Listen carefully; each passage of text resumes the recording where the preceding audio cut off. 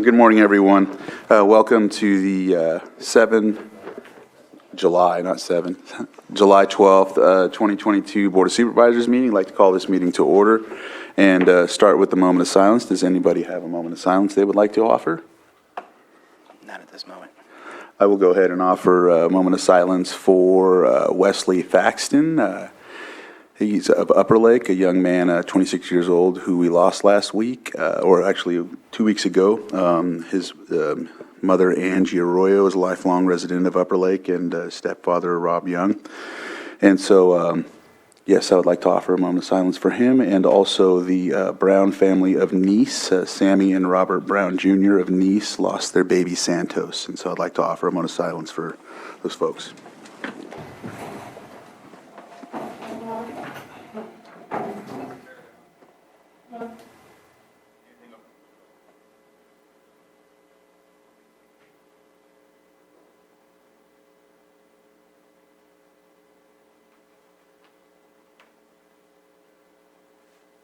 Supervisor Sabatier, can you lead us in the pledge? Ready? Begin. I pledge allegiance to the flag of the United States of America and to the republic for which it stands, one nation, under God, indivisible, with liberty and justice for all. Thank you. I figured since you came back from France that we would make sure. Make sure I came back patriotic. And so our item number 4 is items to consider not posted on the agenda. Are there any of those in place as of now that anybody has? All right, with that, we'll move on to our consent agenda. And I know we have quite a bit, so we have 34. And so I'm pretty sure that if there's anybody that would like to pull a consent agenda item, usually these items are all passed with one motion. However, if there's somebody that has a concern about one of the consent agenda items, we can pull them. So I'll go ahead and open it up for anyone from the board that would like to pull anything from the consent agenda. Supervisor Sabatier? Mr. Chair, I apologize. You might want to write these down. I'd like to pull item 5.2, 5.7, 5.9, 5.10, 5.12, I believe, can be canceled. That's the one that I believe we already approved on June 4th. 5.13, 5.16, 5.21, and 5.23, and I'll explain why for that as well. Are there any others? From what I understand, the fire chiefs wanted to pull 5.22 as well. So we have 22, 23, and then 5.32 as well, Yes, right? please. Thank you. And that's for a minor correction or something like that. We could probably take it up. All right. So I'll open it up for the public in case there's anyone else that would like to pull any of these items. All right. And so what I'll do is bring it back to the board for action. So, Mr. Chair, since I created a mess, I'll see if I can clean it up a little bit. I move to approve 5.1, 5.3 through 5.6, 5.8, 5.11. Which one was the one that you pulled, 22? 22, yes. Okay, 5.14 and 5.15, 5.17 through 5.20, and 5.24 to 5.31, because we pulled 32. Yes. And then 5.33 and 5.34, I approve all of the above from the consent agenda. I move to approve all the above. So I have a motion and... Second. And I have a motion and a second. All in favor? Aye. Aye. Opposed? All right, motion carries. And so we will take up 5.32. And then with that, we'll follow with 5.22. Good morning, Board. Scott DeLeon, Public Works Director. We requested that you pull item 5.32 because we had a typographical error. We apologize for the oversight in the executive summary. We inadvertently included our previous county surveyor's name, and though the recommended action is correct, we did want to correct that typographical error in the bottom paragraph of the executive summary, where we would strike the name of Michael A. Mueller and add William Vance Ricks. And so I'll go ahead and let your board, if you have any questions, I'll be happy to answer them. And I suppose after you take action, then I will introduce you to our new county surveyor. Any questions? No. No? All right. I'll open it for the public if there's any questions from the public. All right, bring it back to the board for action. Mr. Chair, I move to appoint William Vance Ricks as the County of Lake County Surveyor. Second? So I have a motion and a second. All in favor? Aye. Opposed? Motion carries. Great, thank you very much. I would like to introduce William Vance Ricks. Vance comes to us from Mendocino County. He has owned his own land surveyor business for the last 10 years, has done a little bit of work in Lake County, so we're familiar with him in the office, and we're extremely excited to have him, and just wanted to introduce you to him. So if you ever make it up to the third floor, you'll find him in the office next to mine, and like to welcome Vance to Lake County. So thank you. Welcome to the team. Welcome. Nice to meet Yeah. you. Thank you. Thank you very Thank much. you. All right, so I'm not sure if any of the chiefs are here, so we'll just let that one wait a little bit. We'll come back to some of our pulled. Is there any other pulled that you can think of that? Well, we do have Brian Fisher here from TID. If Okay. you wish to. And that's that the, item. which one is that one? Let me see here. 5.2. Okay, 5 points. So we'll take up 5.2. Approve agreement between the County of Lake and Visit Lake County, California for the provision of administrative services in the amount of $78,000 from July 1st through June 30th, 2023, and authorize the chair to sign. And so this was pulled. Supervisor Sabatier, did you want to? Yeah, I appreciate the work that the TID is doing. I have no problems with the agreement that is in front of us, though I would like to kind of, I guess, express myself on things that I would like to see different, especially if we're providing money. I'd like to see what are the outcomes that we are looking for, not just supporting what's already happening. One of them is, and some of this is going to be difficult to swallow, but I think it's important for us to discuss it. In the presentation that I saw both in the city of Clear Lake and here, there was one thing that stood out to me, and I do appreciate the fact that there was a little bit of diversity in some of the pictures that were shown, but I want to see more diversity, especially if we're looking at San Francisco and Sacramento. What I saw was not as diverse as I think that we could do. I think that we utilize the easy to access assets, board members and other things like that, but I think we need to try to go deeper into the community and make sure to hit as many different sectors as possible so that when we are advertising to these metropolitan areas and trying to invite them, it really makes it look like we're inviting everybody that lives in those metropolitan areas. I also saw that there was definitely more, and I think it's easy for those places to be more advertised, very heavy on the Lakeport side, on the Kelseyville side, and a little bit on the South Lake side. But I felt like the Clear Lake side and the like Clear Lake Oaks, Lucerne area was a little bit lacking, and I want to see what's the efforts being made to really try and encompass the entire county. It's great for us to collect the TOT. It's great for you to collect the TOT. But how are we helping businesses in the individual areas? That to me is an important part. So those are some of the things that I would like to see. And one of the other things is, I know you've been, I don't want to say alive, but you've been here for 5 years, and you're about to restart on a potential 10-year process, and just, I don't think I can force you to do this. I think it's an option, maybe to show accountability and proof for the public, especially as you're looking to reconsider another 10 years, is maybe doing a fiscal audit. I don't know if you do those every single year or not. I'm not aware. But just to show this is where the money came in, this is where the money came out.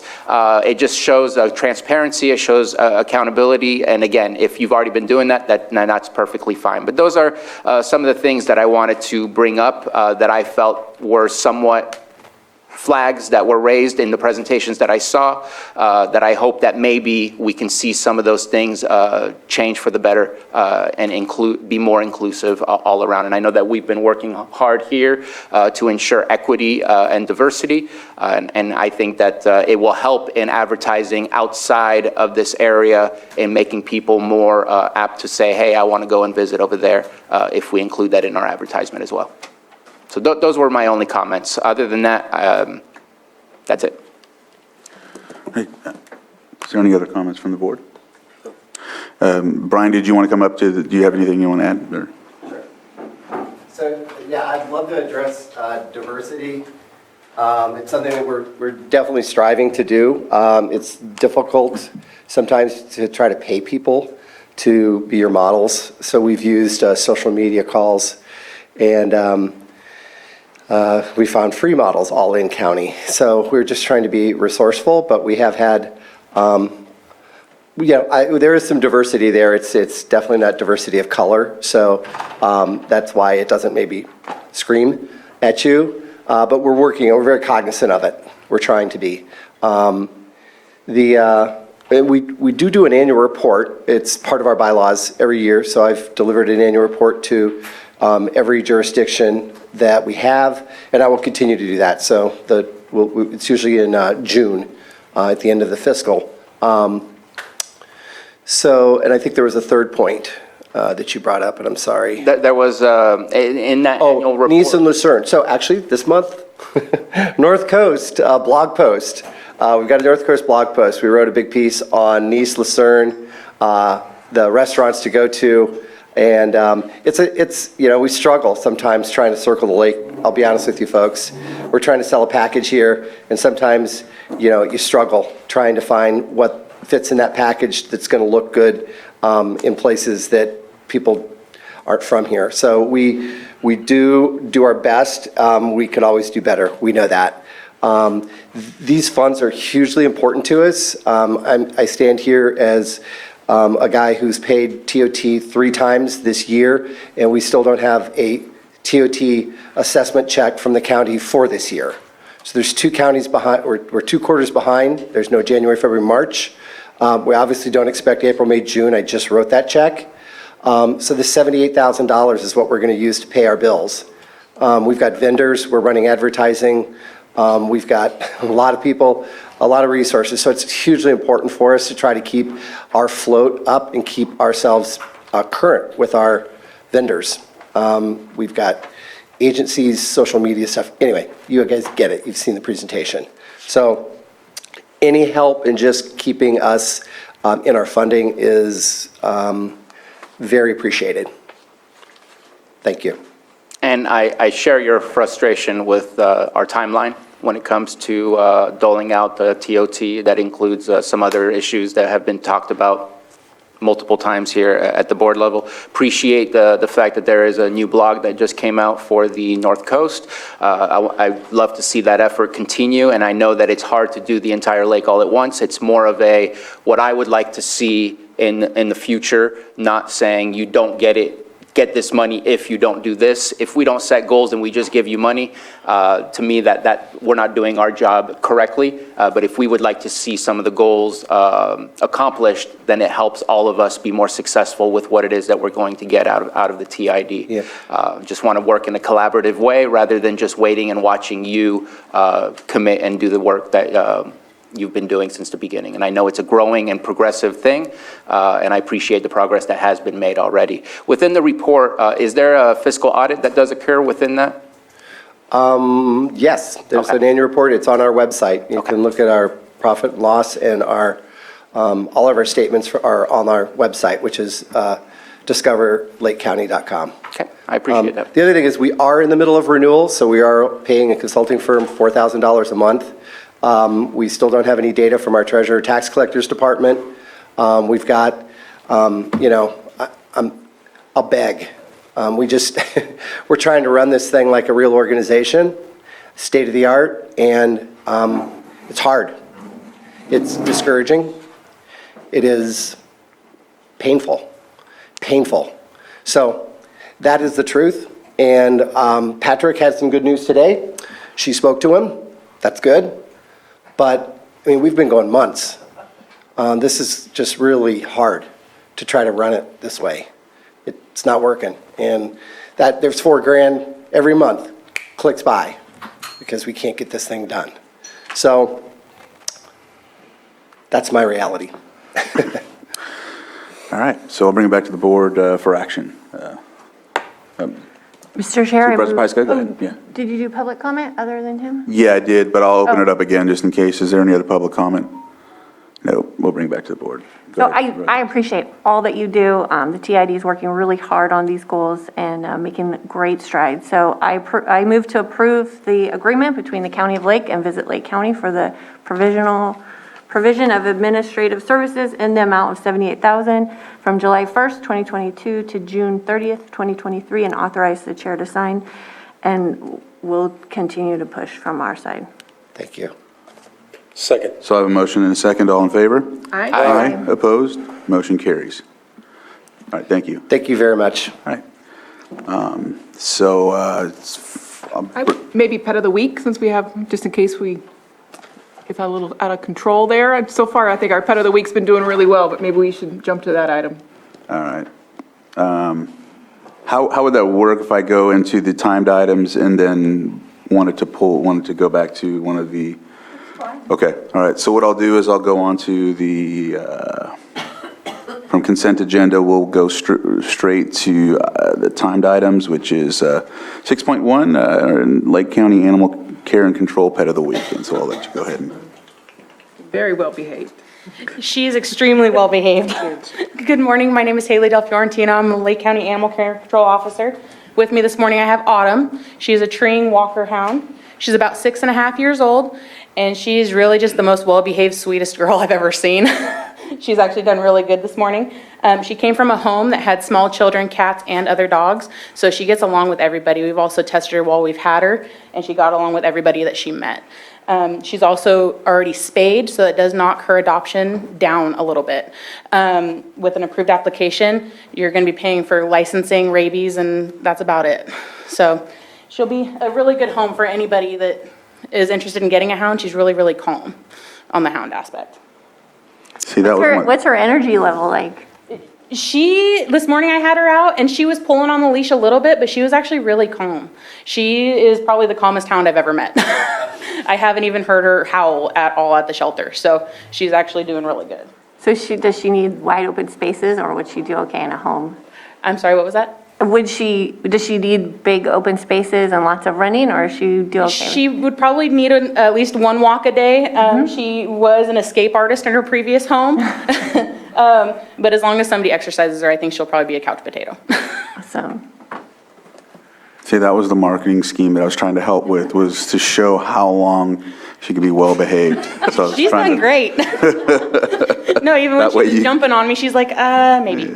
Right, see, there are too many potential people that will adopt. That's what I was hoping for, but, well, thank you. No, thank you. Have a great day. All right, you too.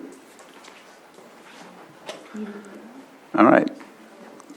So I will go ahead and I see that the chiefs are here, so I'll go to 5.22. Approve Amendment 3 to the agreement with Marsh EMS Consulting to provide professional services for Med Health Preparedness Response EMS, not to exceed $105,000, and authorize chair to sign. And so, Chief Ciancio. Good morning. Nice to be back here, Mr. Chair and Supervisors. The Lake County Fire Chiefs noticed that this was on the agenda and wondered what about it. We've read over it and have some concerns about the vagueness of the contract. This is also the third amendment to his contract without any deliverables that have been met. I'm not really sure if they have or they haven't, but I haven't seen a report on that. the fire chiefs have some concern about some of the items in the contract could cross over to the canceled RFP that was canceled late last month. We were encouraged by that RFP going out to hopefully fix the EMS system and the interfacility transports, things like that, for once and for all with the RFP and someone coming in and helping us that has more expertise. Because that was canceled and because this is on the agenda now, some of those items could be crossed over into that RFP. And I'm just wondering if that's part of the deliverables or not. The other chiefs would be here. There was a lot of meetings this morning, so they couldn't all be here. Chief Grable and myself are the only ones that really could make it. I think Chief Duncan's on his way, but he may not be able to make it. We just want to express our concern with giving this amendment to his original contract without a lot of deliverables and the vagueness of the contract. Okay. And I see that Jennifer Baker is on, so Jennifer, if you'd like to unmute, or if Jonathan's available as well. Her sound is through the phone, that's fine. If you wanted to just go ahead and... She might be one of the phones. Which phone would that be? 1929. 262-1929. All right. There you go. And I think it's *6.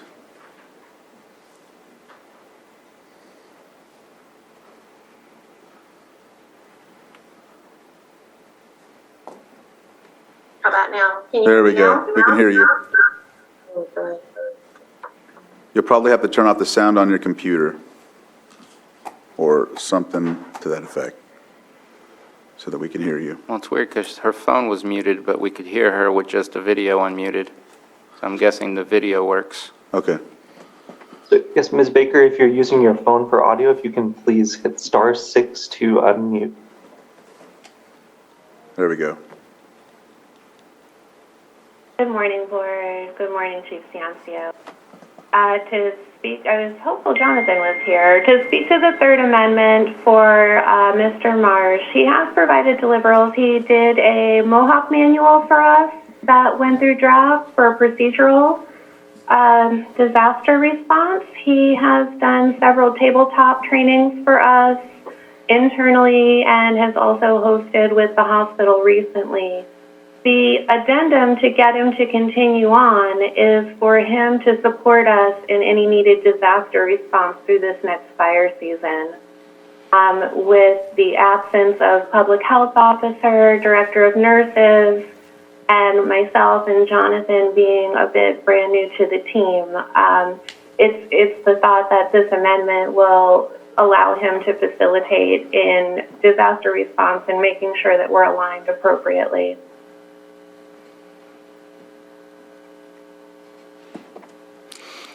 All right. So, Thank you for that. Chief, did you?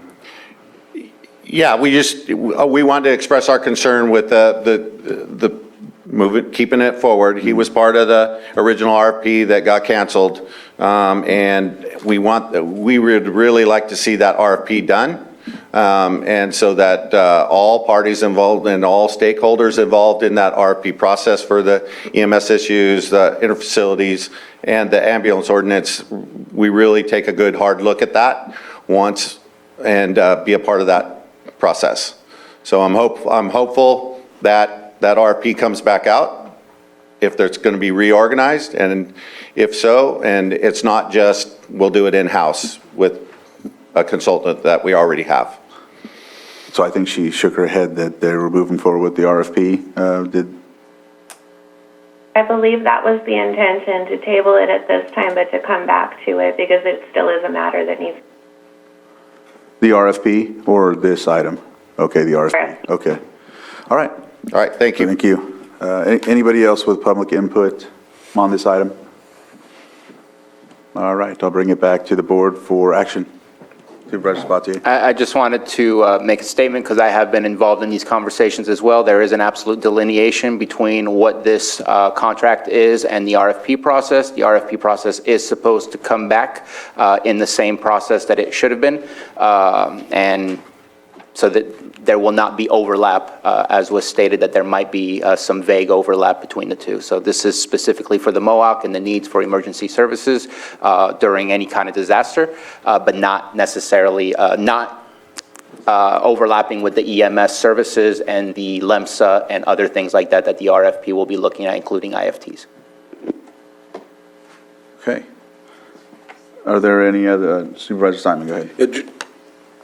Just a question, timing, when is the RFP? Because it seems, this has been a long, ongoing conversation, whether it's Supervisor Brown to myself, all, it just continuing. And I know our fire chiefs, definitely have concerns about, so in that conversation, timing, when would we come back? Because I heard Jennifer say too, for fire season is all year long, pretty much now. So do you guys, was there any discussion in when the RFP may come back, or? I think Ms. Baker would know better than I would, but I know that it was in the near future, not in the far future. As far as the current status of the IFTs, I know in speaking with the chiefs, there have been some changes that are positive in how we're being able to transport our patients out of the county to a higher level of care. Whether that has the sustainability built into it right now that we would like to see or not is not where we feel the most comfortable. That's why we want to continue with that RFP process and make sure that it's not just strengthened for a temporary time, it's strengthened for a long period of time. But the timeline for the RFP, I think Ms. Baker would know better than I would.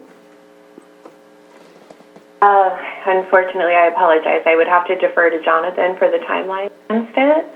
But I do not anticipate that it is a delayed many months down the road. I do know that it is a The sound went out for some reason.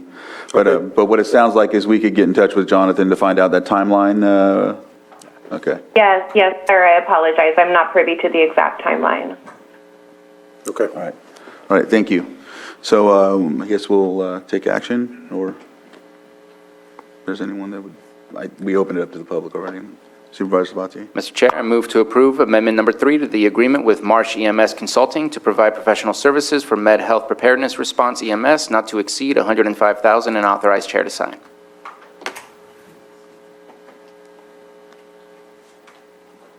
Second. So I have a motion and a second. All in favor? Aye. Aye. Opposed? No. Motion carries 4-1. All right. With that, there are some other, there are a lot of other consent agenda items. I think what we'll have to do is come to those after lunch. So we'll come to those at 1 or after our lunch break. So immediately after our lunch break, we'll come to 5.7, 10, 13, 16, 21, 23, and 32. So, and 9, I'm sorry. And we'll probably start off with 9 at 1. So from that, we will get to our regular non-time, or our actual timed items. We've already conducted the 9:05, and so we'll go to 6.2, public input, and it looks like I have 3 documents here that, so I have Jillian Perillo. Did you? Oh, okay.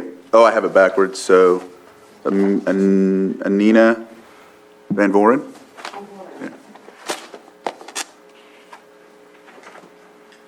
Good morning. My name is Annunziata von Vorene. The last time I'm the founder of Any Positive Change. The last time I was here was 11/2/2021 with a threat of discontinuing our services, drug user health services. The Board of Supes opted to continue that and requested a report from Public Health within 60 to 90 days. And my ask is, where is that report? We submitted to Public Health our data on December 23rd, 2021. It seems like a long time. I'm sitting here and I'm listening to all these amounts of money being thrown around, and I want to say, we have provided this free health service to the County of Lake. We've never gotten a penny from the County of Lake. I have written every grant for every rig, for every sharps container, for every alcohol pad, and yet why are we so hobbled. So there was a resolution that came out of the Lucerne Area Town Hall filled with a lot of misconceptions. I filed our response. Hopefully you have that in front of you. And I want you to know that we do so many other things than besides syringe services. We're putting on an amazing movie. I'll leave them here. I don't think I can fling them at you. Absolutely free to the community of Lake at the Soparis. It's called Powerlands, made by a young Navajo woman that lives in the hot Navajo Nation in Arizona. It's about the destruction of indigenous lands worldwide and a resistance movement. Ivy Camille Many Beads will be at the Soparis on July 24th to introduce her movie and to be available for questions and answers after each showing. 2 free showings. We do so much more. How come we can't get this on track? I mean, if we're talking about accountability and transparency, the people that we see in Lucerne last Tuesday, 4 women came by independently, not known to each other, telling us their story of drug use and telling us that they now were in recovery, and 2 of them, I think, were going to AODS. This is such a big issue, and I have not really been invited to sit down since 11/2/2021 to sit down and tell you about what I do, what I know, what I see on the streets. There's never been a drug-free world, not even in prehistory. The thing is, how are we going to manage this? With the Drug User Health Organization, no drug user in their right mind who injects drugs will use a used syringe with the option of having a clean syringe. When you hand out condoms, you can't make that same assumption. You'll never know if those condoms are being used. But I'm here to tell you that people who inject drugs will use a clean needle as opposed to a used needle. And was my 3 minutes up? I see you. I think, I'm not sure. I Okay. heard something. But, Okay. She- So I just babble and ramble on, but I am been serving Lake County since August of 1995. This should not be a political issue. This is a public health issue, and we are here to serve people. We run a low barrier buprenorphine program. We put on a movie. It's an amazing thing that we do, and all at no cost to the County of Lake. So that resolution that came out of the Lucerne Area Town Hall was filled with misconceptions, as I know the world is. I mean, the whole discussion of fentanyl. No, it doesn't kill you if you touch it. It has to go into your body. There's so many things that we could be doing to move this discussion forward and to sit together, but I have not been invited, as far as I know, and I'm open to it. So, Lucerne Town Hall is Thursday at 6 p.m. at the Castle. You I can- am aware it's this of week. that. I have never been invited. That resolution came about, and when I've seen, I'm just letting you know, I Yeah. don't know if, I know you've been invited because we spoke in person before, and you've been invited before. Everyone's invited, it's a public, I don't need an armed guard or anything? No. Okay, because it doesn't quite feel real warm and fuzzy. believe me, everywhere I go, that's how it feels, so I understand. Well, So I we don't have, want, that's not let's the world see I who's want to next. live in. Yeah, neither do I. All right. Thank you, sir. Sirs, ma'ams, all of you. Gillian Perillo, did you want to, or Carolyn Jarrett?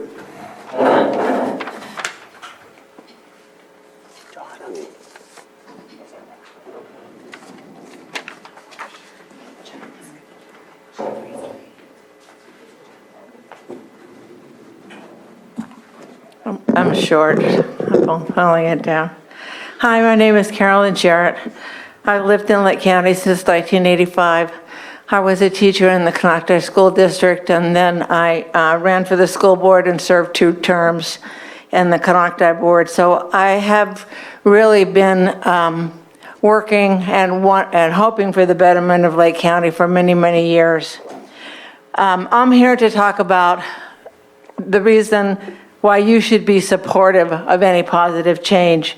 It's a harm reduction program. Harm reduction is something that I think we all should be in favor of. It does not promote drug use. It reduces the medical, law enforcement, and social costs to our community. The site injection infection rate, sexually transmission diseases, HIV, and hepatitis rates are all falling because of the work that Anina and her fellow workers are doing. Drug-related deaths also are down because of fentanyl interventions. We cannot ignore this problem. We cannot use law enforcement or prayers or just ignoring this to make it go away. We can't pray it away, and we can't shame it away. That doesn't work. You have to meet people where they are and work with them. And that's exactly what Anina does.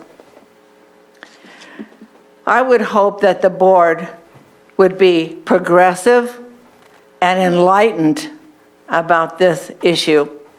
I would hope the board would look at the research and the science about what works.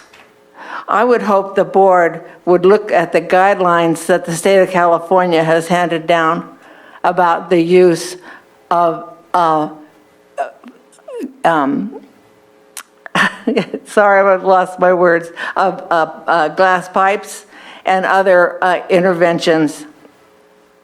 I'm very disappointed, along with Anina, that the board has allowed your own Department of Health to go so long without having been held accountable for doing their part in coming up with a report to you about this problem.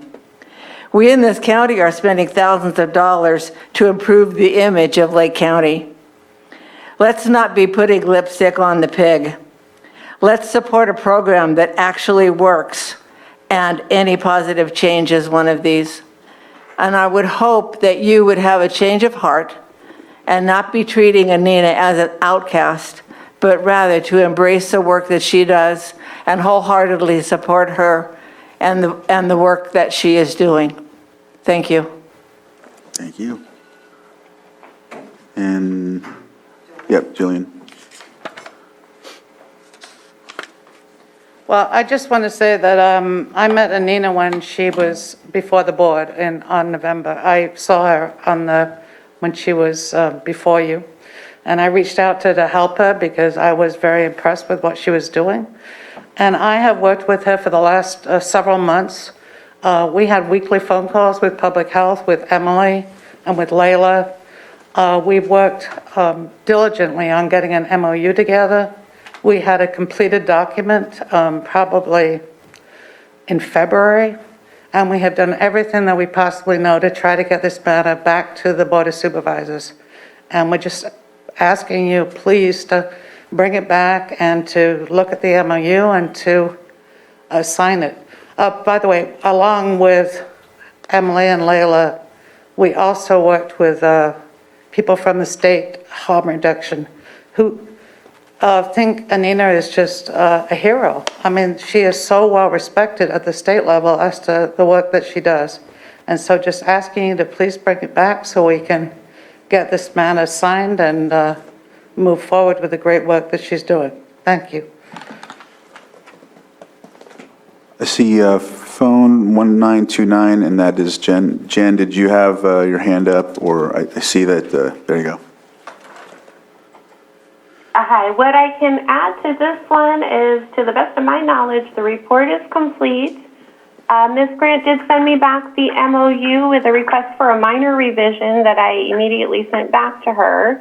And so it is all still moving in process. It's moving in process, and I anticipate it back very soon. And I was hopeful that I was getting it on the agenda before the end of this month. Thank you. Kathy Herdman. What's that? I'm sorry. Oh, I thought I heard something. Kathy Herdman, you have your hand up. If you would unmute, you have 3 minutes. Yes, my name is Kathy Herdman. I have been listening to the discussions about harm reduction for several months now, and I just wanted to reiterate that harm reduction is not the same as enabling, which I think a lot of people get confused. Any positive change has been working in Lake County diligently for many years to promote safe drug use for those people who are not yet ready to enter treatment. As the previous speaker said, we can't just ignore the drug users in our county. They have been here for years. They will continue to be here. People use recreational drugs and some then slip into addiction. These are our people. These are our children, our parents, our grandparents. We can't just turn a blind eye. We can't just say that if the truck goes away, things will be all better. It won't be all better. We have a problem. We have a community that can support positive changes no matter what they look like. And I beseech the board to see that and move forward. Thank you. Thank you. I don't see any other hands up. Is there anyone else in the room that has anything to state during public comment? Not seeing any, I'll bring it back to the board and we'll close public input for this time and move on to our 6.3, presentation of California's proposed CARE, Community Assistance Recovery and Empowerment Court, and this will be presented by Director Todd Metcalf.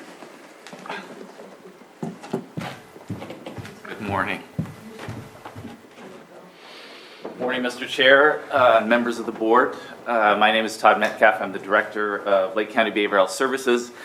I am here to present, it's kind of, again, like the Cal Lane presentation a couple weeks ago, a very high-level overview of CARE Court. This, just like Cal Lane, is a bit of a moving target. So I had a presentation all done a couple weeks ago, and then there were some other changes to this, so I apologize that I am going to have to read from a script just to make sure I don't forget anything. But so I think we can move to the next slide, please. I know someone's, there we go. So CARE Court. What is it? Well, as Chair Crandall said, CARE, we love the state. CARE is an acronym which stands for Community Assistance, Recovery, and Empowerment. This initiative is a result of a Senate Bill 1338 that was passed in February of this year. Next slide, please.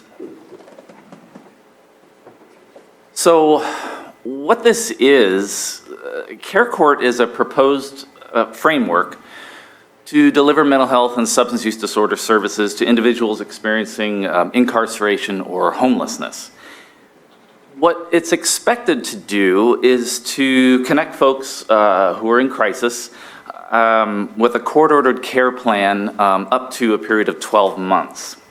It could go longer than that, but that's still apparently up for discussion. But it's a 12-month plan to get folks housed and connected to programs and services for which they need.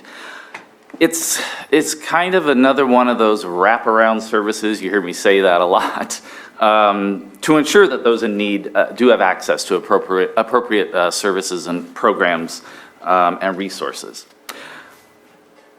Really the goal of CARE Court, it's kind of an upstream approach to prevent more restrictive conservatorships and or incarceration. But it is not for everyone experiencing behavioral issues and homelessness. It's basically designed to focus on folks with schizophrenia or other psychotic disorders that can result in mental illness and substance use disorder.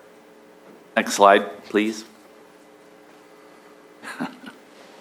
Well, I couldn't help but show this particular slide.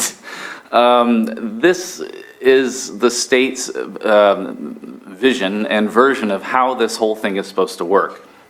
I kind of get a headache looking at it. I only included it because if you can't fall asleep tonight, you could study this, because this is the proposed sequence of events. when someone is engaged and enrolled in care court. But I'm not going to spend time on this because it's too much. Next slide, please. So there are positive aspects of this initiative. As we learned with Project Room Key, the importance of intense case management is vital to individual success in overcoming, in particular, behavioral health issues. And again, the terms no wrong door and wraparound services really ring true around this because it does ultimately result in positive outcomes for folks that do receive these services. So I am excited about this part of Care Court, but it is going to require a bit of work. Next slide, please. Yeah, clients' rights. This is a concern not only because of the potential for stigmatization of those enrolled in Care Court, but there are proposed sanctions and penalties that individuals could potentially face if they do not successfully complete this program. And that's still unclear. And even though, again, the overarching goal of Care Court is to serve folks with behavioral health issues, the substance use disorder part of it is still unclear. And I've been participating in meetings around this, and as I started with this presentation, it is a bit of a moving target. But I just wanted to bring it to your attention because I know actually a couple of you board members have brought this up, that it's sort of on your radar. But I'm just wanting to give you a heads up as to what's coming down the pike. Next slide, please.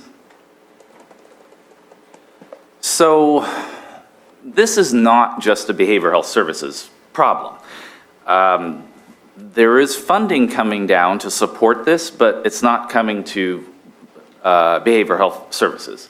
It's right now, funding is going to the courts. There's no money coming to behavioral health services. And needless to say, as you've heard me say before, I mean, we're struggling with capacity issues, staffing issues, and so being short-staffed, this is going to be a bit of a heavy lift, especially with no funding behind it for us.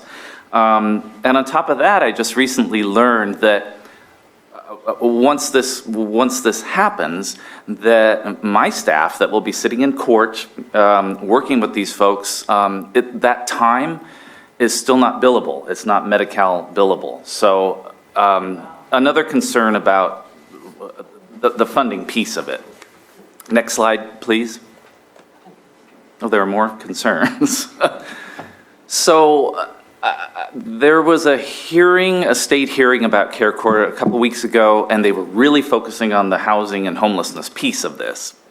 So as we know, we already have a tremendous housing shortage here in Lake County, and this will become more of a problem as folks move through this Care Court process. As you've heard me say, higher levels of care in county and out of county, which we really don't have many or any in county, they're already full. They're already at capacity and have waiting lists, a mile long. This would obviously lead to the Behavioral Health Services Department having to contract out for more services, which, again, as I mentioned earlier, there isn't any funding coming to us to support this. Next slide, please. So really, the most disturbing piece of all this is that the state still has not finalized the policies and procedures around how this is really supposed to work. There are a lot of politics involved in this. Folks in need are often bounced from one organization to another in order to, meet their needs, and that's not a good thing. And so there's a lot of talk about, and there's a lot of pressure from these entities that I mentioned up there, the hospitals, et cetera, around who is really going to take responsibility for this? From what I know and understand, behavioral services is pretty much going to drive this because we are going to walk these folks through this process.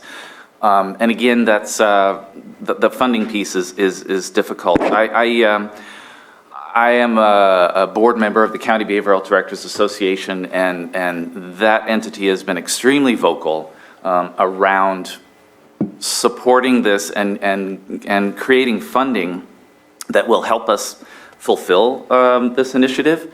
But at this point in time, there is no money, and there are a handful of counties, I just learned, that are going to be part of this pilot. Lake County is not one of them. A handful of counties are going to start doing this, actually effective this month. And those that are not will be asked to participate in July of 2020, or next July, 2023. So we'll see how all of this plays out. It's concerning, again, because of the funding piece, and then also just the capacity piece of it, that funding is fine, but even with money, it's still challenging to fill positions that I still have unfilled. So for more information, you can go to the California Health and Human Services website. There is some other data on this. I haven't looked at it lately. There could be something new that I didn't talk about here. But I just wanted you to know that this is yet another initiative that my department is facing, and I have some concerns about how we're going to be able to fulfill it. And with that, please don't ask any questions because I probably won't have any answers. But I just wanted to let you know this is what's coming at us, and I'm concerned. So thank you. Supervisor Pyska? So, do you know which counties are in the pilot program, and are there rural counties? I honestly don't, Supervisor Pyska, and I'm sorry I don't have that information. I just learned that last Friday, that there is a sort of a pilot launch of this, but I was grateful that our county isn't one of them. Yeah. Well, I just bring that up because we're doing a different pilot program with the state, and we're learning a lot, and I think the state is learning a lot through that process too. So it could be really advantageous to us that we're not part of that pilot at the moment. Yes.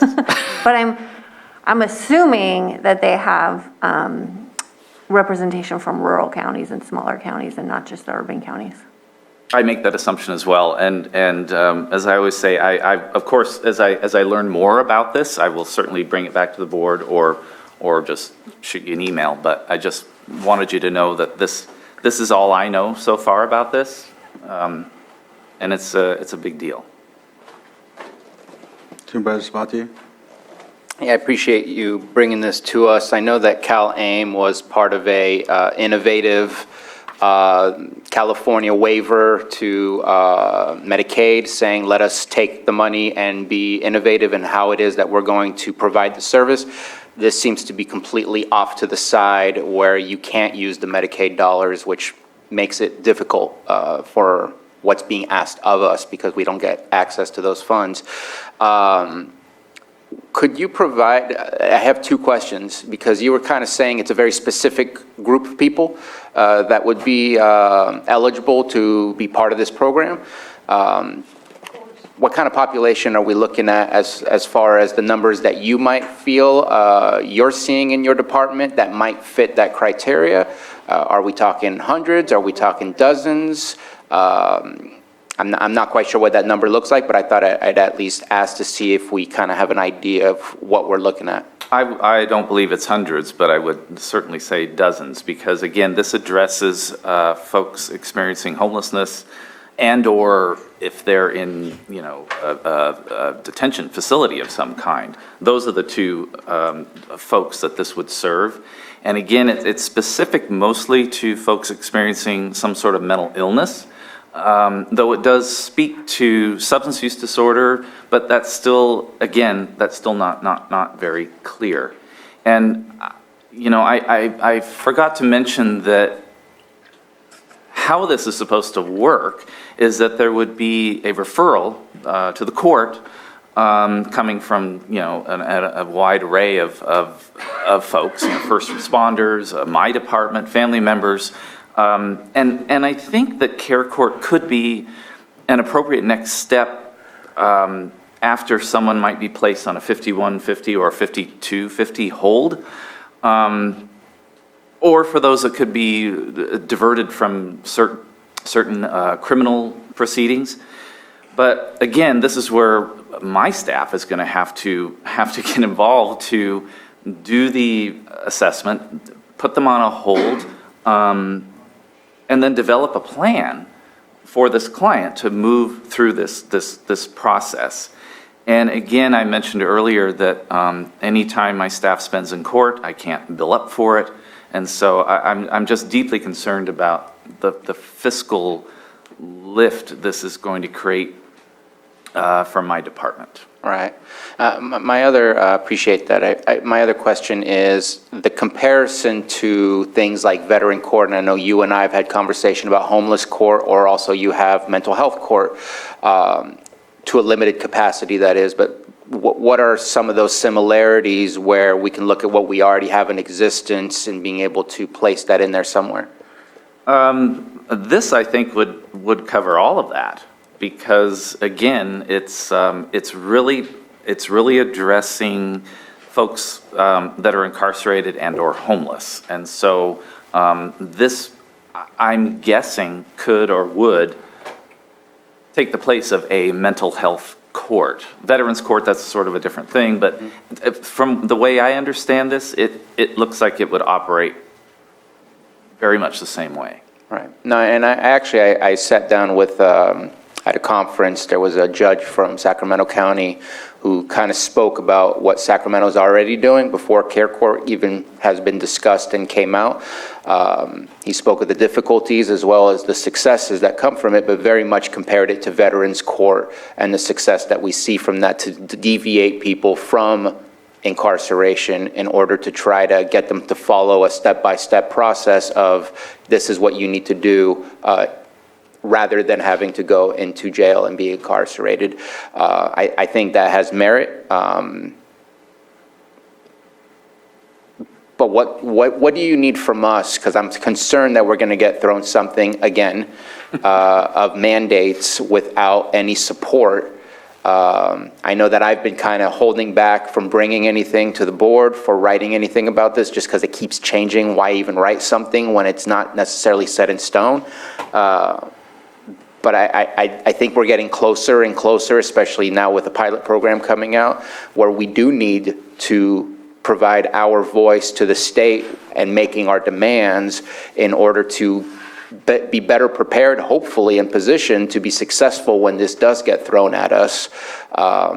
That's what I'm hoping that we can get to is kind of getting our representatives to support our position and our needs, and writing letters to I guess Department of Health Services in order to get some of these changes done, because I feel it's going to be kind of like our medical jail, where we've closed down prisons, brought prisoners now to be jail inmates, and we have to pay for their long-term, decade-long medical stuff rather than what used to be limited 365 days of county jail.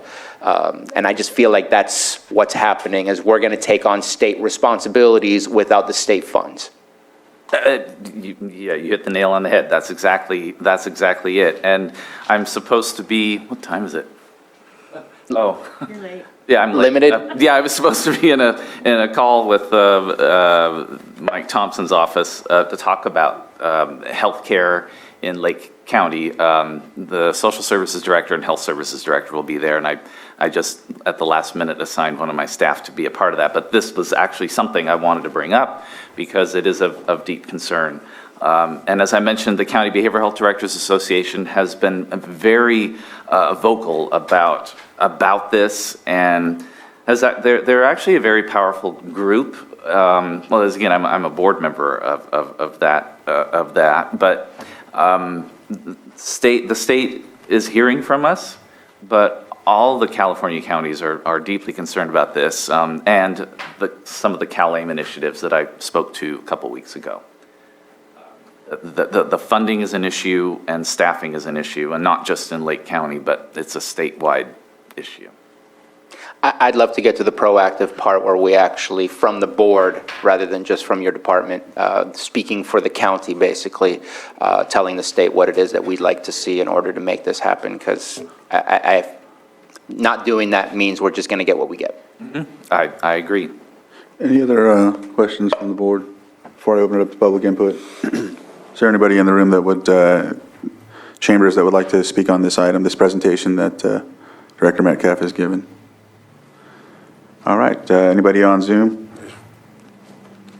And then I'll bring it back to the board. Supervisor Simon, go ahead. Yeah, just trying to be proactive. You know, the whole conversation is the funding. It's another mandate coming without funding, which is a real challenge. We already know counties cannot handle the mental health issues, the homelessness that's going on right now. We have this discussion almost weekly, and for sure monthly on this process. So yeah, being proactive to get that message to them. I know other counties are doing it. We need to do that also, but figuring out that funding to come along with this, because it's much needed.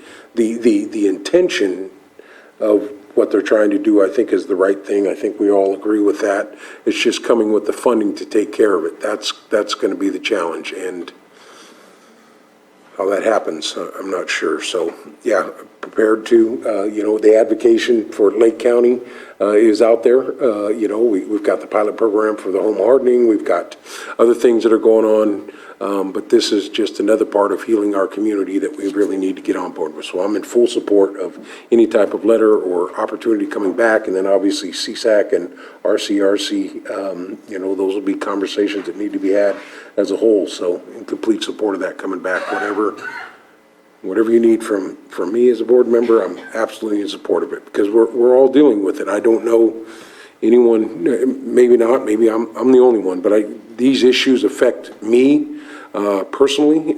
You know, I have family members that deal with it, and we need to find a way to help these folks in the right way, not in a stigmatism way, whether it's addiction, but it is all wrapped on self-medication for these mental health issues. And yeah, it hits home. So yeah, we got to do what we got to do here to get the funding to help us move these things forward. So in support of that, just wanted to make that very clear. You're not alone, Supervisor Simon. You're not alone. Oh, thank you, Supervisor Scott and Supervisor Simon.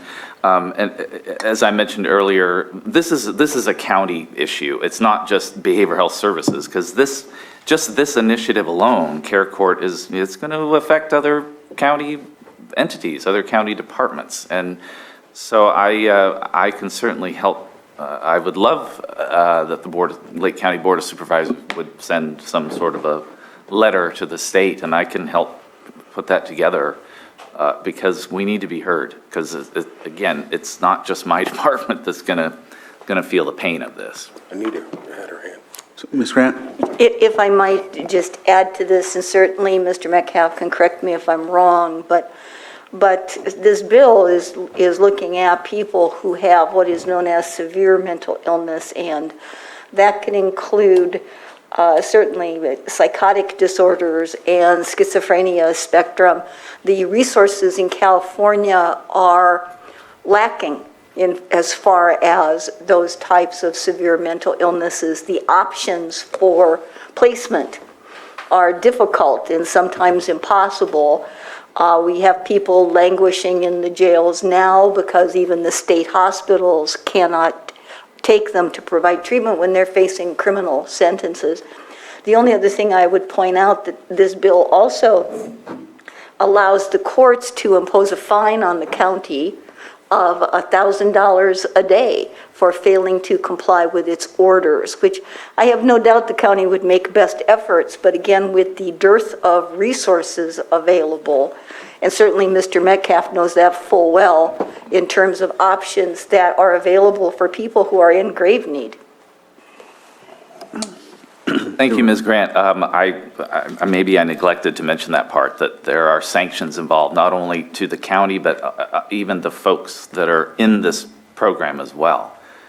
And yes, it's a significant amount of money if this doesn't, if it's not, if the client isn't being successful. Supervisor Sabatier? And Ms. Grant brought up something that I was meaning to talk about as well, and that's state hospitals.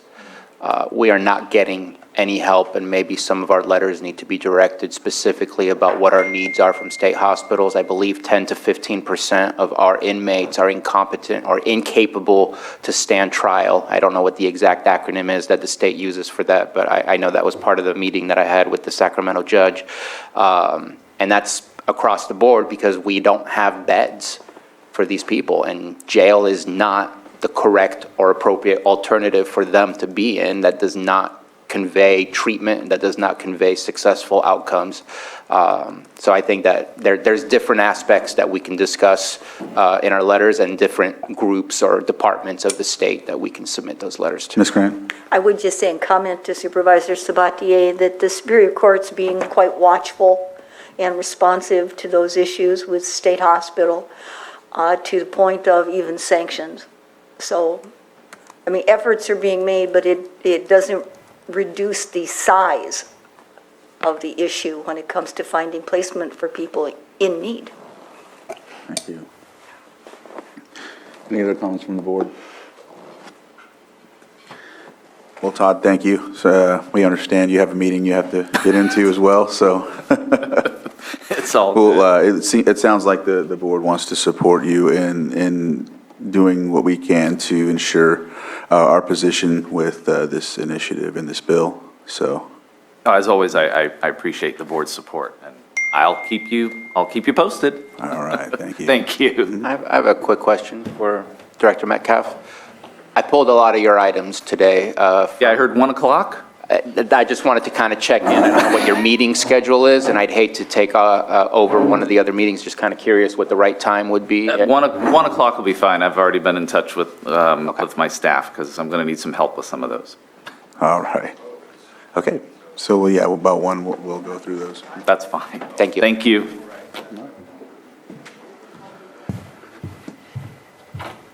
So with that, we'll move on to our 6.4, our public hearing before the Board of Supervisors regarding a notice of nuisance in order to abate for 5145 West Highway 20, Upper Lake, California, and Blue Lakes. And this is code enforcement, or actually Community Development Director, but also I see Code Enforcement Manager Marcus Beltramo here. So, and I think if you're here on behalf of this item, we need to ensure that everybody is sworn in. Am I correct? That assumption? All right. And if you're on Zoom and you're a party to this item on the agenda, if you can at least try to turn your camera on, or just specify that you will be swearing in when Johanna conducts the swearing in. If I may, Mr. Chair, they're probably going to have to raise their hand, or else there's no interaction that we're going to see from them, so that we can go ahead and at least allow them to speak verbally or turn on their video.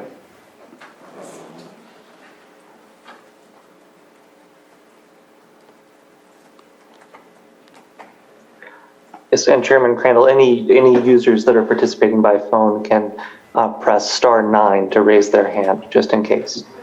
Thank you, Matthew.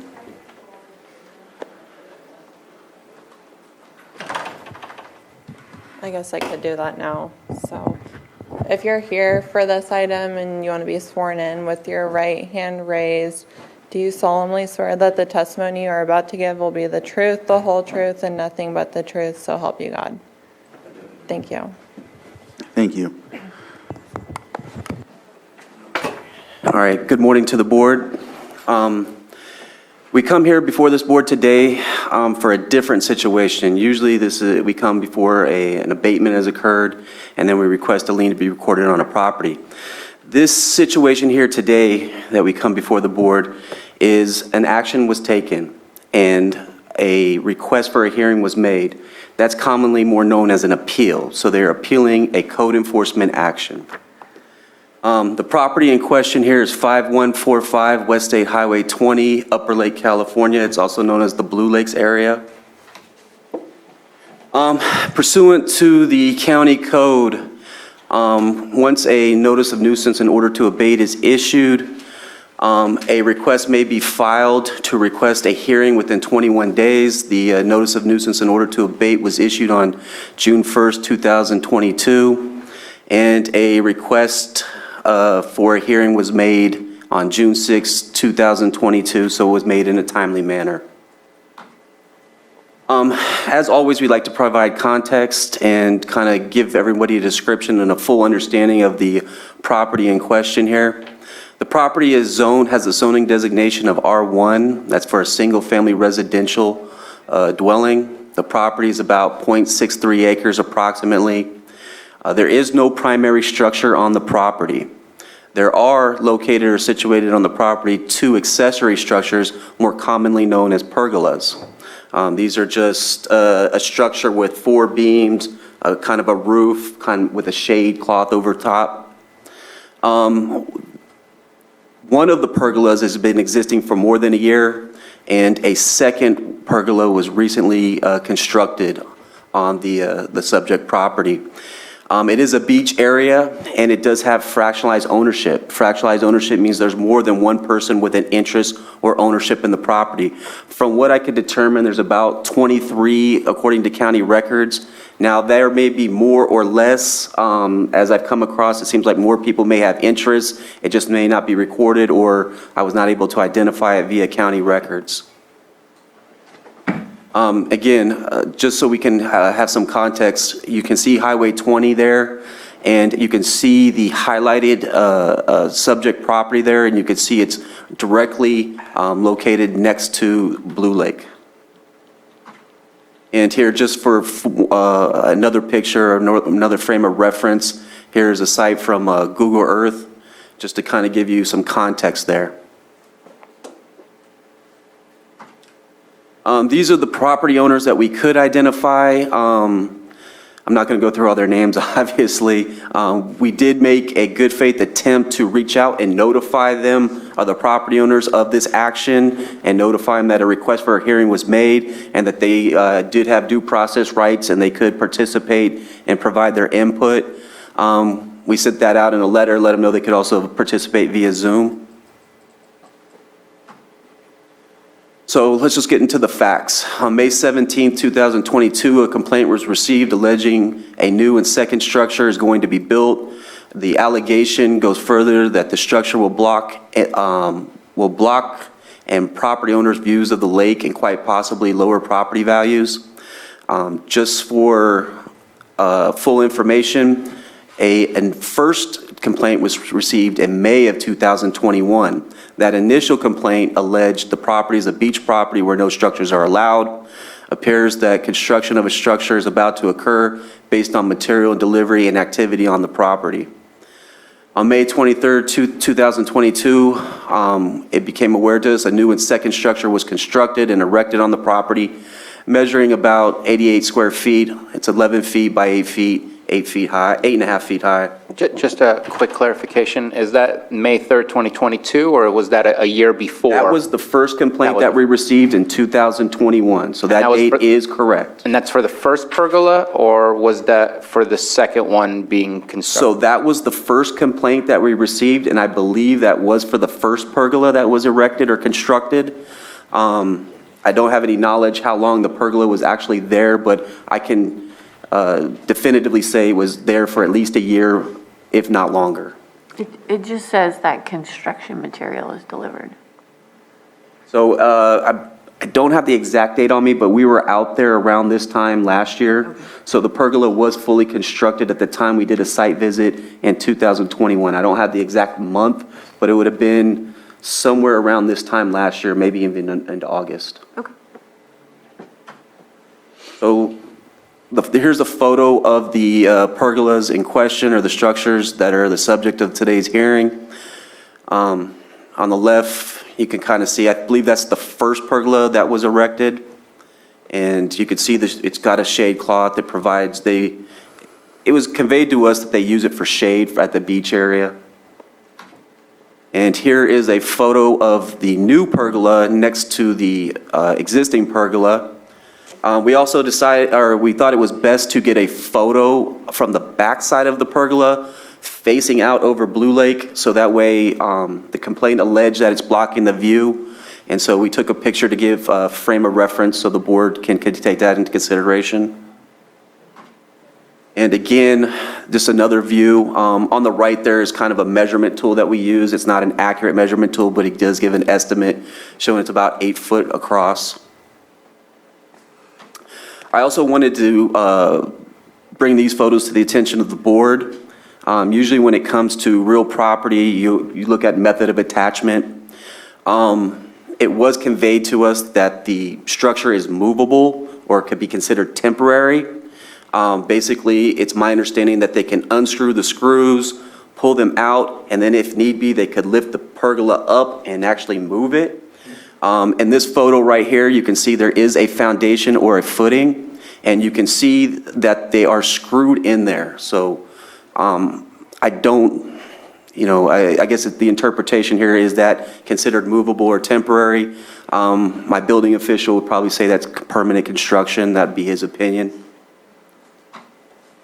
On June 1st, 2022, the property was cited for being in violation of the following county codes. Can I interrupt real quick? Please. Is that the building official's opinion? That's the understanding I have from him, that once you screw it in there, that's not really temporary. So it's not what you believe he would say. He actually has said that. He said that, and I'm paraphrasing what he said, the summary of the conversation I had. Those are screwed in. He did make the comment that they can be easily unscrewed out, but it's not like, it was described to us that they would have a slot, the pergola would go over a pier, and there'd be a pin put in, and that would affix it to the footing or the foundation, and then that pin could easily be removed, and they could pick it up. Those pictures there are different than what was described or my understanding of what was going to occur.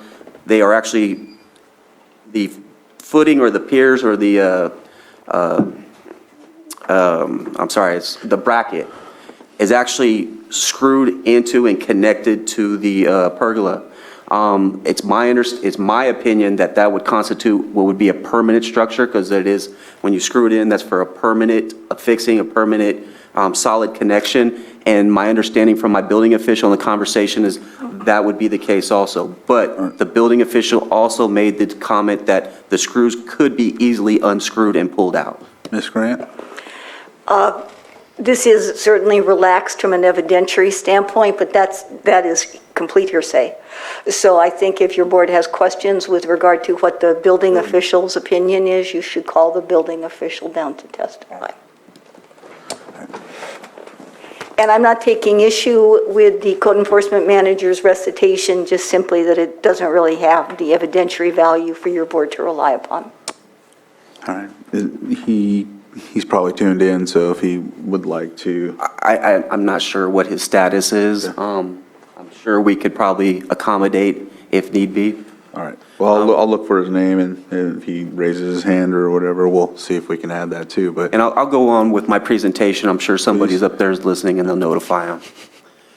The first violation that we cited was, actually, it's kind of reverse order. The first violation is that the structure was constructed or erected in violation of the primary zoning designation.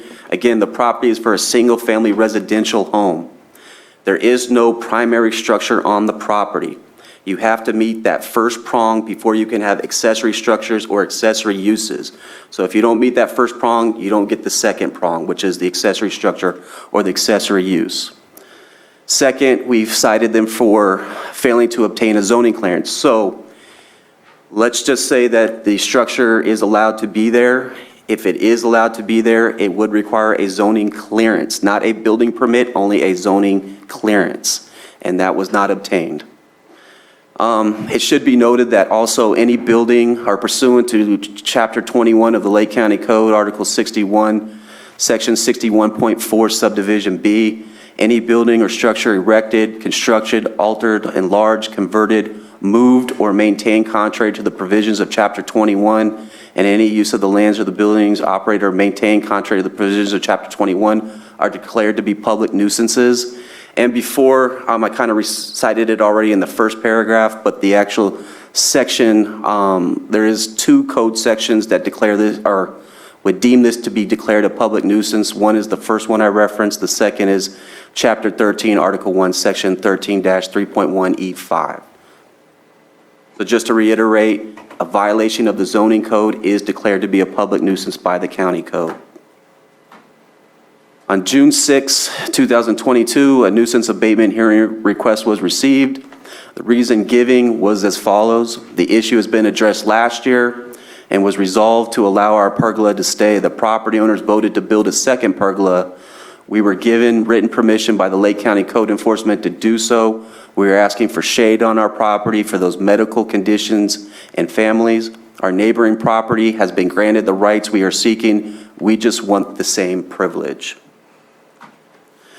Recommendation at this time, Code Enforcement's recommendation is that the Board of Supervisors deny the hearing request of Zeb Hendricks and to uphold, Zeb Hendricks is the person who filed the hearing request. And direct the property owners to voluntarily remove the structures and if necessary, direct staff to move forward with the abatement process for the structure. That is our recommendation, and I just saw that the chief building official has entered the room, and... So I'll go ahead and Mr. Collins. Yes, please. I heard you guys talking up there about the structure. I didn't hear the whole thing, so... If you would like to reiterate. Do you have to get sworn in? Yes, you would need to be sworn in real briefly. Thank you, Johanna. With your right hand raised, do you solemnly swear that the testimony you're about to give will be the truth, the whole truth, and nothing but the truth, so help you God? Yes. Thanks. All right. So what was the question? Something to do with if this is temporary or permanent, my interpretation of that? Yes. Okay, so my interpretation when I was talking to Marcus is, one, I'm very concerned about, if you're going to call it temporary, then temporary needs to be flush to the ground. We can't have stuff sticking up out of the ground that's part of the structure, and then you're going to remove part of the structure, and you're going to leave a footing there that's sticking up out of the ground, and then also having the post base sticking up out of the ground because it's a hazard. I don't think the code specifically says, that you can't have a post base sticking up out of the ground and a little piece of concrete, but they do have stuff that's in parallel, like the minimum size of a stair tread is 4 inches because it's a tripping hazard. So basically, they don't want you just, the grass grows up a little taller there and some kids are running through there and somebody falls down on it. Now we got somebody that maybe tripped on it, maybe bust their head on it. We could have a fatal injury out there. My personal opinion is that, my interpretation as a chief building official is that if you want to call it permanent, or temporary, that would have to be somehow flush to the ground with maybe like a hole that a plug could be put in, a cap or something like that, and a post could go into there. But as soon as you have something that's remaining sticking up there, it is not a temporary structure anymore. It is a permanent footing that's there. So in my opinion, it's not a temporary structure. Does anybody have any questions? Appreciate it. Oh, thank you. Okay, you need anything else from me, Marcus? No, I appreciate it. No problem. Have a nice day. Thank you. Is there anything else you would That concludes our presentation and our facts that were obtained during this situation. Any questions from the board? Supervisor Pyska? Yeah, the violations from last year, were they resolved? How did that happen? So for full information and disclosure, we did go out to the property last year. This was before I was promoted to my current position as manager in the Code Enforcement Division. There was a predecessor, a different management or a different person in that decision-making capacity. I went out there with this individual. We assessed the situation, and they made the determination that the structure was temporary or movable. Therefore, it wasn't considered a permanent structure located or situated on the property. Again, going back to the situation, it was my understanding there'd be a pin put in and they could move it. And if they could move it from the property, then it would be considered a permanent structure and therefore wouldn't require any type of permitting or zoning clearances. All right, Supervisor Sabatier? So this is, in my opinion, I'm a little conflicted on all of this because I just don't see how those pergolas are possible in an R1, but at the same time, it looks really nice. So how do we figure out how to allow this? And so I was looking at different, like, is it possible to rezone? I don't know, because accessory to a structure requires, as you stated, a structure, and it's an R1. And if we say yes to this, and that means every R1 could suddenly build sheds, can suddenly build outhouses, could suddenly build whatever they want. And that's exactly why we say it's an accessory to the structure and not allow those types of things to happen. I'd love to find a way to make this possible, because those pictures look really nice. And I appreciate the picture from the back end to look towards the lake, like it is not obstructing the view. I was looking at open space district. Unfortunately, it requires to be 90 acres, so that's not possible, but it kind of fits that area where it says you open it up for almost like a park environment for fishing, things like that. But I don't know what the answer is, but I want to find a way to make this possible. It looks really nice.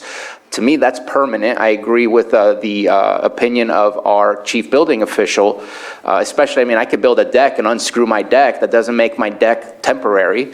So I just, it's to me, just unscrewing something does not mean that it makes it temporary. But it can't possibly happen as is in an R1. And we cannot possibly, I feel we cannot possibly set up this precedent that this is going to be possible in an R1. I wish there wasn't 23 plus or minus owners, because maybe one of the adjacent properties can absorb that property, and now there is a structure and that makes it allowable. That's one of the ideas I have in my head, but with 23 owners, I just don't know how that makes it possible at all. So I don't know what the answer is, but let's figure out a way to make this possible, because it looks really nice, especially in that environment right around adjacent to Blue Lakes. So just to chime in on that, the possible ways to rectify the situation and bring it to compliance is, one, a rezone. Two, there is precedence in this county for a special zoning exception. Although I could not locate it in this county code, it has been something that has been done in the past and was part of an older version of the county code. And then variance, they could go through the variance process. But again, that requires submitting applications, going through the review process with our planning division. Supervisor Simon? Yeah, this one, yeah, figuring it out. The thing I have the questions about is, you said a couple of different things. Obviously, you weren't in the position when it was first approved to be there, at least in the position that you're sitting in now. But really, the conversation comes down to whether it's a permanent structure or a movable structure. So I hear your definition of the R1, but from the county standpoint, we had already approved it. If it would have been put together like the way that was described to you, a hole with a pin that went through it, we wouldn't be probably sitting here today. Correct? I mean, because it was already approved at one point, and if they would have built it if they had put the second one up in the same manner that wasn't a permanent structure, we probably wouldn't be sitting here today. That's what I'm getting from, because you had already approved it at one point, or the department had approved it at one point. So let me clarify. There was no formal approval process. There was no review by our planning division. There was no review by our building division. This was a decision solely made by the decision maker and the decision-making capacity for the code enforcement unit. That is who gave approval or allowed the situation to persist. My opinion is, if I was in my position last year, based on the way it was described to me with the pin, I would probably be still of the same opinion that I am here today. So you still have that same opinion if they didn't have any footing and it was just built flat to the ground? Again, if there was no footing, would your opinion change at that point? So that's speculation. It does have a footing. It did have a footing at the time. And based upon those facts at that time, I would be of the same opinion I am here today. If we wanted to go into situational theory and say that there wasn't a footing and it was flat on the ground, And that was the opinion of my building official, and also I would work in conjunction with our planning division and my director, and if they were of that opinion, I would go with that opinion. And what I'm working to in the questions, I understood your opinion and those types of things, is always looking for a solution when we're trying to do this. So just please know that's where my questions are, of not who made the decision or whatever. You did talk about the opportunity for a variance. So if I could opine a little further on that, going to your issue here. You are correct. The property, in my opinion, is not properly zoned. It's not an R1 property. It's not a buildable property. I believe there's also one other condition that needs to be brought to the board's attention, that I have seen paperwork where they're in the grant deed. It does have express written statements that no structure is allowed to be built or erected. My opinion is that this property needs to be zoned appropriately. I think the residents they enjoy their beach area. I think it's something that enhances the community. I think it also affects property values, because that is part of their property that they bought. They have a house and they have the right to this beach, so it does affect property values. So if there was a straightforward solution that was available, I would be all for it. Unfortunately, we're stuck with the written word of the code, and I think we need to, the way I would look at this is, when I make decisions, we have to look with future implications. And bad decisions made in the past affect future issues. And so rather than resolving this issue last year, we're now dealing with this year. And so this community has gone through this 2 years in a row. So we have to try to get these decisions right. We have rules that we live by. And I think we need to live by those rules, because that's how the system works effectively.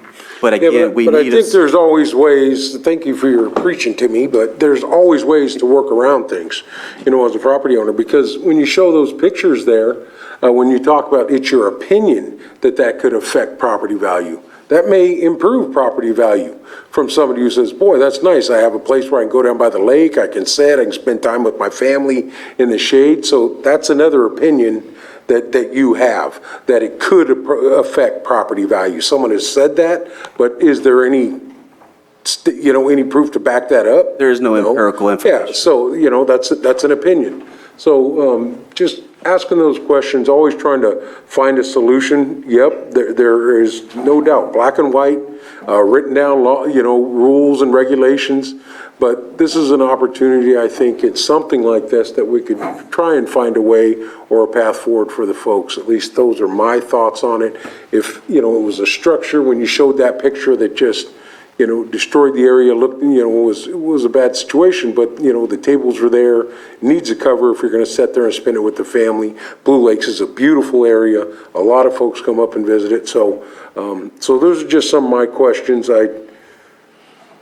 We'll hear more from the other board, but. And I do want to make I agree with that. And we try to be more, this code enforcement unit is more of a hybrid. It's facilitative and traditional. And I think the facilitative route is always the first option we try to go to. I do want to clarify something. I did offer my own opinions here today, but the determinations here were substantiated by fact. Thank you. On the property value? No, for the. That was my. For the violations, but yes, the opinion of property value, you are correct. There's no information to back that up. Okay. Vice Chair Scott. I think for today, this item's very clear. The structure goes against code.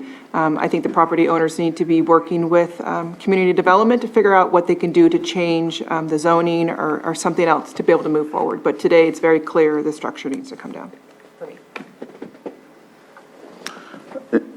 Supervisor Pyska. Yeah, I think the variance process or the zoning change process is probably the route to go, or they could plant shade trees and have a place to sit in the shade there. I can't be out in the sun, so I get it.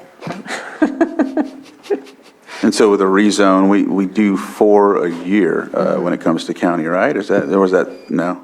That's general plan. That's general plan amendment. Got it, okay. Sorry about that. So, but if you had a recommendation, which one would you recommend to them, the variance or the rezone? So from my understanding from speaking to individuals in our planning division, the variance is not a sure thing. There's a lot of hurdles in that process, and it's not guaranteed that they would get the result that they desire. The rezone is probably the best option for them. And for the longevity of the property, to have it correctly zoned. Yes, and again, the property, the zoning of the property is the bigger issue here that needs to be addressed. It speaks to a bigger issue within the county where there's a lot of properties that are not zoned appropriately, and it does not allow our citizens to use the property as it would probably be most suitable for them and in the best interest of the county. Supervisor's response, or Ms. Grant? Just to be clear, a variance is essentially a request for relief from strict application of zoning regulations, usually on the basis that to enforce them would create an unusually difficult hardship on a property, on a particular property. So it's normally something that one property would be subjected to that like properties would not be. So its application would be probably questionable. Okay. Supervisor Sabatier, did you have? Yeah, I just wanted to ask, is this only available, this property accessible to adjacent properties, or is it accessible to anyone from the public that happens to walk on it, put their boat on the beach and hang out at the tables? So the property is gated. The only access points would be through off, I believe it's Mid-Lake, I could be wrong as the street name, and then through a gate area where you walk down, Irvine, sorry, So as you can see, it's a flag lot. The access point is there at the street level going in. The only way to access the property would be via the lake. And it is fenced off all the way around. I'm David Eby, one of the property owners of the beach. There's only 15 owners, not 23. You have to, Yes, we're Is it open public yet? we're not open yet, so we're just going to let him finish. Clarify. You can in a second. Just let him finish, and then we'll let you come up. Go ahead. So it is not open to the public, and I understand majority of these properties in here are zoned R1. The only property I can identify that's not zoned R1 is the beach resort to the just north of that, right next to it on the right-hand side. That is I believe it's just a commercial resort. But this property here, to answer your question directly, is not open to the public. I believe you have to have a key to access the property. Okay, and I guess my question was more along the lines of permitted structure, unpermitted structure. I know it's probably below the square footage. I think our square footage maximum is 120 or 160. I forget what exactly the square footage is for building a accessory structure that does not require a permit. But this one you said was 88 square feet? 88 square feet approximately. But again, 120 is the cutoff line between whether a building permit is required or not required. And does it matter if you build 10 buildings that are underneath that, or does it matter how much square footage of unpermitted buildings you have? My understanding is the structure itself, as long as it does not exceed the 120 square feet parameters, then a building permit is not required. Okay. And the reason I ask is I think they're well built from the pictures that I saw, but I also know from having built some of these in the past, they're heavy. And so making sure that they're well constructed, if they're going to be, maybe it's not to the public, but it's to different people who have access at different times to make sure that they are well built. And I'd just like to chime in on what the building official said. He did say that when you do remove the pergola, the footings are there, and those are a safety or a trip hazard. Absolutely, I don't disagree with them. Okay. All right, so I'll open it up to the public, and I think Ms. Grant, go ahead. I'm sorry, Chair. I believe that this is one of the owners. He may be one of the people who's filed this request for hearing. So in that case, they stand as an appellant. Okay. So the owners stand as the appellant as of right, okay, got it, okay. So can I be an appellant? Can I speak? Yes, it's open to the public now, so. I'll go for it.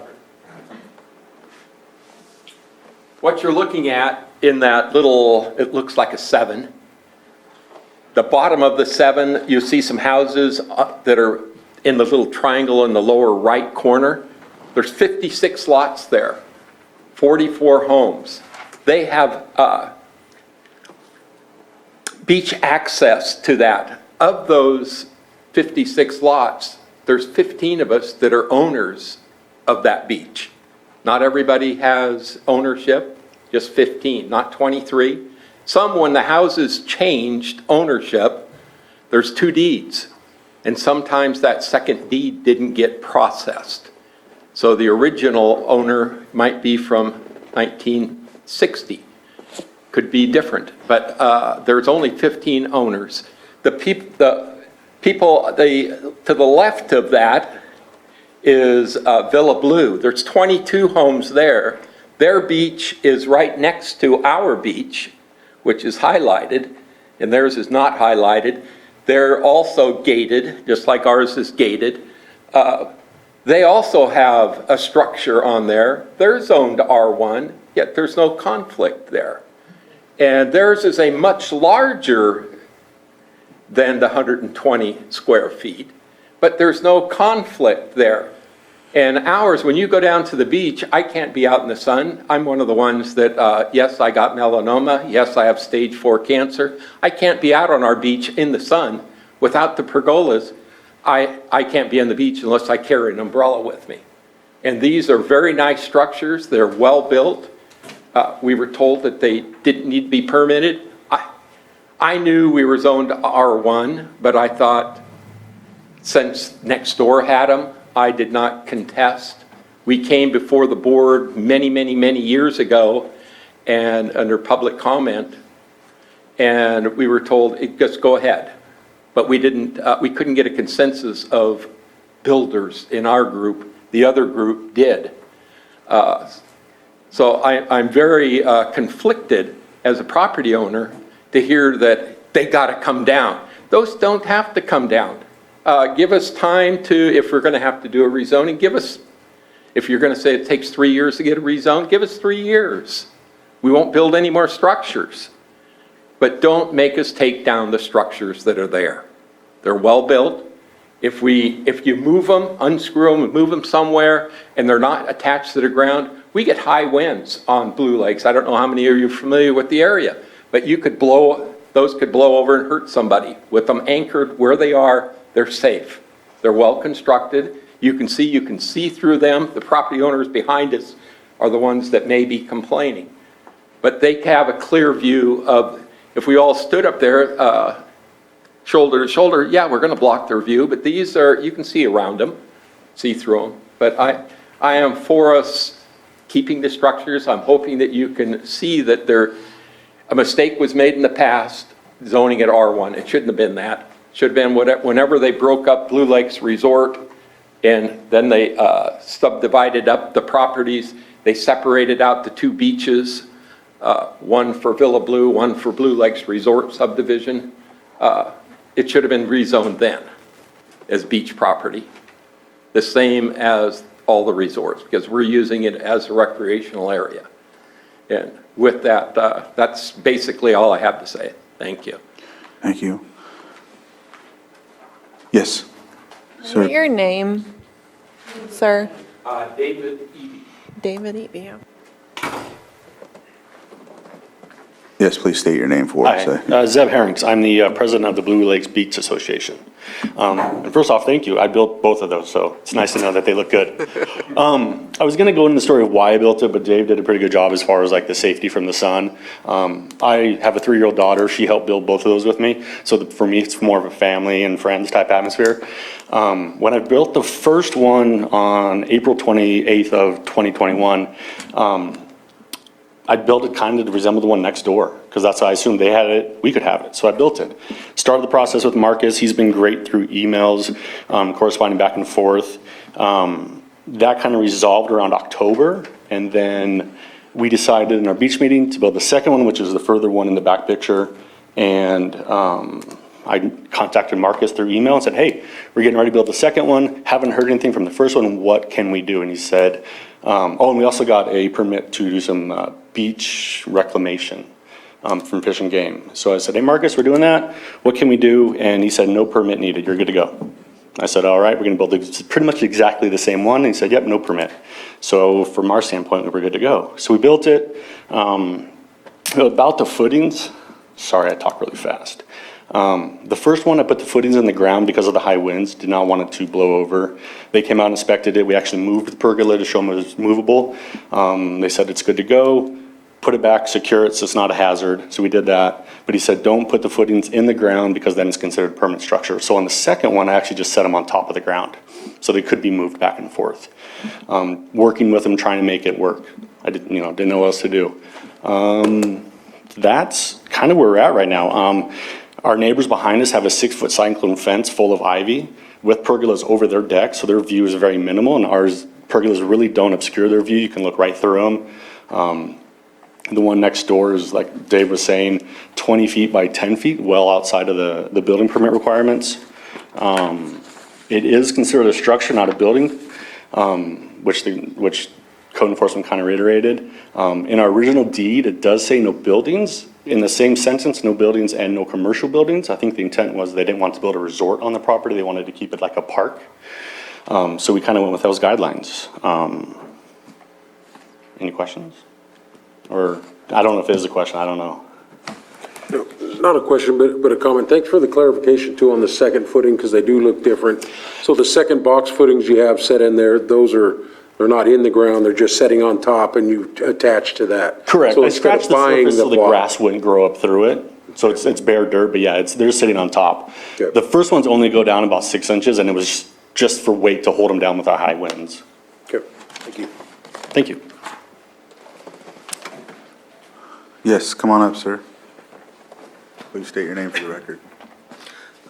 My name is Nick Summerfield. I own 4 properties in addition to a part ownership in the beach. As Dave said, there's 15 of us owners. But I just wanted to kind of clarify, we've worked with the county in doing this all along. In fact, I was present at the time that the first one, we had the inspection. At that time, the county officials both looked at them, observed the pergola on the beach next to us, and we asked them, are these okay? It's non-permanent, looks like. I even asked during the conversation, would it make a difference if we put wheels on them? And everybody chuckled and said, well, you don't need to do that, but you do need to secure it in case of wind damage, whatever. So we have been working along, and there's talk about, well, I don't think we're stuck. I heard the gentleman say we're stuck. I think you guys have an opportunity here to really bring about the change, long-term change, as Ms. Scott said. We need a variance so that we can, because several years ago, I talked to the officials about having it rezoned, and they discouraged me because of the length of time that it would take to do that. And that was unrelated to this pergola, but we just thought that we wanted it in some kind of formal legal zone. And as Dave said, we all know it's R1. That was done years and years ago. So I think the board has an opportunity here to give us a variance and allow us the time to put in, to have it rezoned. The the beach owners, as a beach owner, we appointed Zeb to handle all this for us, but we have, investments right now into it. We've all got to pay for Zeb all the materials. You saw, it's beautiful. And I've heard also that people have concerned about the views of the property owners. The property owners for this beach, I don't think it really clearly shows it, is not adjacent to the beach. There is a whole subdivision between these property owners and the beach. That's why that flag shape, and that's why on the owners in the deed, we gave all 56, Dave, or? 56 lots. All 56 lots, we gave him access. So our neighborhood, it's the neighbor thing to do. We own a beach, 15 of us, but we don't want to restrict our neighbors in that subdivision. So they all have deeded access. Now, we can change that if we need to, based on the board's decisions, but to to us, we're a good neighbor, and we work with the county. We got their approval, so in some cases, this could be considered within the state an estoppel issue, where we got the okay, we got the clearance, we move forward. So I'm asking you just to look at change. I mean, it's a health issue now, and our aging population. We can't go down there and sit. Yesterday, it was 118 degrees in the direct sunlight. Do you want to sit out there without a pergola? And it'll take 15 years to plant a tree. If we plant trees along there, that's a long-term solution. And I don't think that the people directly adjacent to the beach would like that solution at all, because then they wouldn't be able to see the lake at all. So we're trying to work with everyone. We're just asking that in this case, maybe a variance and with the stipulation that we submit and go through the rezoning issue, and not destroy and take down the things. Like last night, there was, I think, 6 kids. Those kids can't stay out in the sun. You know, their parents have to take them back in, and if you'll notice, they're constructed over tables so that they can sit down, take a break, and be out of the sun. Thank you. Ever pen it? Waiting for. Okay. Is there anyone else from the public that would like to speak on this item?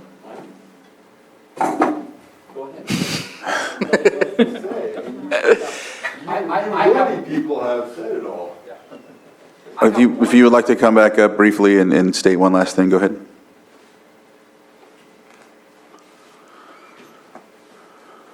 Just a yes or no answer. Does this board have the authority to put a stay on the, a temporary stay on the abatement order until we can get things rearranged and then come back again? Say, you know, I hate to say this, in the winter, but right now in the summer to take down these, it's a great health issue. Ms. Grant? Yeah.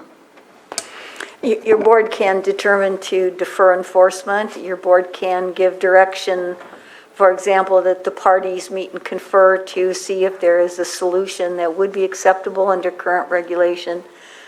Your board has many choices here. Thank you. Are there any other public, anyone from the public that want to speak on this before I close it and bring it back to the board? Okay, Supervisor Sabatier, I'll close up public input. Supervisor Sabatier. Pardon the interruption, but we do have a couple of hands in the Zoom room. That's right. Sorry, I can't close it without letting them speak. So I have call-in user 1. You have your hand up.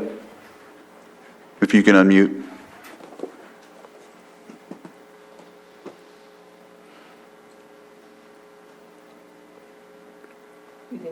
*6, if you could press that, it'll...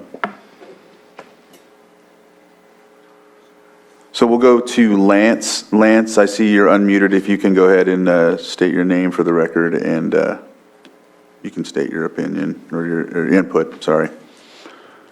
Yes, thank you. Lance Williams, Loch Lomond. I was here for something else, but I caught this one. It's very interesting. There's going to be temporary structures coming up in cannabis as well. And I was looking at this, and I think that one of the gentlemen who has these temporary structures had said that it had been approved at one point in time. And I have seen and talked to other building officials in the last 7 years and stuff, and it is definitely up for interpretation.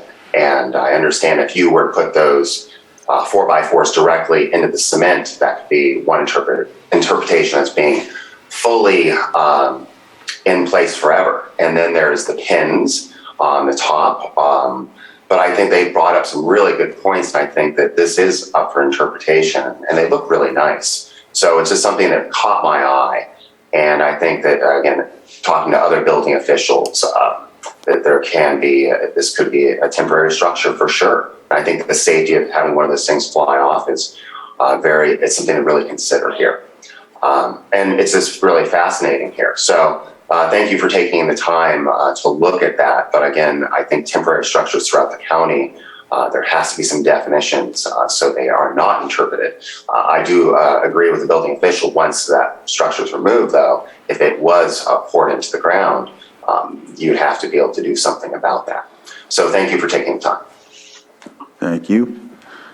Call-in user, were you able to, Susan has a comment. Susan, go ahead. Hi, yes. I would just recommend that we also swear in those that are in, just in case they weren't here or available to be sworn in right. earlier. Lance, if you're still, yes, thank you. And call-in user, if you, yeah, there you go. If you can swear in with Johanna, please. I don't know that they can unmute yet. Yeah. I believe I'm unmuted. Yeah, he's unmuted, and call-in user isn't able to, so I don't know what we're going to do with that. So, but yeah, if we could just go ahead and. Okay. All right, with your right hand raised, do you solemnly swear that the testimony you're about to give will be the truth, the whole truth, and nothing but the truth, so help you God? Yes, I do. I swear. Thank you. Thank you, Lance, for coming back and doing that. And Donna has sworn also, and I think that's the probably call-in user. Donna Mikewitz, yep, I think so. Press *6 and you'll be able to unmute.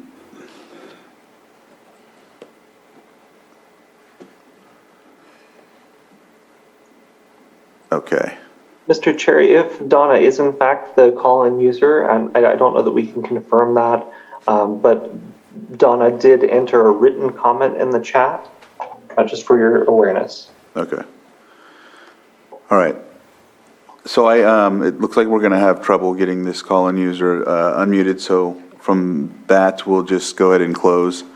If you, call-in user, can send something, we can attach it to, like an email or something, we can attach it to this comment for this item. So I'll close public input. Supervisor Sabate, you had your pen up. Wondering if we can read Donna's comments, and she did swear in and submit a comment.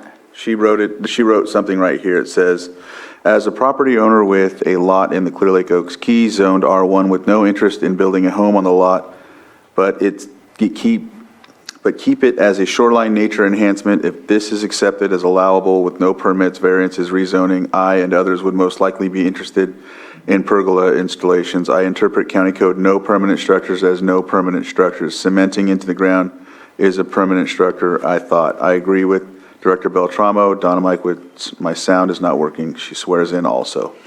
That was the call-in user. Vice Chair Scott? I think.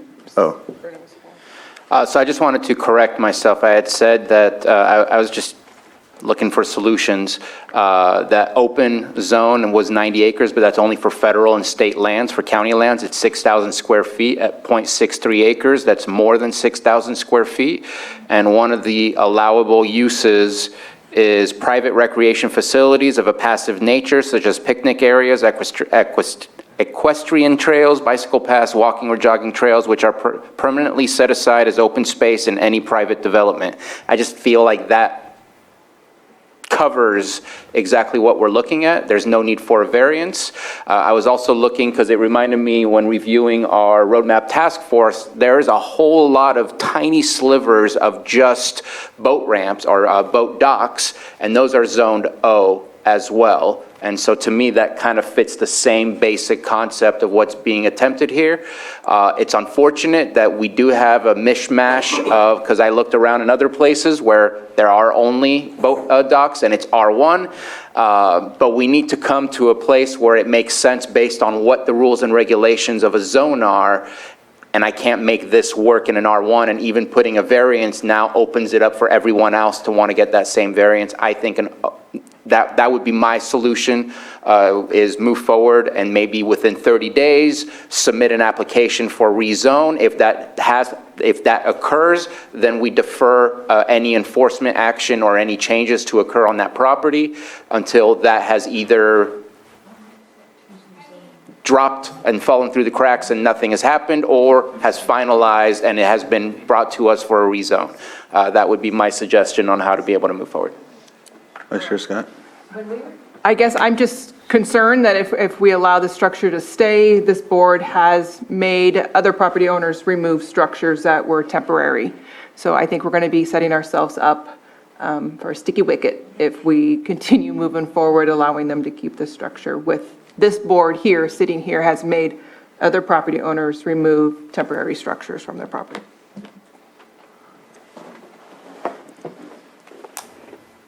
Any other comments? Supervisor Simon? Yeah, hey, it's case by case every time something comes up, so I like the idea that Supervisor Sabate floated, about the potential application for a rezone and giving them time to do that, if that's the path they decide to go down. If they don't, that's a decision that they're making, but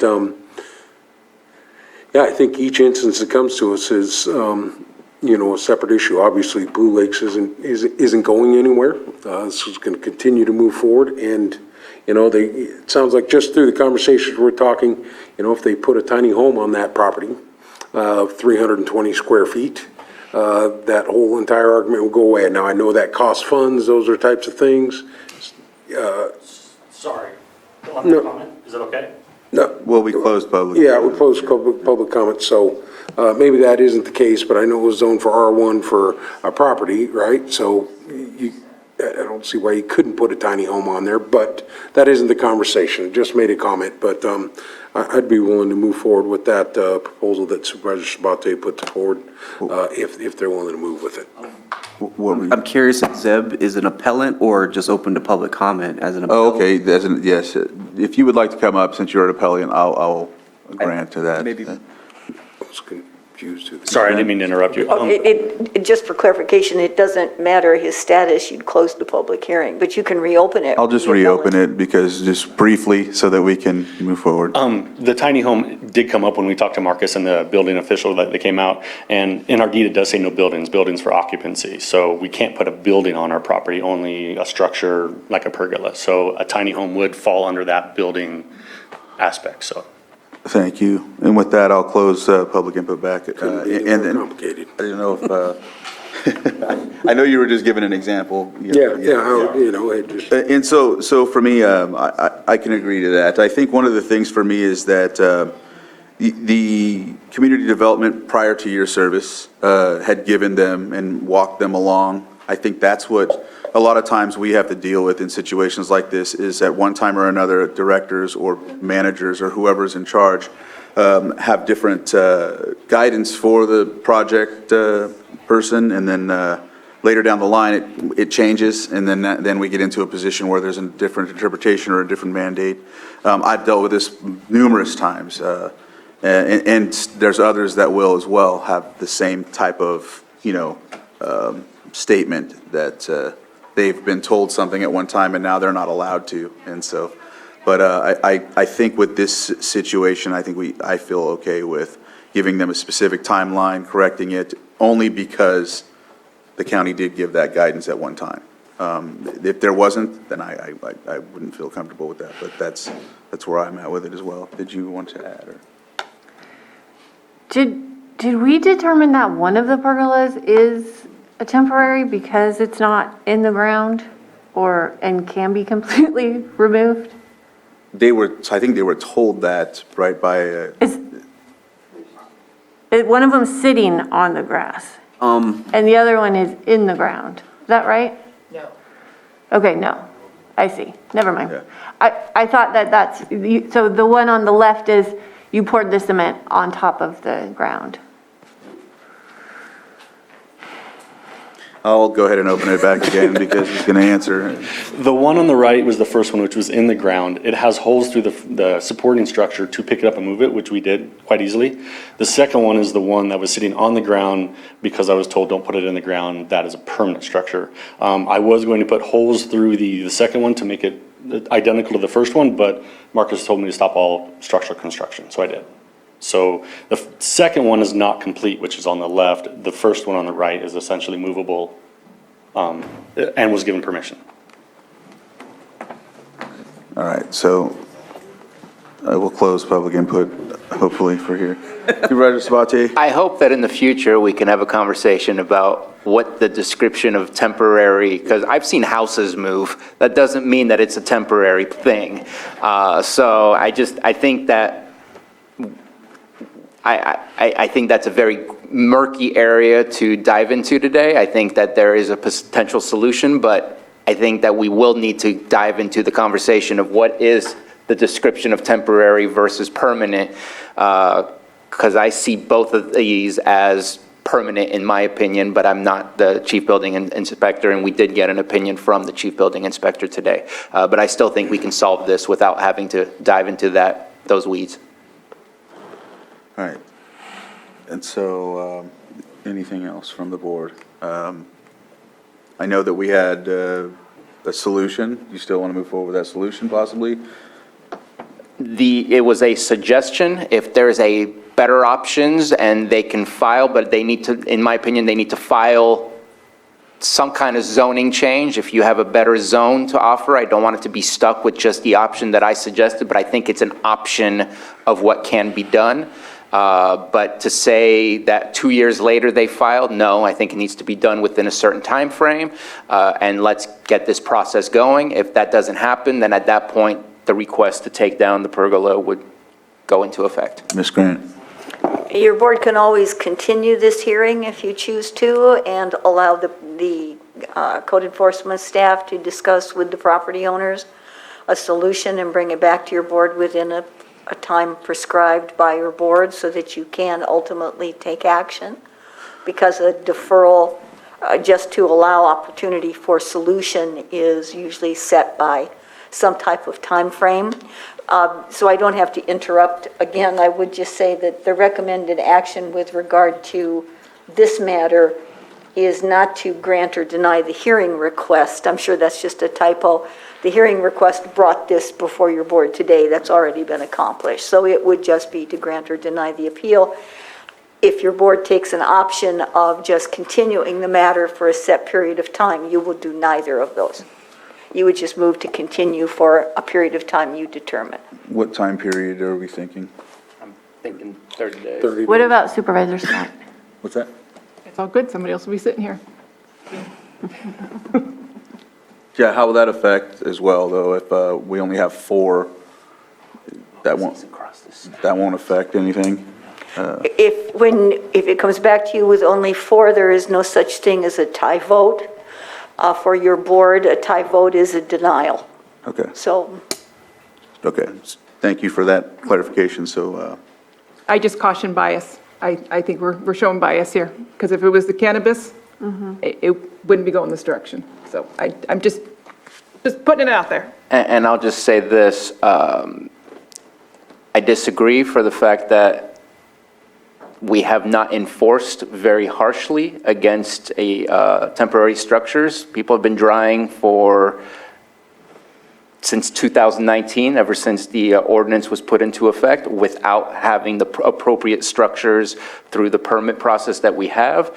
And the one that we did deny was by saying that there was absolutely 0 issues with unpermitted structures, and it had nothing to do with temporary or untemporary, because even temporary structures require a permit once you reach a certain size. So I don't think that this is an exact replica of something with an opposite direction. all right, any other comments? But I agree, it's very close. All right. So, 30 days, I know that do we need to vote on, how do we get, yeah, because I don't want to. If you determine to continue it to allow time for a resolution, you would just set the time for the continuance, and to avoid having to renotice and publication costs, et cetera, your board could, if you choose, set it for a time and date certain at whatever period of time you're looking at to see what's going on. Okay, so if we're talking 30 days, we're looking at August, and is everyone okay with that option? Yeah, Okay. I'm good with All that, right, yes. Okay, so 30 days from today would be August 12th, which would be which date meeting? Either the 9th or the 16th. Let's go for the 16th. Johanna, does that seem like it'd be okay date? Sure. And a time. And a time? Mm-hmm. Let's do we'll do the 9:30. And I got one suggestion. The property owners, they need to be working with the planning division, as they're the experts in land use. And so any conversation would need to be with them. Code enforcement is not the expert in land use. We're expert in code enforcement issues with the assistance and opinion and support of our planning division. Ms. Grant? That's fine, if that's obvious, but that's fine. Okay. But it does have to be in the form of a motion, sir. Okay. So it looks like we do need a motion for, is there anything else to add to this continuance? Not hearing any. Supervisor Simon? No, just, when you're ready, I'll try and put the motion together. Okay. Looks like you're ready. So, Mr. Chair, I'd like to move to continue this hearing to a date certain, which is August 16th at 9:30 a.m. And please ask the parties to meet and confer and hopefully come back with some options on this issue. So. Second. Do I have a motion and a second? All in favor? Aye. Opposed? Nay. Motion carries 4-1. And so we will address this item on August 16th in another hearing at 9:30. So we'll see you then. Thank you. And we're going to entertain a short break before we move on to the next item on the agenda. And so let's see what we have here. 11:11. Let's come back at 11:15 or 11:20. Let's just do 11:20. All right. Item 6.5, public hearing, sitting concurrently as Clear Lake Key CSA number 1, number 2, number 6, number 13, number 20, number 21, Board of Supervisors, Kelseyville County Waterworks District number 3, and Lake County Sanitation District Board of Directors. Consideration of A, resolution confirming collections of annual lighting fees. B, resolution confirming collections of delinquent water fees. C, resolution confirming collections of delinquent water and sewer fees. And D, resolution of delinquent sewer fees for Lake County Sanitation District. With that, I will give the floor to Director Scott Harder. Thank you, Mr. Chair, members of the board. Wow, the mic is hot. So this is a fairly routine thing. We see you annually typically for this. It's a public hearing. It's multiply pronged. One of the focuses is to establish the collection of the annual lighting fees. Those are not delinquent, but this action will place them on the tax roll for collection for the lighting districts that we manage. And then the other item is to address rolling delinquent water and sewer bills to the tax roll. So if you've got any questions, I'd be happy to answer them. Oh, to note, we haven't received any protests to date, but we did have one phone call. A lady called in with questions about it, and staff was able to answer the questions. All right, thank you, Scott. Are there any questions for Supervisor Sabato? I'll just ask my question publicly. I had asked approximately how much we would be looking at for the collections, wondering if you can provide an approximate amount. Sure. We sent out letters. It was approximately $930,000 in delinquent water and sewer fees. We typically see about 80% of that goes forward to the tax roll. We usually get about 20%, so we're expecting about $750,000 will be rolled to the tax roll. For perspective, that's about 2.6% of our operating revenue, so not a large amount.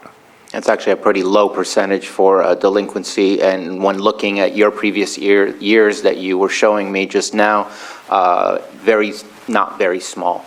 About 30% lower than previous year, and about the same as years past with 2019, 2018, and things like that. So I thought that was good information, wanted to make sure and provide that. Yeah, thank you. Appreciate you bringing that.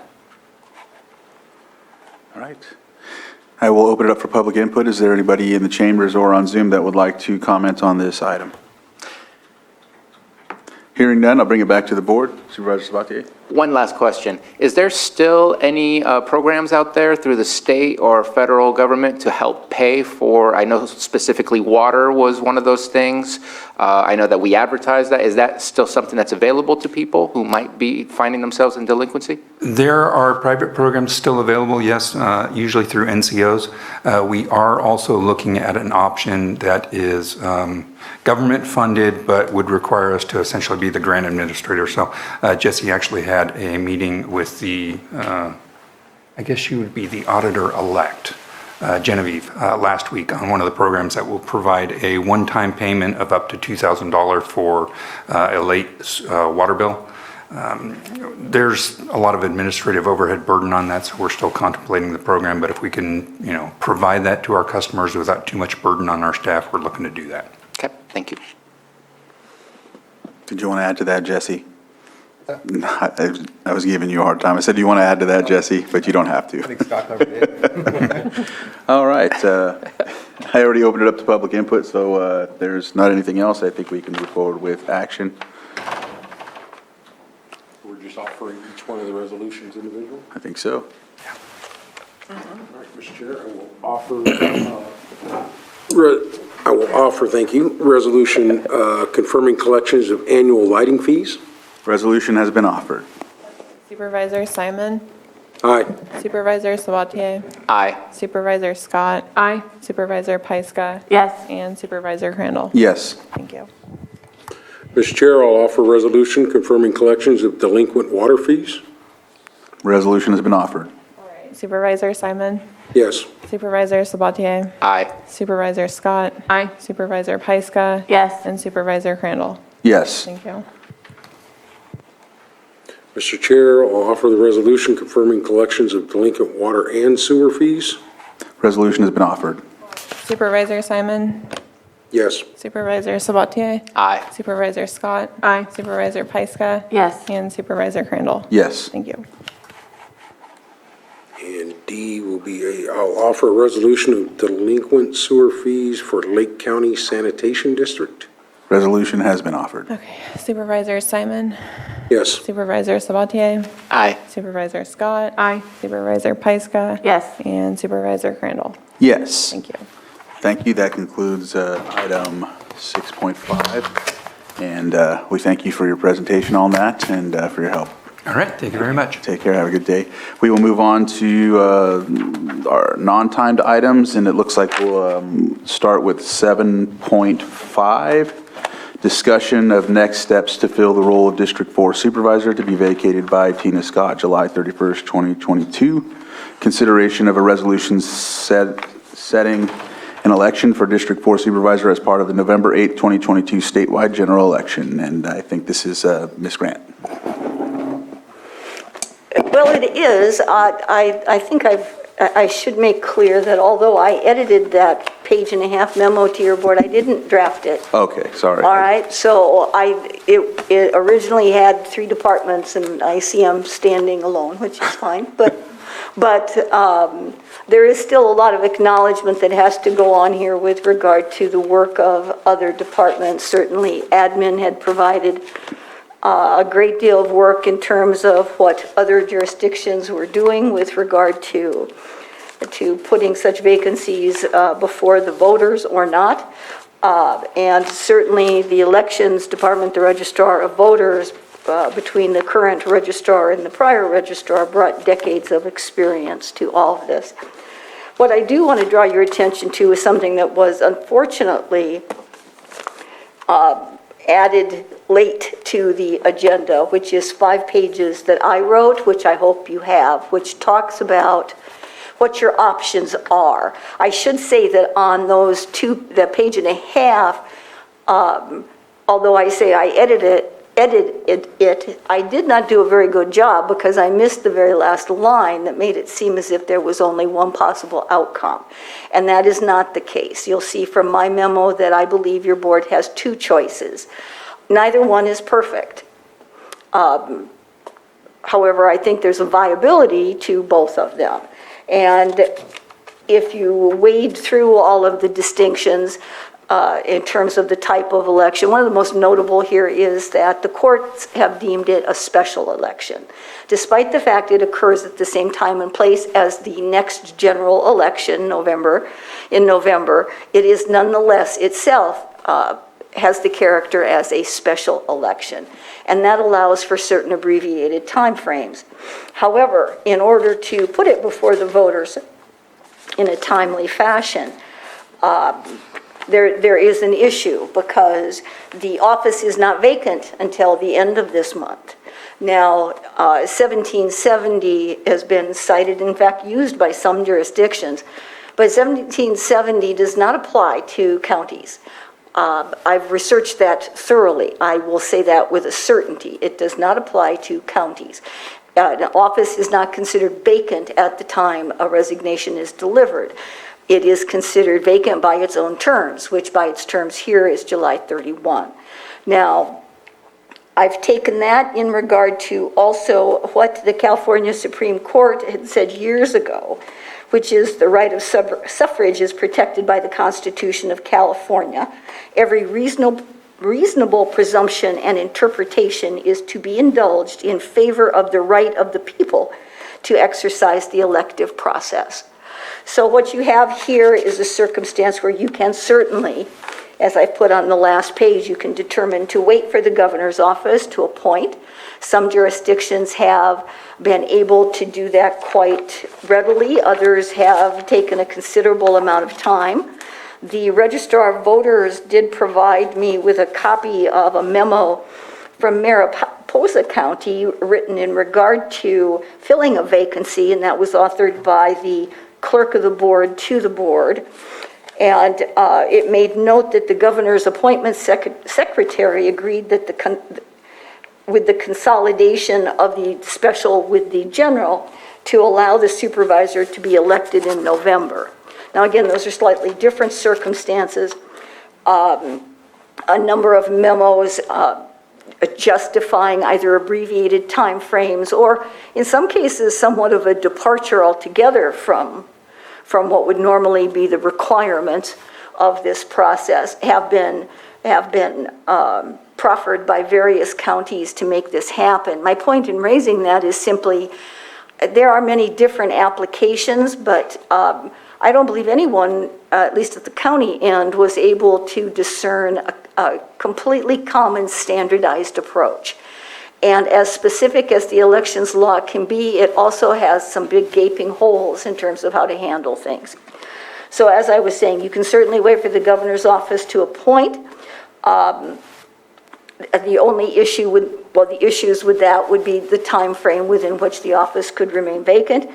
Though I believe that the Registrar of Voters has a list of other counties, so it's not always a lengthy period of time. It just can be a lengthy period of time. And I believe she can, I'm certain, provide some information with regard to that. Admin may be able to speak to the research they've done with regard to other counties. But the other issue with regard to that option is that, of course, it's not going to the electorate. The voters aren't going to make that choice. The second option would be to simply accept the resignation today. It would not change the effective date, but you could accept the resignation, which arguably would preclude withdrawal of the resignation.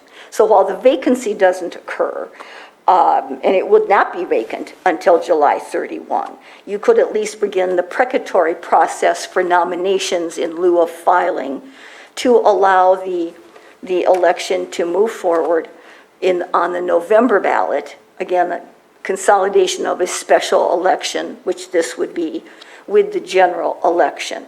Now, again, that requires that you look at this and essentially determine that, well, the office isn't vacant, but we're going to allow this to move forward.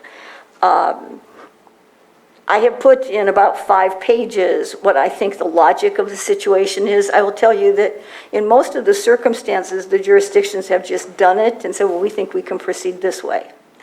So I think that you may have 2 options.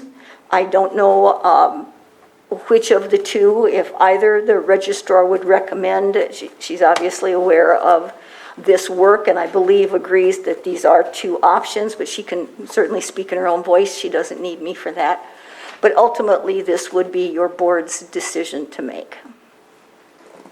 Thank you, Ms. Grant. Maria, did you want to, I see you're on Zoom, did you want to add anything to that? Good morning.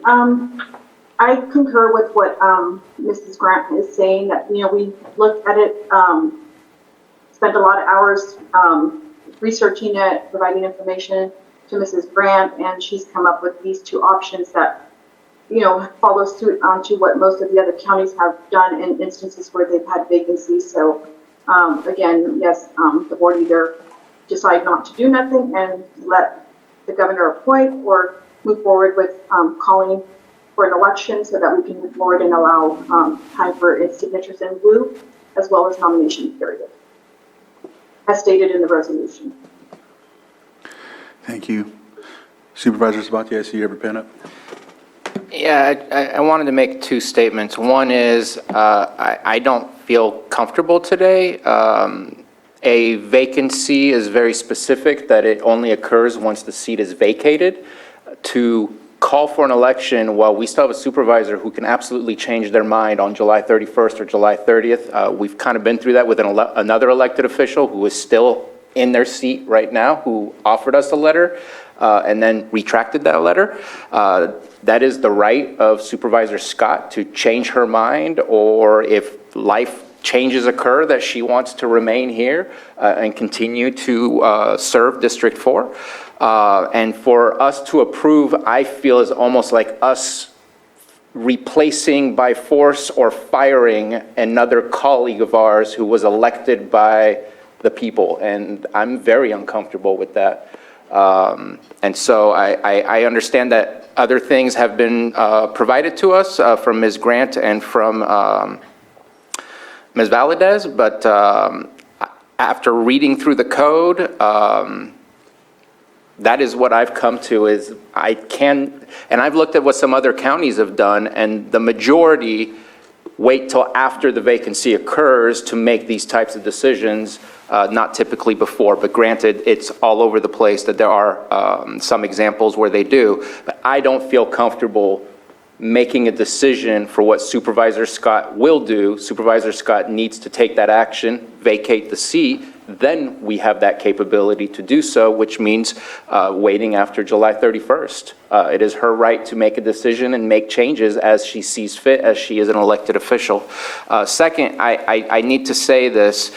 We've already asked the governor to appoint somebody, and I am not happy with that. I don't know who approved of that, but that did not come in front of the board. It was our previous CAO who wrote a letter saying, as of this date, please appoint somebody. And again, Supervisor Scott has every right to say no or stop, yet we've already submitted a letter to our governor asking for his office to take those actions to replace a sitting supervisor. And I need to state that because that is, in my opinion, wholly inappropriate to ask to replace somebody who is still in their seat and has been elected by the people. So I'm okay with the conversation, but I am not okay with action until Supervisor Scott has made that final decision to truly step down. Ms. Grant? And I would just say that I completely understand what you're talking about. The distinction that we're drawing here in terms of once accepted, again, arguably not susceptible to withdrawal, is simply to maintain the statutory timeframes, which, while abbreviated, are still in existence. A number of jurisdictions who've decided to go the other way, at least several of the jurisdictions deciding to go the other way, have simply abbreviated those statutory timelines. And I simply can find no basis to unilaterally justify that and recommend it to your board. So this was the only solution that we felt was viable if you want to proceed with election. But as I said, you're always perfectly within your rights to just simply wait for the governor's appointment. And if I just may finish, I think that the decision of whether this goes to election or appointment is up to Supervisor Scott based on what timelines are proposed, not me and what I feel, not the board.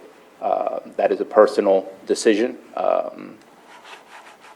and that decision has the impact of whether it can go to election or not, but that is not up to us.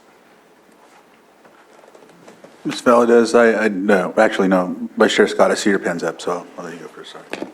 Supervisor Sabatier, I appreciate your comments, and I agree with you. This seat is not vacant. I'm still here, and I believe this discussion needs to happen when I am gone. All right. I do have a question, but I forgot, so it's okay. Any other comments from the board? All right, I will open it up to public input. I'm not able to make that first meeting when Supervisor Scott's not here, so I'm just letting everybody know that that first week in August, I'm unable to attend, and so it would have to be after that. Okay. Or without me. And that, if it's happening without me, then I would just say now that I've just been through a campaign with 3 other candidates, and to not have the primary process, whittling it down to 2 candidates, we could possibly set ourselves up to have a winner who does not receive the majority of the votes, and I find that fundamentally unfair. And the district changing so much for District 4.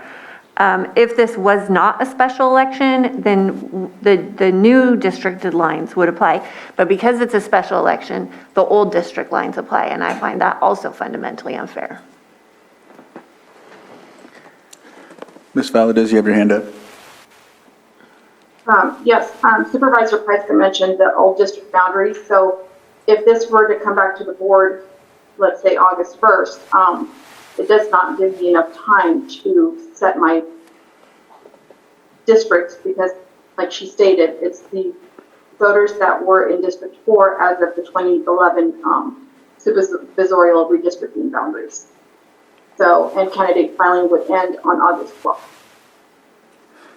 Actually, you reminded me of my question, and that was, you answered it basically, is that if there was consensus of the board to wait till after August, or when the actual, when the resignation takes place, how much time would you need to adjust from there? And it looks like you wouldn't, it would be very hard for you to do, right?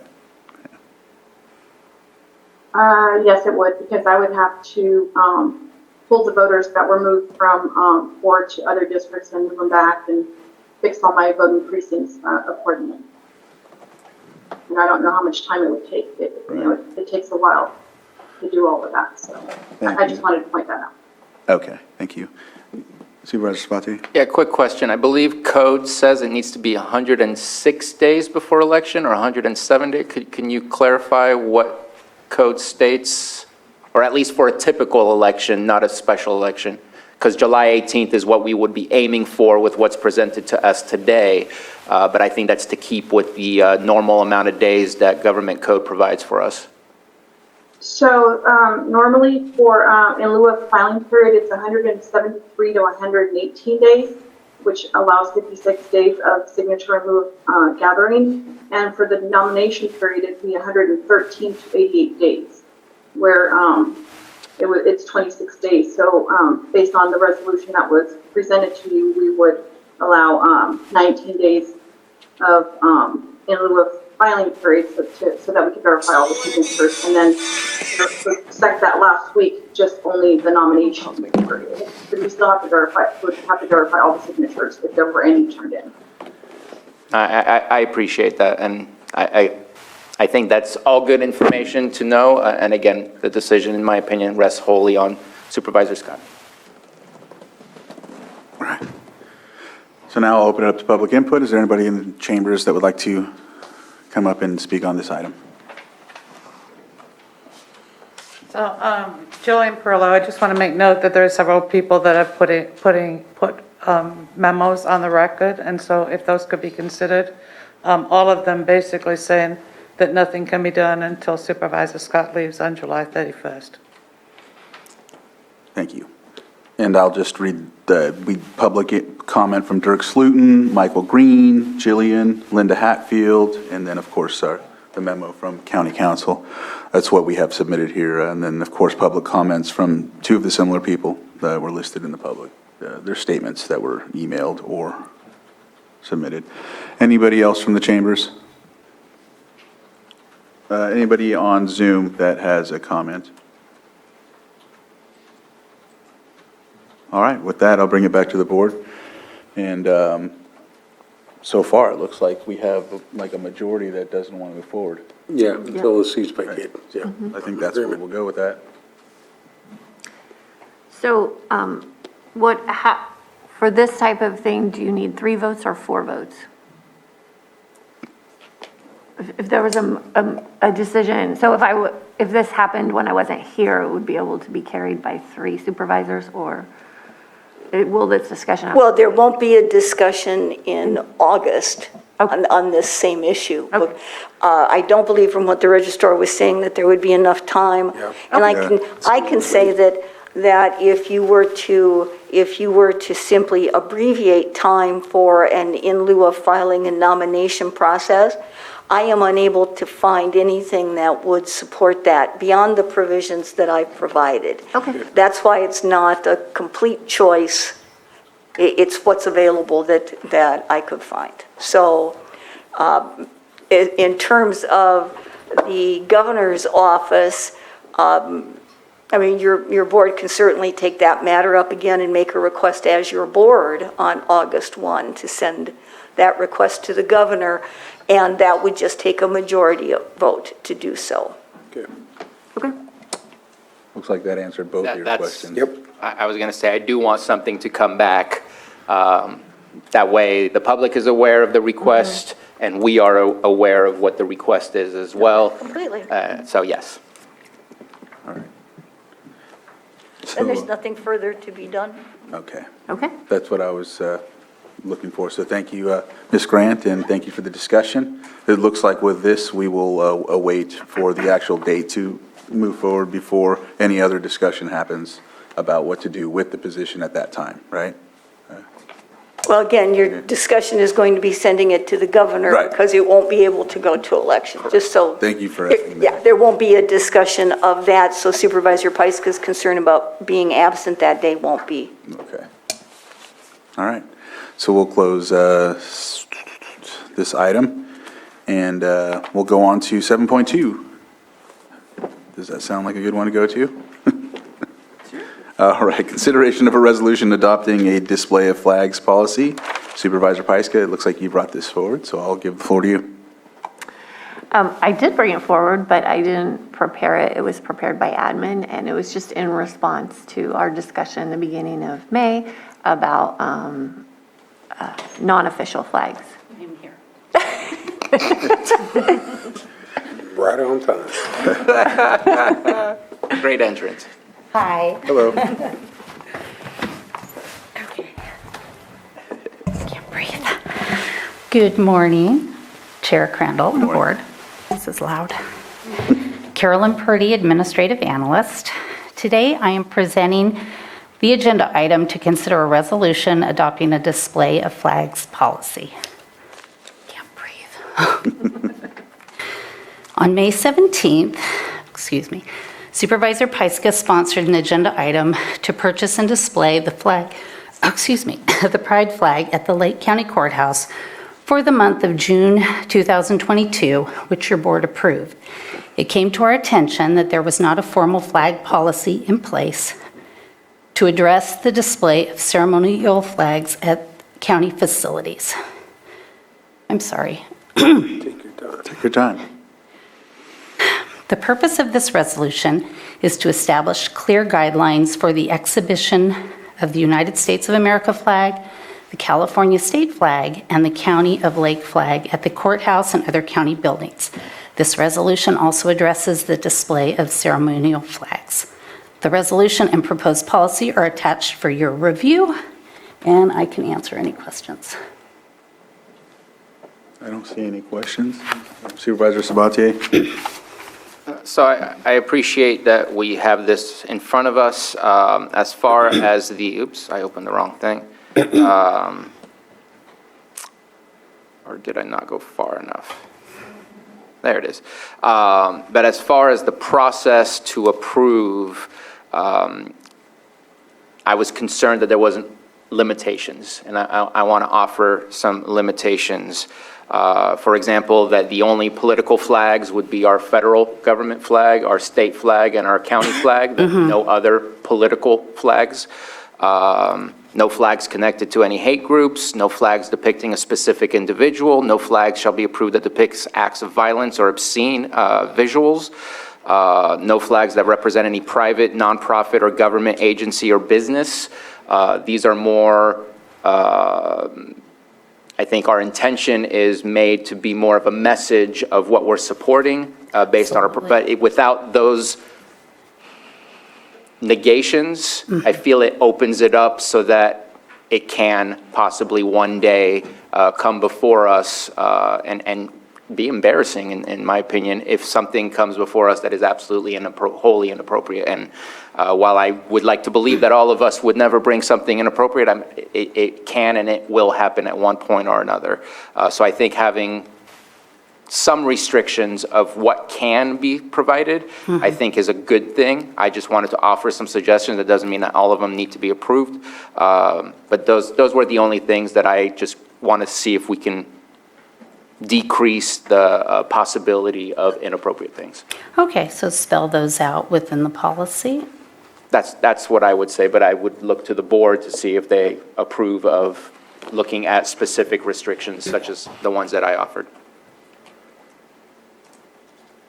I agree with those. And I did consider that, but, I mean, I am fine with it, but, you know, there's not really a way to block everything, and so, you know, sometimes general's better, but if you want to add these specifics, I'm fine with it.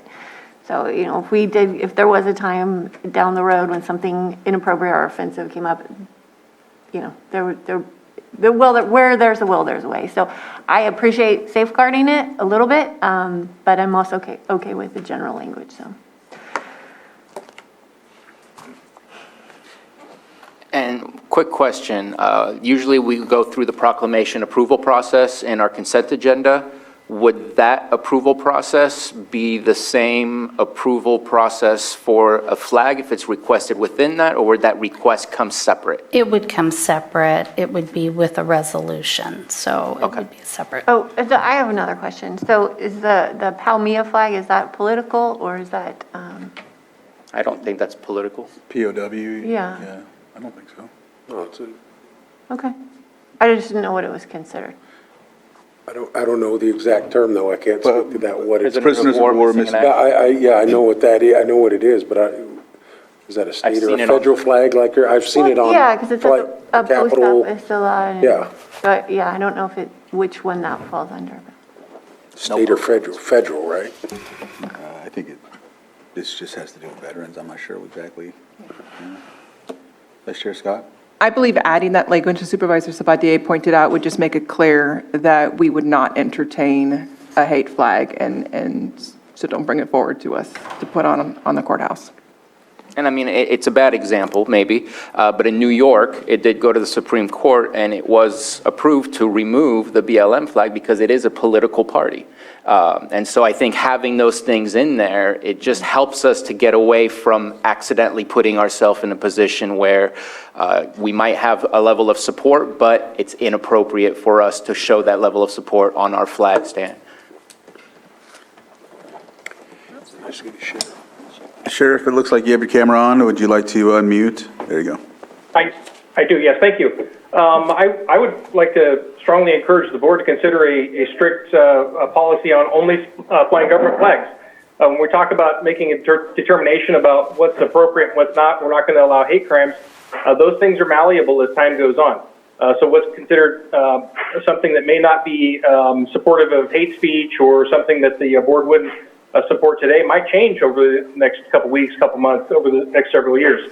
And I think it just opens up to conflict. And you also run into the issue of what your determination as a board on what should be protected speech and being allowed to fly over the courthouse might greatly differ than a member of the public. And Supervisor Sabatier mentioned the Supreme Court decision. I think having a policy that leaves things up to the interpretation of the board is going to open up the opportunity for challenges to be presented when really those flags that fly over the courthouse should be a representation of the authority under which we all serve, and that would be the state flag, the U.S. flag, and any other flag that's deemed appropriate by the government. I just think it's you're getting on some shaky ground when you start making a determination about who can display a flag in support of something and not allowing everyone to do the same thing. Those are my only thoughts on the subject. Supervisor Sabatier? And I just want to respond to that. I believe, if I remember correctly, in the way that it's written, that the only flag that would go back and forth would be the county flag and then an approved flag. And in my mind, I'm thinking flying a flag with the blue puzzle piece in support of autism awareness is a beautiful thing to do as a community, to really not just have a proclamation that we speak of verbally, but to fly it in on our flagpole, not replacing any of those other flags, but just to really visually share that support as well. So that, I understand. I think there's always going to be a possibility of errors or bad opportunities, but I think that this can create some good opportunities, and I think they overshadow the bad. So I appreciate the comment, but I think that we can make it work. Ms. Grant? Some of the sheriff's points here with regard to content and your board's consideration of content. First Amendment precludes a great deal of that, in fact, almost all of it. Democracies allow all the bad and the good. I think you can put restrictions on what you're talking about, but you need to define them properly so that it's not going to be what could be in some jurisdictions a political change of winds depending upon who sits in the board seats. Right. And that's what you need to guard against. And also, fairness demands that there are very clear criteria. So it applies to everyone across the board equally. And then it's not content-based. It's going to be based upon the purpose for which you deem those flags are appropriate to fly. So there are ways to keep out certain things and still allow things that evince a community spirit. But again, it takes a little language to do that. Would you be able to help us with that language? Yes, I would be able to help you. Thank you. And I would be happy to. All right, so anyone else in the chambers that has a comment, please come up and.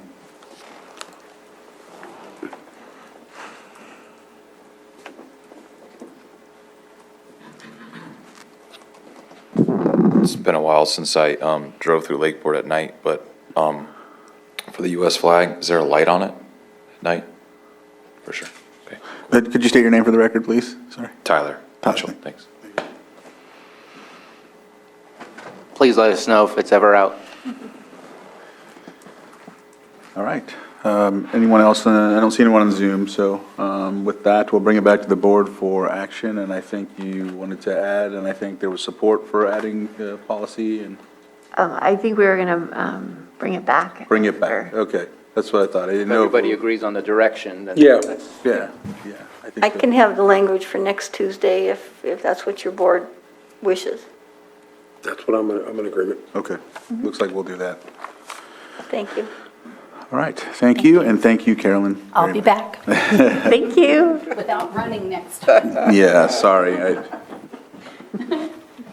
All right, with that, it looks like we are at 11:59, so I'm going to stay true to what we talked about earlier and take our lunch break at exactly 12, come back at 1, and finish with we'll start with those pulled agenda items. That's what we'll go with. So thank you, and we'll see you after 1. Ready? All right. There we go.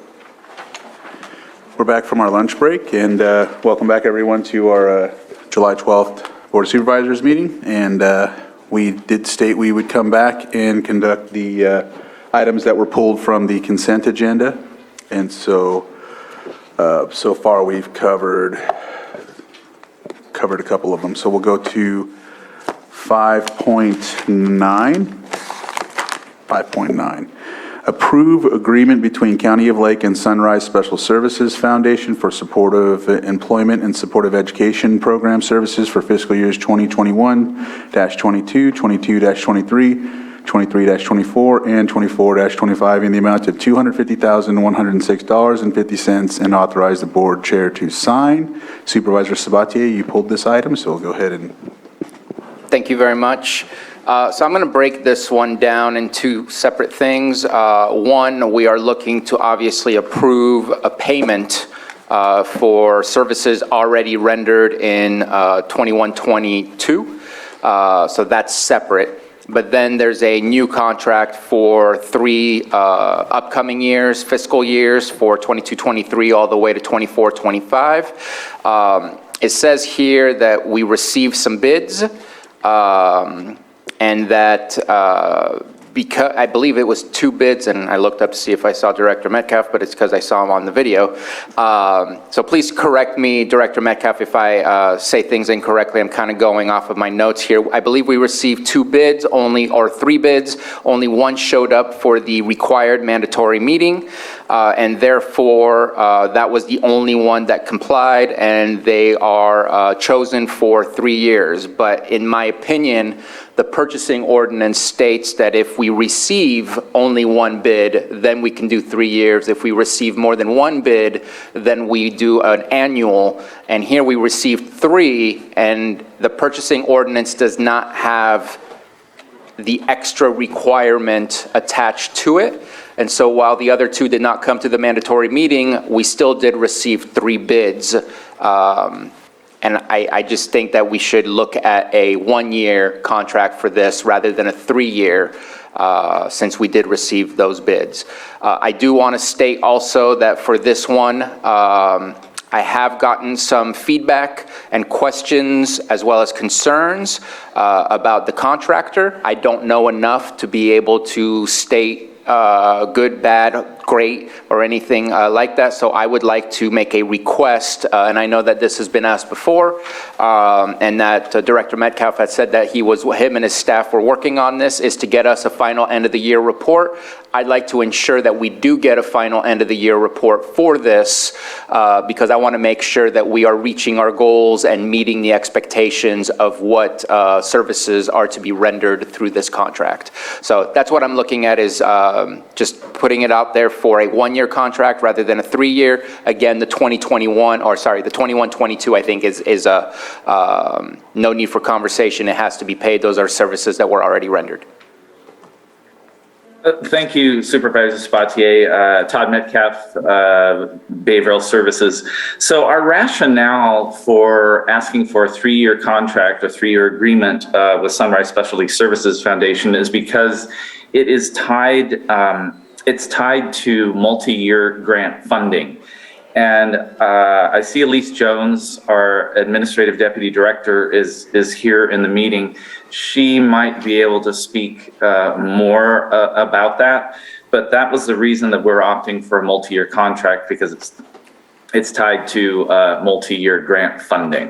But Elise, do you have anything more to add to that? I do. A couple points of clarification. We do not have any invoices for 21-22. We opted to put a hold on any potential work that would start prior to a contract being effective.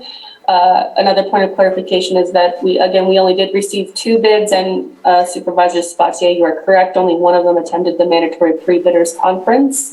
And yes, the funding to support these supportive employment and supportive education services come from the Early Psychosis Intervention Grant awarded through the Mental Health Services Oversight and Accountability Commission. It is a 4-year grant, and so it would really halt and disrupt the work to have to go out to bid every single time for a new contractor when you're carrying a caseload and you want to make progress over time with that caseload assigned through this grant. Go ahead, Supervisor Sabatier. And just as a response, thank you for the clarification. So we don't need to approve for 21-22 as is suggested on the agenda for today?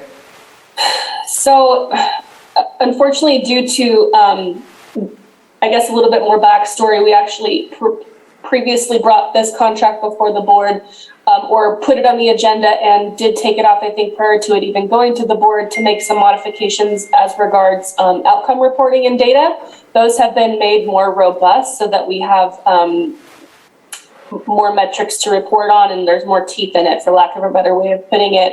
And because it took us a while to get the contract going, unfortunately, the way the timeline synced up, it still does call out 21-22, but there are no services to be paid for 21-22. So if this contract were to be approved, we would have to be either just underpaying it and only utilizing the funds from 22-23 through the end of the term, 24-25, or potentially looking at a contract amendment to expand services. I think that's unlikely. Probably that funding that wasn't spent this fiscal year would be reallocated to another element of the program within the early psychosis intervention grant, and we would talk with the MHSOAC about that. That's probably the most likely scenario.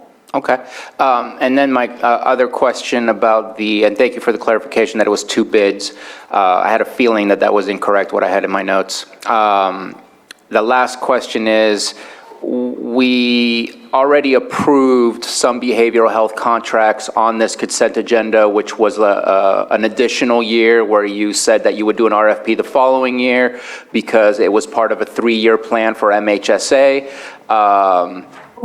What is the difference between doing a 1-year contract and doing it again next year? Is it possible to maybe state that?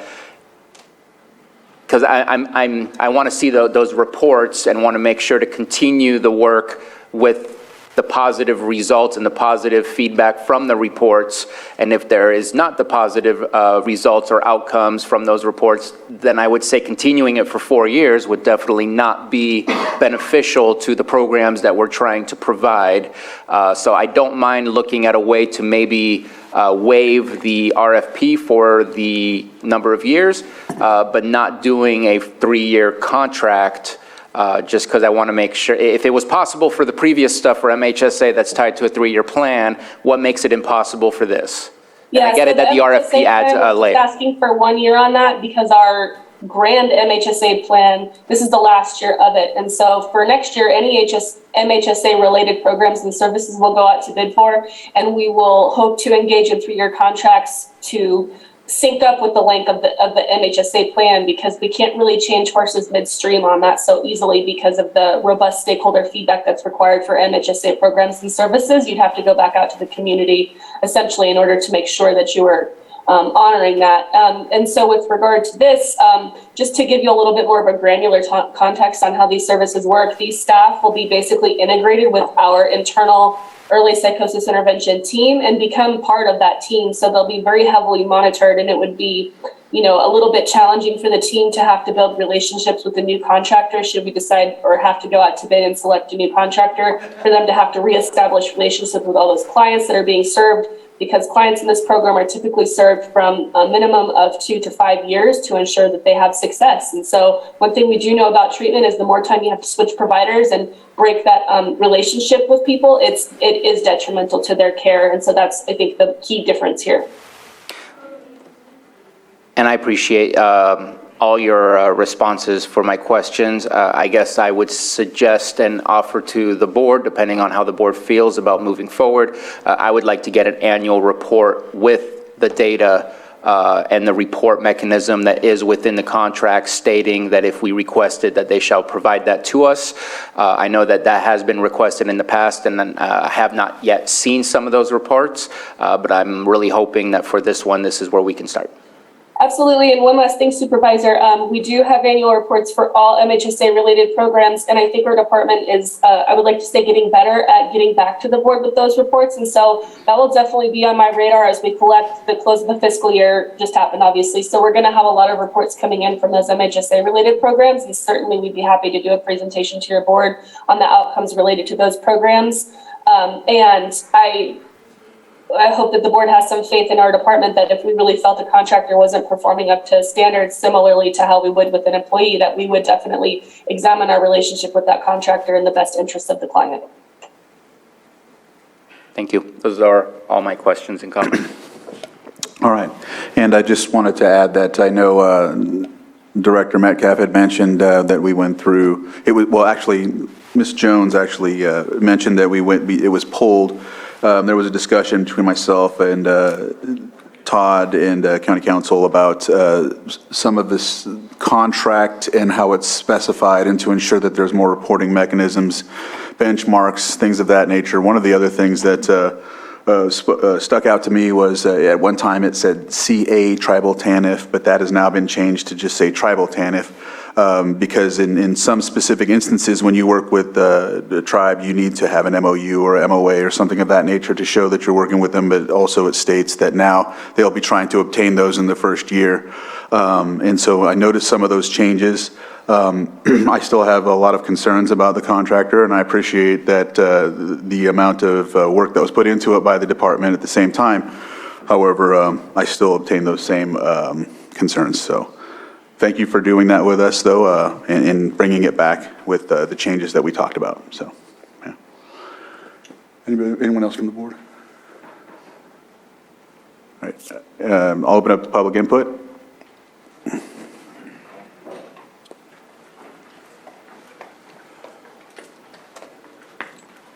Good afternoon. My name is Zachary Ray, Executive Director for California Tribal TANF Partnership. We service 17 counties here in Northern California. I want to voice some concern concerning your contractor. I was approached by Sunrise a number of months ago.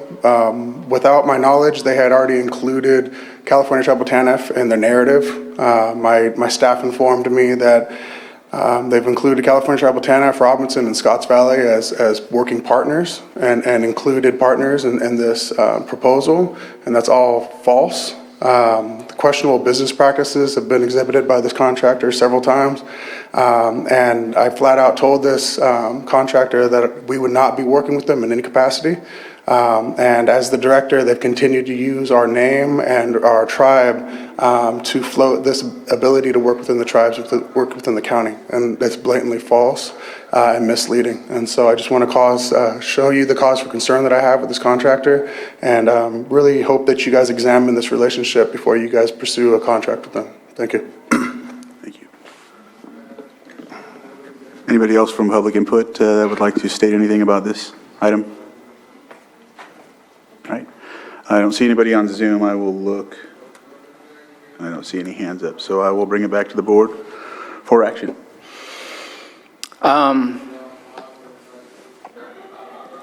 Supervisor Sabatier, go ahead. That was a bit of a,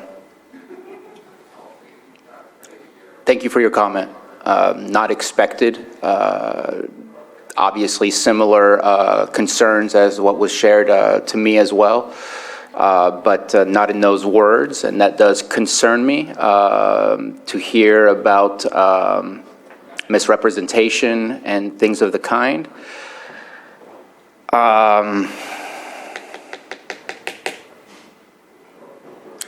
Ms. Grant, did you want to add anything? If your board, I don't know what the timeline is on this for behavioral health, but I'm sure they would agree that if there are any outstanding questions that need to be resolved, putting this over until they can be resolved it shouldn't pose any big concern. But again, I don't know the timeline of behavioral health, but unless it's something that's drastically required, I'm sure they'd agree that they'd want to make sure that everything is exactly as is presented. Director Metcalf. Yes, thank you, Ms. Grant. This is new information to me as well. So, and it is very concerning. So we might, I don't know, Elise, I'm looking at you too. I mean, I would think that we do not want to approve this agreement at this time. No. That information was brand new. I had no idea. Absolutely. We're not going to get sanctioned or in trouble for not having these services from the grantor. So of course, we'd like to get things rolling sooner than later for the benefit of the clients, but not at the detriment of the community. Absolutely. Thanks, Elise. And so with that, I'm in agreement to kind of clarify all this and come back to us. Okay. Let's clarify and bring it back at a later date. Do we need a time certain or no? And so we will just bring it back at a later date and ensure that everything's cleared up in this manner. So. Yes, absolutely. Thank you. Thank you, Mr. Chair. Right. With that, we'll continue this item at a later date and be looking for it on the agenda if you're concerned with it. And we will go to the next item with did I cover 5.7? No. Oh, sorry. Approve amendment number 1 between County of Lake and Resource Development Associates for consultation and support in the community program planning process and the evaluation of the whole person care project for a new contract maximum of $268,060 for fiscal years 2021 and 2022-23, and authorize the board chair to sign. This is also Director Metcalf. And so I think you pulled it, Supervisor Spatier, so if you wanted to go on it. Please, thank you. So in reviewing this, again, going off the head, I don't have the contract right in front of me, but I believe it was close to a 50% increase in required cost. This is multi-year. This is an amendment. When I look at the original, it states some of the exact same objectives as the reasoning for why we are asking for almost 50% increase. Some of those are presentation to the board, stakeholder meetings, collection of data. I know I emailed Director Metcalf. I don't believe that he was able to respond in a short time, and I apologize for the late emails due to my own personal life reasons. But I was hoping that there would be some information as to why is it that the same exact objectives are now being asked to pay twice as much, when it would seem to me that the presentation to the board, stakeholder meetings, and collection of data was part of the original reason for the contract. And so just kind of wanted to get an answer as to what exactly is it that is being asked in addition to what was approved for the first time. Thank you, Supervisor Spatier. As was mentioned, RDA, Resource Development Associates, they do assist us with all of our Mental Health Services Act plans and updates and what have you. And the original funding for this agreement was just for the first year. We didn't put in funding for the second year because we weren't sure what it was going to look like. But I believe Scott Abbott, our MHSA and Housing Program Manager, is with us here, and if not, Elise might be able to chime in, because I'm sure I'm missing some of the details on this. And Scott, are you here? I can't see you, but Yes, I see him. He's coming on. Hi. Hello. Good afternoon, board. So this particular contract, it is a 2-year contract, as has been mentioned. It's time to coincide with our to end with our current 3-year Mental Health Services Act program. Oh, by the way, I'm sorry. My name is Scott Abbott. I'm the program manager over the Mental Health Services Act and Housing. And so this contract, as I just mentioned, is coincided to kind of go along with our 3-year plan. RDA assists us in our community planning, as well as our evaluation of our Pathways Hub project, which I'll talk to you more some other time about that. That's a great project you'll want to hear about. But as far as MHSA, the first year was $112,000. This time, for this year, we're asking for the amendment an additional $155,710 for the total of $268.60. The big difference as far as the growing from 155 from the 112 is 2 reasons. The first one is the California Mental Health Services Oversight and Accountability Commission has created an additional requirement for the reporting of our prevention and early intervention funds. It's a very specific way they would like it. It requires the collection of data, which we're not doing, and we need some assistance in kind of designing that collection and reporting process that's reported within our updates and 3-year plans.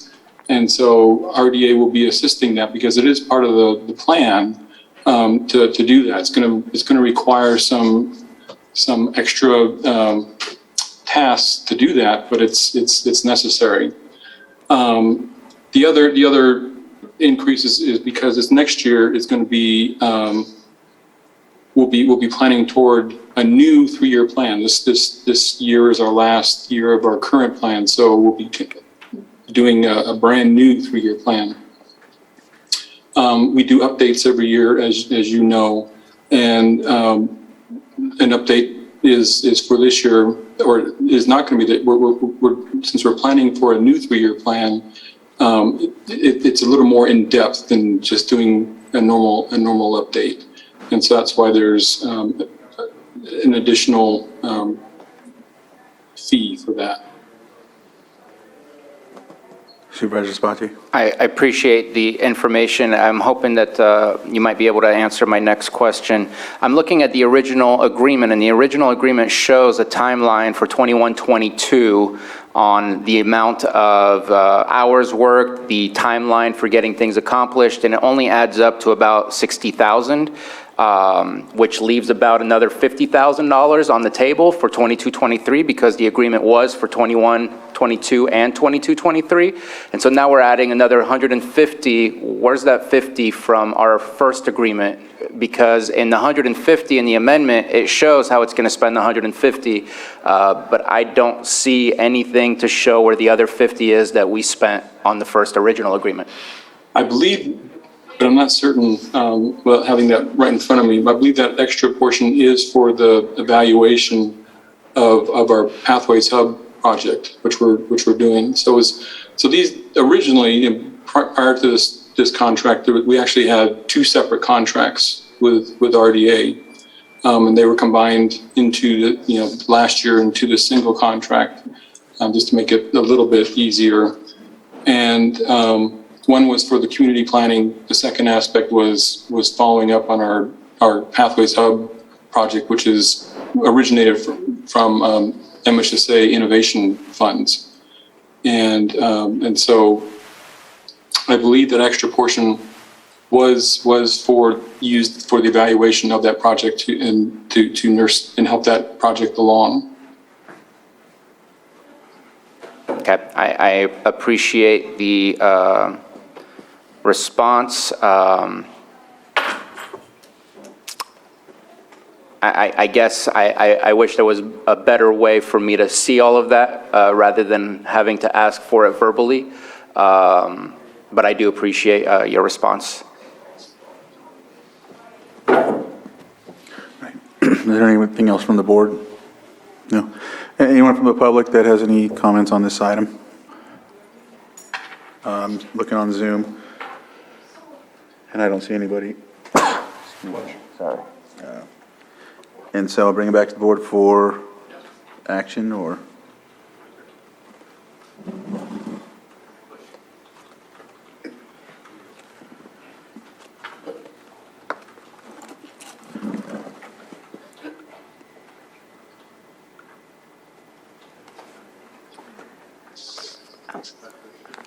Supervisor Pyska. Yeah, Mr. Chair, I move that we approve the amendment, number 1, between the County of Lake and Resource Development Associates for consultation and support in the community program planning, CPP process, and the evaluation of the whole person care project for a new contract maximum of $268,060 for fiscal year 2021-22 and 2022-23, and authorize the board chair to sign. So I have a motion and a second. All in favor signify by saying aye. Aye. Aye. Opposed? Nay. Motion carries 3-1. And so we'll go on to the next one. Let's see. 510. 510. Yeah, I was actually just pulling up the approved memorandum of understanding between Lake County Behavioral Health Services and Lake County Health Services Department Public Health Division for the Safe RX Coalition in the amount of $40,000 for FY 2022-23, and authorize the board chair to sign. And so with that, Supervisor Sabatier. Thank you very much. So I actually like the agreement. There was a couple of concerns. One, it's an unlimited, no stopping expiration date for the agreement. I think SafeRx, being one of the top counties with the issues that we've had with opioid and overdose and things like that is a very important part of us keeping track of what's going on.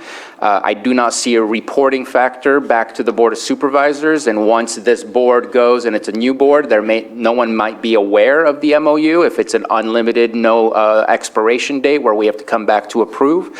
And so my request is, rather than putting an expiration date, that there's an annual report back to the board of how we're doing with SafeRx.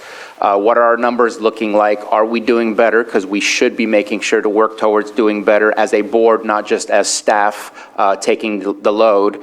But I would also like to request that the SafeRx conversation, in my opinion, belongs also with the, and it's kind of a strange combination, but SafeRx belongs with the conversation of the needle exchange program.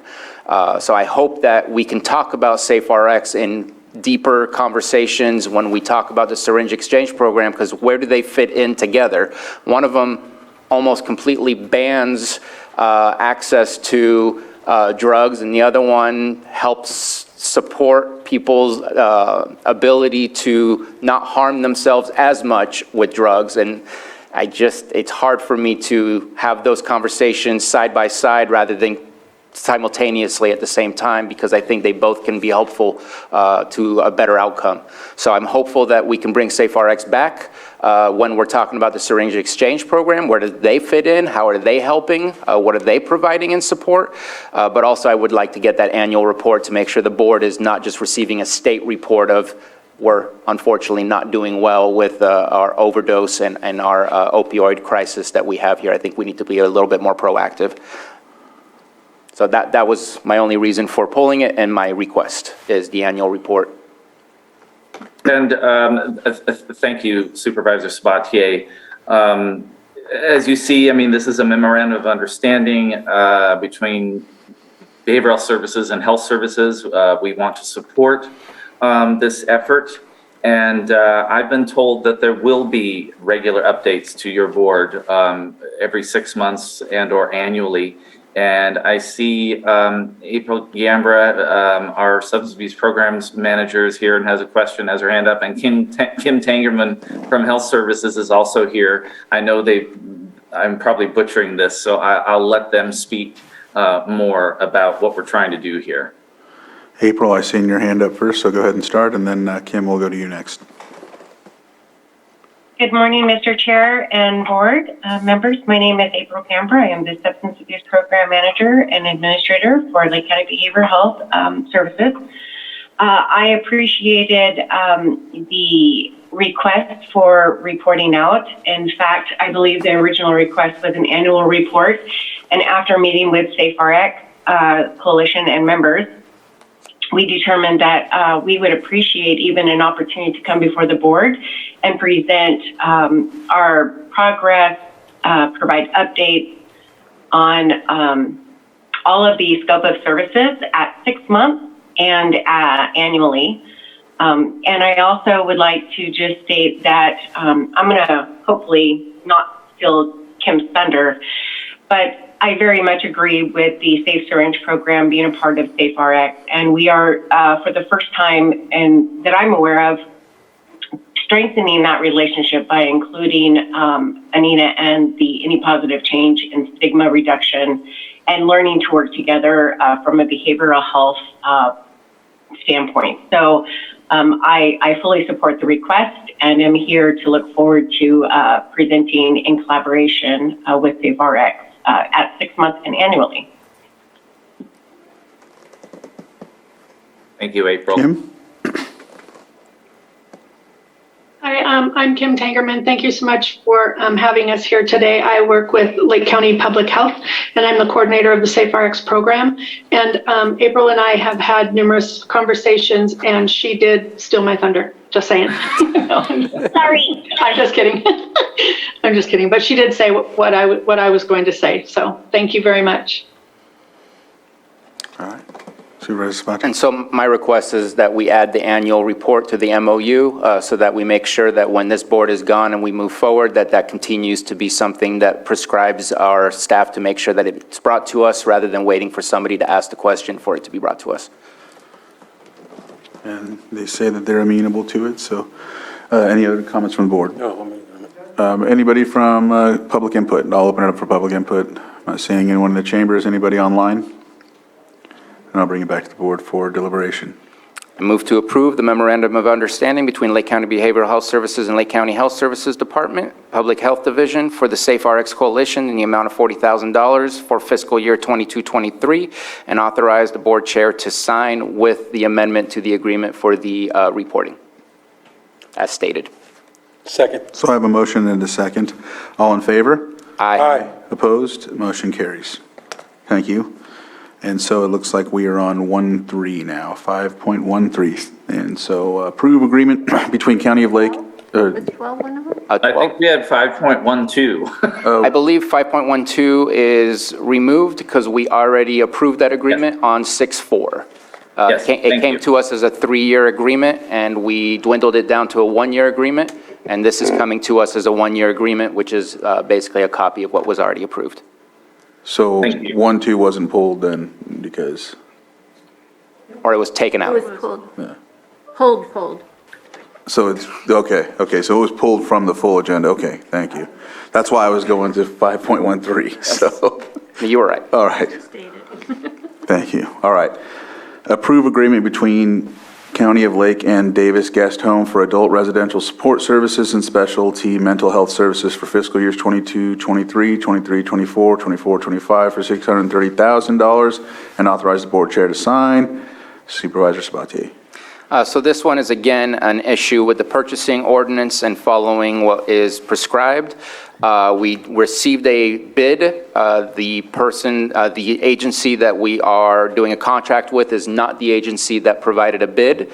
Yet we're offering a 3-year contract for an agency that didn't provide a bid, and I feel like we're giving the full award of what the purchasing ordinance allows if it's a single bidder, and it is that single bidder that we are contracting with, and I just don't think that a 3-year contract is following the purchasing ordinance, and would like to see this as a 1-year contract.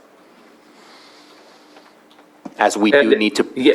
And I am in agreement, Supervisor Sabatier. If we can amend it with just a 1-year term, that'll be fine. Thank you. And I just wanted to finish because we do need to continue to care for the clients that are at this site, getting the care that they need. So that's why I want to agree on the agreement. Okay. Any other comments from the board? Open it up to public input. And I'm not seeing anyone in the chambers and or online, so I'll bring it back to the board for action. Quick question for Director Metcalf or his staff. Is it $630,000 divided by 3? So $210,000 for fiscal year 22-23? Yes, that is correct. Okay, just wanted So to make sure. we'll need to adjust that as well. Okay, just wanted to make sure. So I move to approve the agreement between County of Lake and Davis Guest Home for adult residential support services and specialty mental health services for fiscal year 22-23 for $210,000, and authorize the board chair to sign. Second. So I have a motion and a second. All in favor? Aye. Aye. Opposed? And motion carries. 5.16, approve agreement between the County of Lake and Clover Valley Guest Home for adult residential support services and specialty mental health services in the amount of $270,000 for years 22-23, 23-24, 24-25, and authorize board chair to sign. Supervisor Sabatier. So this was the same thing. I believe that we did receive a bid. The bid came from a different agency, but here we are providing a 3-year contract to an agency that did not provide a bid. Director Metcalf, please correct me if I was wrong on that statement. No, so yes, this is for Clover Valley Guest Home. As you may or may not know, they're only one of 2 board and care facilities in Lake County. We went out to bid. We did get a response back from Crestwood, but they don't offer board and care services, so that's why they were not selected. they might not have read the criteria of the RFP, so that's why we didn't go with them, because they don't provide these services. But Elise is still here. I don't know, do you want to add more to that? Because I might be missing something. I could add more just in the spirit of full transparency. So when we did this request for proposals, in hindsight, I think we should have broken out every level of care into a separate proposal, and the RFP did not. We threw all the levels of care into one, from board and care, which is the lowest level above independent living, all the way up to IMDs, which is secure locked facilities. And so that was a blanket RFP to any level of care. Crestwood, as was stated, did respond. However, they don't provide board and care services. So in the future, if it were me, I would probably break it out into separate requests for proposals to kind of avoid issues like these, if possible, and make it a little bit more clear what exactly we're looking for. Well, at least that will be you moving forward. We'll make sure that we're a little more specific. So thank you for that. All right. Did you? So, yeah, go ahead, Sue. based on those comments, I would suggest then that you received 0 bids that meet the criteria of what you were looking for. Am I correct in kind of paraphrasing what I was just hearing? Yeah. You did receive a bid, but it did not meet the criteria of what you needed. Therefore, this is the only agency that we're able to contract with at this moment in time. So now I'm going to go backwards based on that information and say I am comfortable with moving forward with the 3-year. For this level of care, that's correct. There's different, right? This was Clover Valley and Manzanita, who are actually operated by the same person, only 2 board and cares in our county, and we received no bids for board and cares from anyone anyways. Okay. All right. Any other comments from the board? No? Open it up to public input. Is there anybody from the public that would like to speak on this item? I don't see anybody in the chambers or online, so I'll bring it back to the board for action. I move to approve the agreement between the County of Lake and Clover Valley Guest Home for adult residential support services and specialty mental health services in the amount of $270,000 for fiscal years 22-23, 23-24, 24-25, and authorize the board chair to sign. Second. So I have a motion and a second. All in favor? Aye. Opposed? Motion carries. So next item is 5.21. Approve annual renewal of Veteran Subvention Certificate in Compliance and Medi-Cal Cost Avoidance Program Certificate of Compliance and authorize the board chair to sign certificates. Supervisor Sabatier? Yeah, and it looks like Ms. Baker is here. So my question was that we changed the rate to $100 an hour, but there was no as-of date. Are we changing the rate for the entirety of the contract? Are we changing the rate as of this new approval of this contract? Just kind of curious as to how that works, because usually there's an as-of for when we change a rate. This should be for the new fiscal year, apologies. So it's starting these subvention certificates run fiscal year to fiscal year. So as of July 1st? Yes, sir. Okay. And I would just like to add that language to the contract amendment. All right. Or wait, subvention is just the certificates, correct? I'm sorry, did I say the wrong one? Yeah, this is this annual subvention certificate of compliance. I meant to say 5.22. Okay, I'm ready for that one. Or 522 we did was, 22 I believe, already. Mike Marsh, and I know you pulled 5.23 as well, my AB 86 for the Lake County Office of Education. Is that the one? We pulled 2.2 and did that in the beginning. We still haven't done 2.3 yet. I apologize, I had my numbers mixed up in my notes. That's okay. And so with 2.1, I'm ready to approve if public comment is done for 2.1, and I apologize for wasting time on that. is there anybody that would like to speak on this item in the public? I'm not seeing anyone online or in Zoom, so I'll bring back to the board for action. Move to approve the annual renewal Veterans Subvention Certificate of Compliance and Medi-Cal Cost Avoidance Program Certificate of Compliance and authorize the board chair to sign certificates. Second. So I have a motion and a second. All in favor? Aye. Opposed? And motion carries. We will move on to 5.23, approve Amendment 1 to the agreement between County of Lake Health Services Department and Lake County Office of Education to coordinate COVID-19 vaccination clinics to eligible school-aged children and authorized board chair to sign. Supervisor Spatier. And apologies again, that one is not the one I meant to pull. So. Oh, okay. Well, I was so ready for both of those. Okay. And just to mention, the one that I did want to pull is for next time's purposes, there is no need for 5.24, as the city of Clear Lake has stated that there is no longer a need for the local health emergency. But ready to move forward with 5.23. All right, so I'll open it up to the public for any comments. I'm not seeing any, and so I'll bring it back to the board for action. Move to approve Amendment 1 to the agreement between County of Lake Health Services Department and Lake County Office of Education to coordinate COVID-19 vaccination clinics to eligible school-aged children and authorize board chair to sign. Second. So I have a motion and a second. All in favor? Aye. Opposed? Motion carries. And 3.2, we did that already, so there's no more consent agenda items. We will go on to our non-timed items. We conducted 7.2. We will go on to 7.3, consideration of response to the Bureau of Indian Affairs invitation to provide comment on the Robinson Rancheria Pomo Indians land acquisition application. And with that, I will give the floor to Susan Parker, CAO, who can go from there. Yep. Good afternoon, Board. Patrick Sullivan is here to share with you the overview of this letter and to take any questions you may have. Good afternoon, Board. Patrick Sullivan, County Tax Administrator.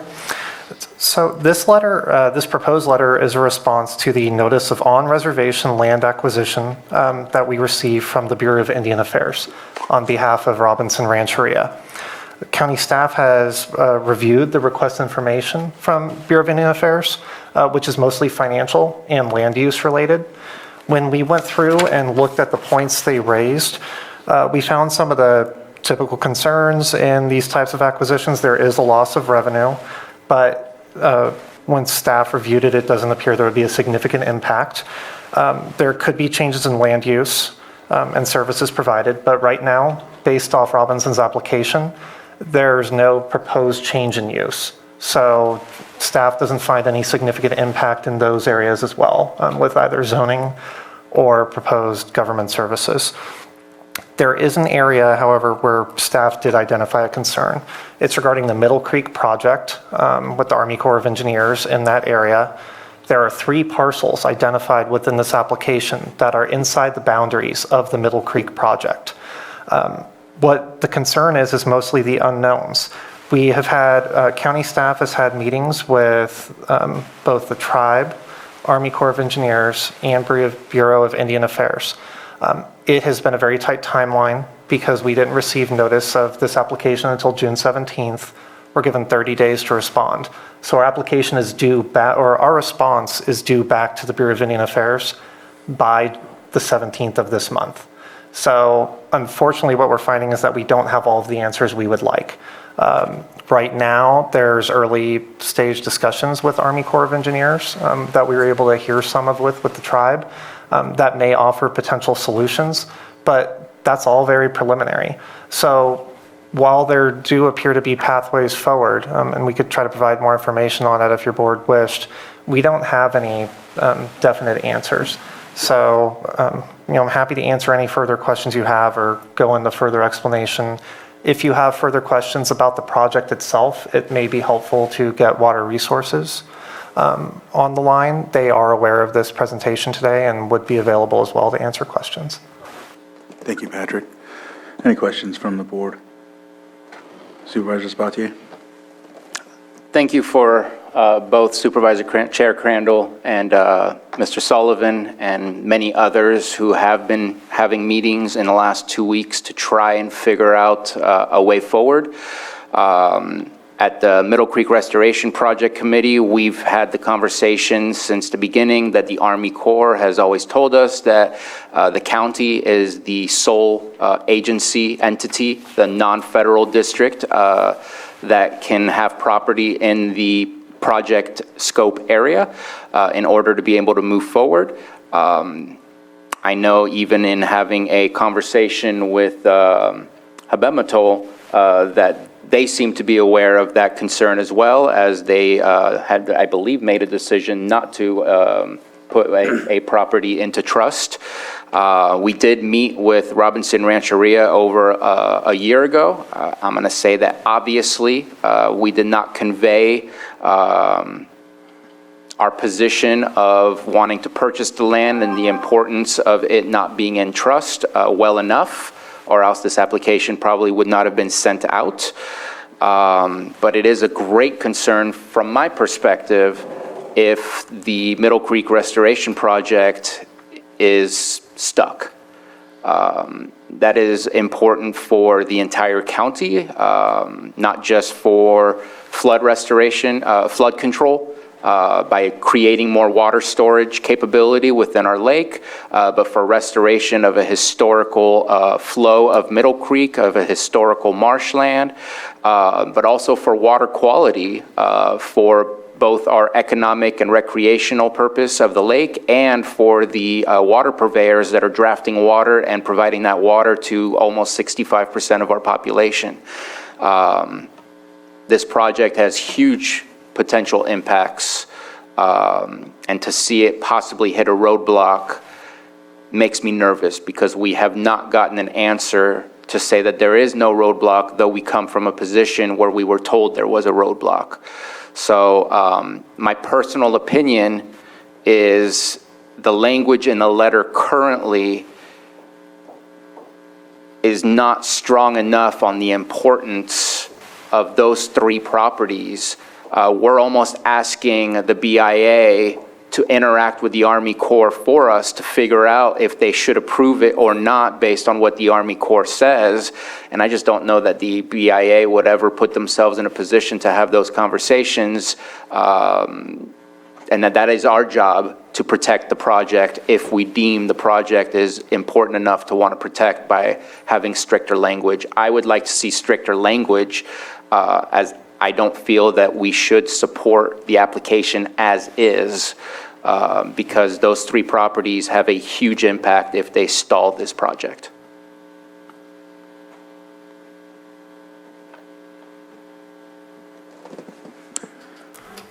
And that's also, I know that, thank you for that, Supervisor Spatier. I know that's also what we were trying to emphasize in the meeting.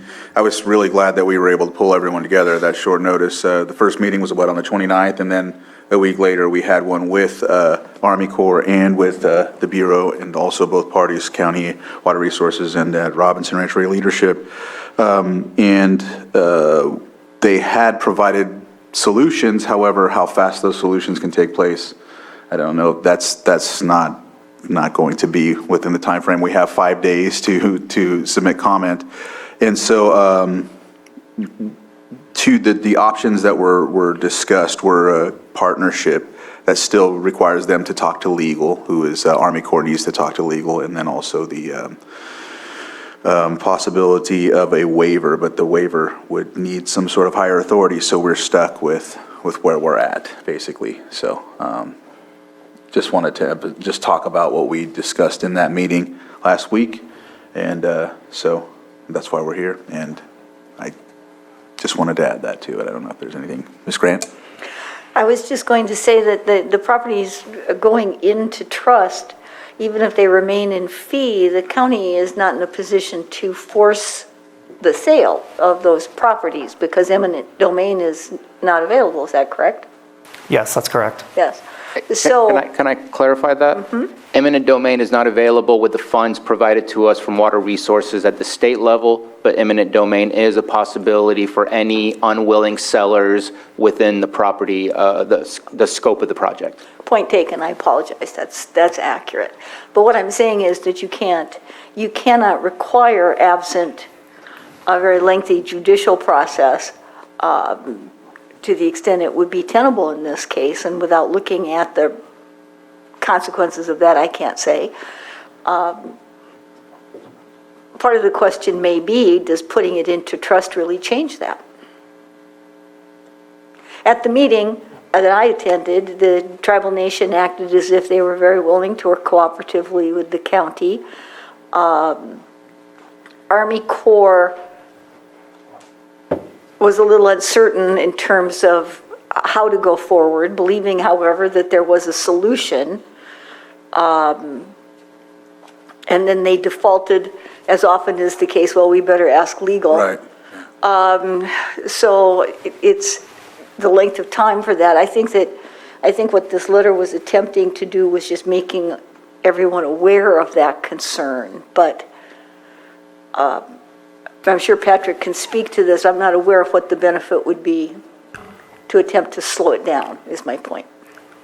And if I could add to what Ms. Grant said there, the Bureau of Indian Affairs was on that call as well, as was able to provide more information about their timeline on completing this application. And based off what they were saying, it sounds like this application could be complete in the next 40 to 50 days, where they could be issuing a notice of decision, which, from what we heard from Army Corps of Engineers, the staff that was on the call has to reach out to their legal and real estate divisions just to get past these early preliminary discussions about those ideas that Supervisor Crandall raised. So the timeline on this application is so much faster than when we are going to get anything from Army Corps of Engineers. And then the other confusion is that if it were to go into trust, then it's the Bureau of Indian Affairs and other federal agencies that are weighing in differently than they are right now.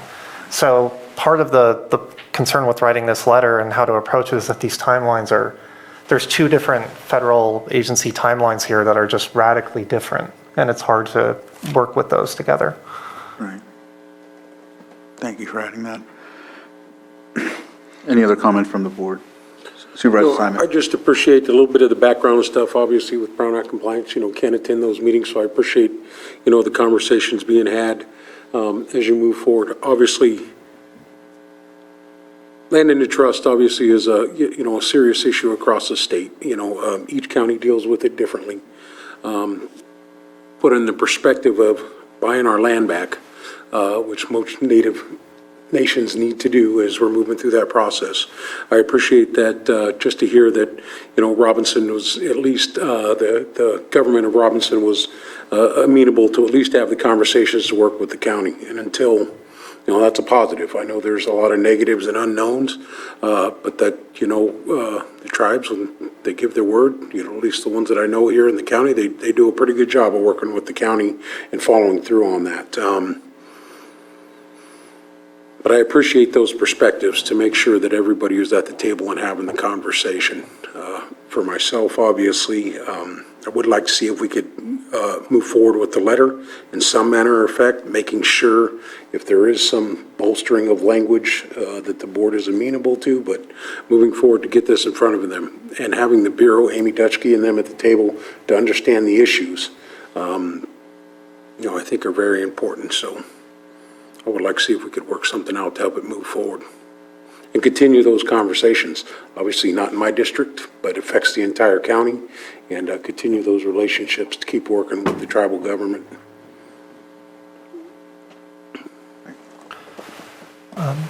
Were there specific ideas about language to adjust? I realize that there's different ways to approach it, and I don't know what authority the Bureau of Indian Affairs has within this process, but can we request that we make approval contingent on a resolution with Army Corps of Engineers? I realize that may not be enforceable or possible, but I'm just not sure where we're taking this language. Ms. Grant? It would also be too vague. An agreement with Army Corps, it would require more than that. If you're looking at, I don't even know, as Patrick was saying, I have no idea if a contingency clause is even appropriate in this circumstance without looking at it. I suppose you could say something to the effect that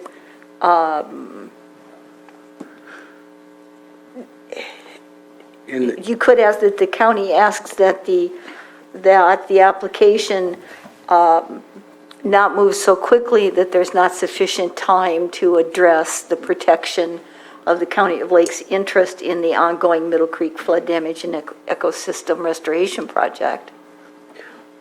And not to mention, and just to kind of, it was mentioned during our meeting last week by Dr. Lyons about the ring levy. I know that the ring levy was an opportunity to kind of stay away from, or, get away from the tribal trust land aspect of it. I know that in the 2000s, late 2000s, different leadership time. That's why also this leadership wasn't kind of all full understanding of what was going on, because it's been passed on by different leaderships. They were not amenable to that whole thing, but that was 2009. So, but either way, he brought it up again, and I don't know if that's an option or something. Maybe we can. I don't know if highlighting it makes any difference. That but a ring levy. The ring levy was put around the trust land at one time, was a thought of the project, but I don't think it makes a difference if we put it in the letter. Yeah. Doesn't the tribe want the lakefront property there, or the marsh? Probably, I would think, yeah. I don't know if that was even mentioned when we talked about it, but I think that would probably be one of the thoughts as well. Yeah. Well, how do you feel about the letter? Well, I'm fine with it, and I'm fine if we need to write some more language to ensure that, because from my perspective, I think the county and the tribe are doing what they need to do to ensure. So, for example, the tribe wants to do what Moak had stated, and that's purchase any land that's contingent, because that's all they can really do to put their land into trust. Us, and they agree with the project. The first statement that I got from leadership when I called about this was, we don't want to hurt the project. We just did this, and it happened to affect it, or whatever the case may be. But we need to ensure that project moves forward for the lake's, purpose, and the whole situation with getting the funding as well. I think it's going to take BIA and the Army Corps to do something on this, and that's the hard part, is getting them to do something, because to me it was evident. There was a couple statements I know that was made in that, and I'm like, I sent that to the representative of the Army Corps, and I'm not understanding why, so. It's just frustrating, but at the same time, we can only do what we can. And so I think I'm fine with putting verbiage that maybe ensures that they can look at doing something to focus on this project moving forward in both ways, or however it needs to take place. So does that suggested language work for you? Even if it needs to be bolstered to seem more stern, I think that was the comment, or whatever the case may be, but I'm fine, because whatever takes place needs to ensure that that gets their attention at that level, so that they can hopefully do something to help, Maybe, sorry, Chair, maybe we could add some language requesting a deferral of the notice of decision in order to resolve some of these outstanding issues, since all participants are willing to continue these conversations. That's not very strong language, but I'm just trying to give you an idea of what I was thinking. Ms. Grant? I don't know that all participants are willing, and I know Susan wasn't at the meeting, having a different meeting to attend, but I don't know that the tribal nation wants to delay this process at all, so I would be very hesitant to attempt to speak to other parties in that conversation. I think the county can only speak for the county. That's why I think bolstering the last paragraph in here somewhere, Lake County has no objection to this application, but, ask that all necessary steps are taken to ensure the approval of the application is accomplished without any negative impacts. Yeah, I think that's the, obviously we go through, talk about the letter coming up in that area. I don't know how to strengthen that language or to continuing partnerships or something, but I completely agree. There's a long process to go for tribal nations to get land back into trust. And when you get to this point, it's like, well, now we've been doing this for 3, 5, 7, sometimes 10, 15, 20 years. And just like a large project, it's okay, we're there. Let's see if we can get this going. So, I don't know. I don't have a simple answer. Wish I was a wordsmith, but I am not. Maybe something like, we urge the Department of Interior to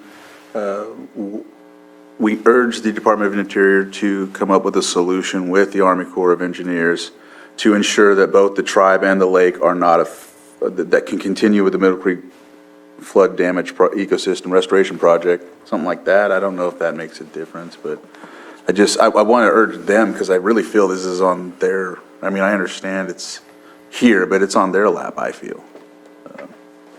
I don't know. No? Ms. Grant? I think it's a good idea, but I doubt they'll come up with a solution just Yeah, because we ask it, yeah. yeah. But you could still say that, you could still make some statement that, given the significant environmental impact of the Middle Creek flood damage ecosystem restoration project in the county of Lake and surrounding areas, it is the county's request that the application not move forward so quickly that it fails to, that the Department of the Interior fails to take any necessary action to protect the Middle Creek restoration process in reviewing the application or something like that. Do you see what I mean? Then you can put it on them a little bit, Yeah, I like that. but I think they also have to be aware of the environmental consequences of the project and, but I think that Supervisor Simon's point was well taken. This has been a long process, and to just say, whoa, at literally the 11th hour, without some kind of balance, I think is somewhat difficult. Supervisor Sabatier, I'm sorry, yeah. So some of the things that I feel I need to preface it with some other information first. Fully support what the tribe is trying to do. If it wasn't for Middle Creek restoration and the potential for the block, there would be no issues with that, and I wish that we could finish the project and say, okay, now let's move on and please go ahead and continue with this process, because that's what's in my mind would be appropriate. But my issue with the letter is just the fact that we say the County of Lake has no objections to this application, but if all you read was the first part of that sentence, the rest, you already said that we already said that we have no objections to this application. So if it's possible to say, if the 3 properties of concern are stricken from the application, and I know that amendments are almost impossible to do, and I agree that based on the conversation I was involved in, extension is not at all what Robinson Rancheria is looking to have occur. But again, we've received $15 million just recently with AB 707 to purchase properties from the state. We received money previously to that in order to purchase the properties that have already been purchased.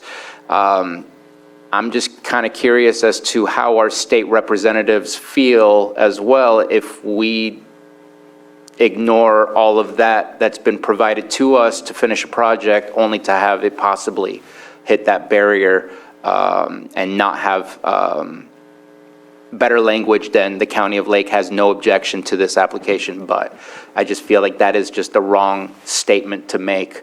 I think we need to talk specifically about and we do, but I think we need to reiterate I feel we need to reiterate our objection to those 3 properties in hopes that those 3 properties can be set aside and the rest would be approved.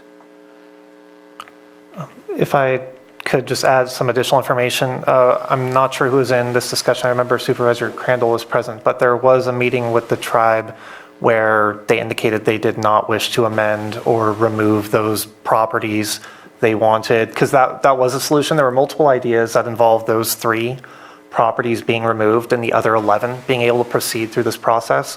But that definitely was not an option that they wished to consider. So that then further limited our ability to proceed there, because then it puts the county in the position, it feels like if we're objecting, let's say, then are we objecting to the entire application if they don't wish to amend it? Just to your point about language, Supervisor Sabatier, if we were to strike the County of Lake where it says has no objection to this application, if we were to strike that language so that it read the County of Lake asks that all necessary steps are taken to ensure that approval of the application is accomplished without any negative impacts, would that satisfy your concern, or would you still want further language? I think it reads better by not saying we don't object when there is an objection. It's a very specific objection. Ms. Grant? If it's an objection, then it should be stated as an objection. If it's a concern, it should be stated as a concern. So I think if you're going to do this for the sake of all the parties involved, there's going to have to be enough specificity in terms of exactly what your board wants to say here. In other words, just putting a bunch of statements on paper is not going to have really too much impact unless it's formed somehow by whatever it is you're trying to do. So if you feel that's an objection to the application, then you'll have to state that. I don't know if that's what you want to do. I'm just saying that if it is, you should just state it.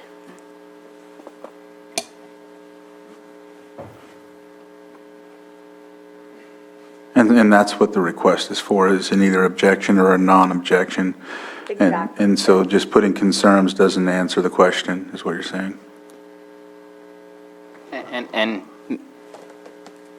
I'll just flat out say it, based on our concerns, which have been already listed up above in the letter, I would say we object. It's hard in trying to hold a relationship with different entities, but at the same time, I'm very uncomfortable and feel like we are in a position with our backs against the wall.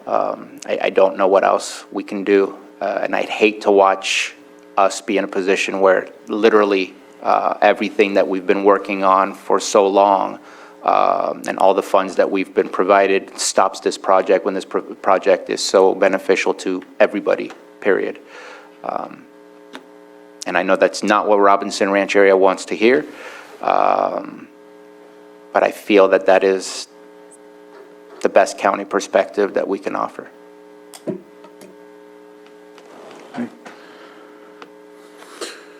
Yeah, well, I know a lot of discussion has gone back and forth. Do we have, is Robin? I don't see anyone Any of the from local government here? I don't see anyone on.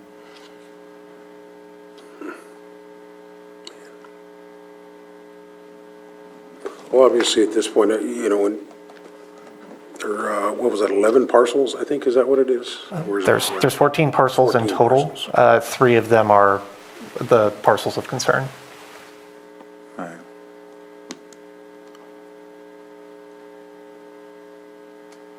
Yeah, objection is,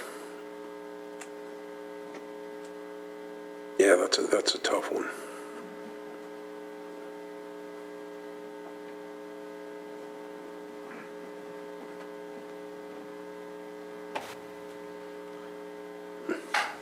Okay. Any other comments? Is there anybody in the public that would like to comment on this? Hopefully there might be someone in attendees from, I don't see anybody. So I'll bring it back to the board for further discussion or action.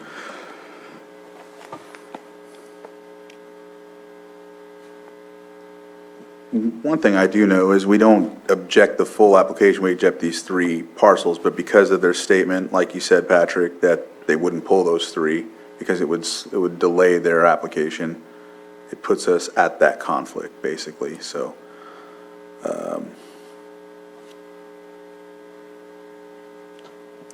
Is there a way, I mean, even if I know we're writing and we're just brainstorming here, but if we put no objection to the full project, 14 parcels, however, the county does object the 3 parcels that are in conflict with the Middle Creek restoration, or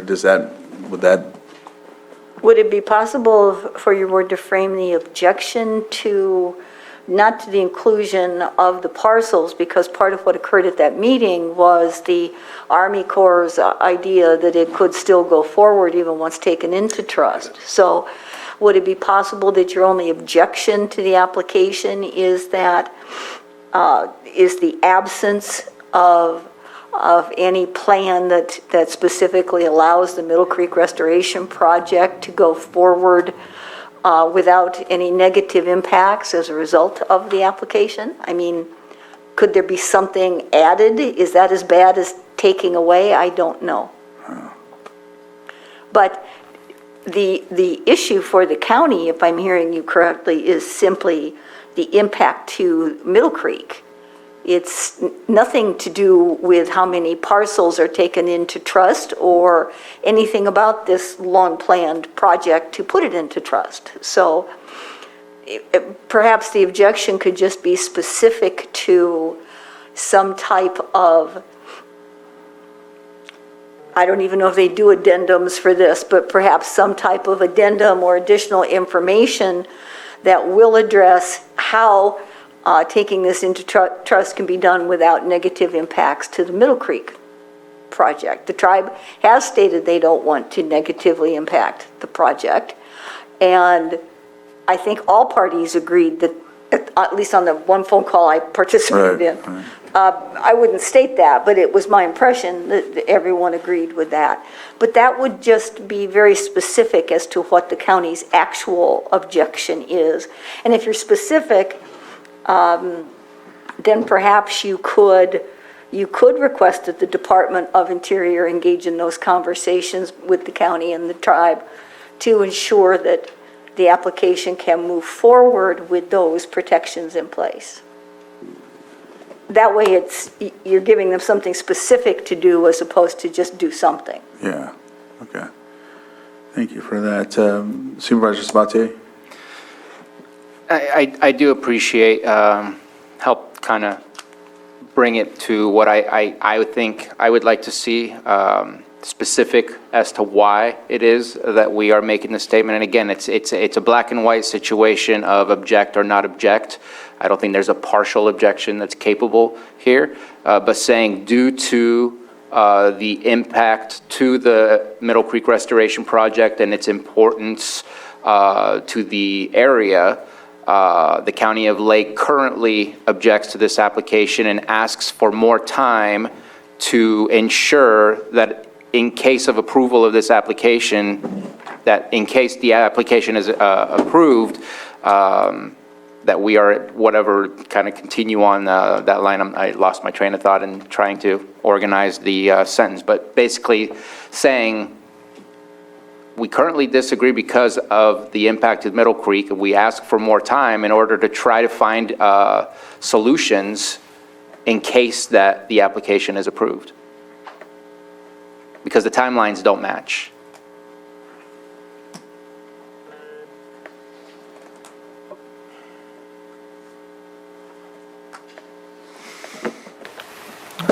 I took note of that language, and I think the only question I have, and maybe my newness to this project, is the parties involved post-trust, if the land were taken into trust, are different than those that would be involved now. If I'm understanding correctly, after the land's taken into trust, it would be the Bureau of Indian Affairs and the Army Corps of Engineers that would be working on a solution, and maybe to a lesser extent right now, than right now, the county, tribe, the federal agencies are involved. But after it's placed in trust, it's more a focus on the federal agencies trying to work together on that regulatory solution. And that's my understanding, but I just want to make it clear what I'm asking for here, if we're asking to engage in any kind of talks after the decision's made. Go ahead, Supervisor. You know, Robinson Rancheria is right here in our county, so those conversations, I think, could continue to happen. You don't need to write a letter for that. I think you guys have already had the meetings. You know, at least what I've heard from the meetings that have come out is the tribe is committed at least to continue to have those conversations move forward. The hard thing I have with the objection letter is, oh, what if this could? There is, I did not hear that Army Corps of Engineers said, oh, this will harm the project. They're like, well, we don't know how that'll work.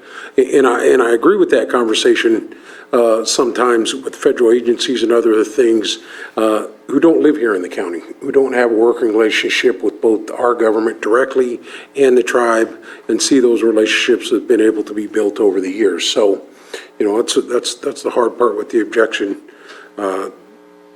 Writing an objection letter to that effect. I know that since I've sat on the board, there was a There was a letter, we've done a couple of these at this point since I've been on the board.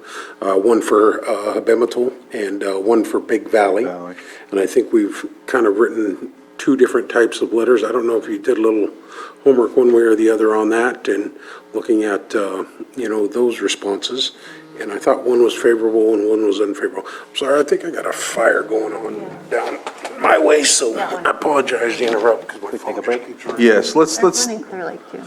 Jesus. let's take a 5-minute break, potentially 10. It looks like we have a situation, so we'll go ahead and break for a moment. Apologize. Ready, Sam? We're ready. Okay, there we go. All right, so we're coming back into session here from our break. We are going to hold this item briefly while we allow one of the leadership from Robinson to log on to the Zoom meeting. And we will conduct 7.7 briefly. Consideration of Amendment 1 to the agreement between the County of Lake and SCS Engineers for engineering design services for the East Lake Landfill Expansion Project. And that is Lars Ewing. Lars, I see you're on Zoom, so go ahead and take it away. All right, thank you very much. Lars Ewing, Public Services Director. As the board is aware, the Public Services Department is working on a project to expand the disposal area of the East Lake Landfill in Clear Lake. That project is about 95% design complete right now with SCS Engineers as the lead design consultant. To complete that project, the design component of the project, there are two project tasks, relatively minor tasks that need to be added into their scope of work. Those tasks were delineated in the memo, but just to summarize them quickly here. One is the design of a retaining wall to allow for a haul road to be constructed in order to maintain setbacks from a creek. And the second component is the addition to SCS's scope to do what's called Division 1 specifications, essentially the special provisions or supplementary conditions for the specifications. Originally, we were planning to have staff perform that work, but the level of expertise that SCS brings to define supplementary conditions for a landfill expansion project is to the county's benefit to add that. So the proposed amendment that is there incorporates that scope of work into the agreement. And should your board approve the amendment, the design will move forward on schedule, which includes a couple of milestones coming up. One is to submit regulatory permits, which would be this fall, with construction bids and bid award following that in late fall and early winter. And then a construction start date of next spring. So with that said, I'm happy to answer any questions. Thank you, Lars. Supervisor Sabatier? Just to check in, that's only an additional $7,400? Correct. Wow, that's a very nice price for a retaining wall. It's a geogrid wall. It's just correct. I won't disagree there. Let's approve this before it changes. Any other comments from the board? Anyone from the public that would like to comment on 7.7? And we'll bring it back to the board for action, as I'm not seeing anyone Zoom either. Mr. Chair, I move to approve Amendment 1 to the agreement between the County of Lake and SCS Engineers for engineering design services for the East Lake Landfill Expansion Project. Second. So I have a motion and a second. All in favor? Aye. Opposed? And motion carries. Thank you, Lars. Thank you. And it looks like we have Esther Stauffer from Robinson Rancheria on. If you can promote her to one of the panelists. I was looking for that name and it was right in front of me. Anyhow, so we'll come back to item, it's 7.3. Do I have to read it off again or we're good? Okay. So we were at the point where we were discussing some sort of language that we would like to put in the letter. I know County Council has some. Would you like to go over that or should I? Yeah. I can go over the language. I'm not sure how much of the discussion that preceded it that the newcomers to the Zoom are aware of. But, Okay. But the language, that there's been a request to make the language a little bit stronger. So the language that I'm suggesting is something to the effect of the county's approval of this project application is contingent upon the receipt of assurances from the involved federal agencies and Robinson Rancheria that this application will not negatively impact the Middle Creek Restoration Project. Further, it is the county's request and expectation that all involved federal agencies engage with the county as soon as practically possible to develop said assurances. Yep. I like that. No, I'm okay with that. Yep. Esther, are you on? Would you like to?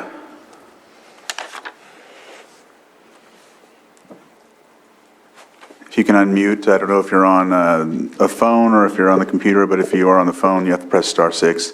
There we go. Esther, item 7.3 is just our comment to the Bureau of Indian Affairs regarding the Feed a Trust application that the tribe is submitting to the Bureau. And so we've just been going over our letter and our comments. And so I didn't know if you had anything to add or would like to discuss. I know we met last week and have been meeting with the tribe for the past couple of weeks in regard to this application. So I just wanted to, we were hoping that we can get somebody from the tribe to discuss this with us.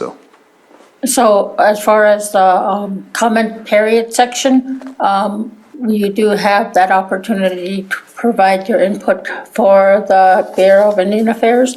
The Realty Department, they're the ones that provide that, the comment section for anything that may impact the land we're looking to place into trust. However, that is a comment period, and so as far as some of the items that the Board of Supervisors are concerned, you can place those on the letter. And then when the time comes, then we will have an opportunity to help address those later on. However, we have been working with the Middle Creek Restoration since it first started. And so we understand the importance of that particular project. And I don't think that the impact will be as significant as you are thinking in that letter, because we will continue to partner with Board of Supervisors on moving ahead with the Middle Creek Restoration Project. And I don't think that will hurt the actual project itself once the land is held in trust. There's just going to be a little different in the approach. However, the tribe is willing to provide the partnership needed in order to continue with the restoration project. And if you have any questions, feel free to call me anytime, and I will be glad to answer any questions. Supervisor Sabatier? I just want to say, I don't think our concern is about our ability to work together. I think that part is definitely showing in the fact that we've been meeting to discuss this, and we've met about this before in the past. My concern is the federal government's capabilities of allowing to work with all of us rather than creating restrictions. So appreciate the comment and definitely agree with those comments, but I'm definitely concerned about what the Army Corps decides. That's where my concerns are, based on the results.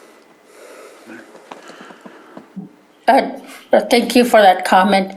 I cannot speak on behalf of the Army Corps itself, but as a Robinson Rancheria Tribal Administrator, I can indicate that we will work together with Lake County Board of Supervisors. However, I cannot speak for the Army Corps of Engineers and what they're planning on doing. So, but we will continue to work with you, and thank you for your comment. And we look forward to working with you on trying to get to make sure that the project continues forward.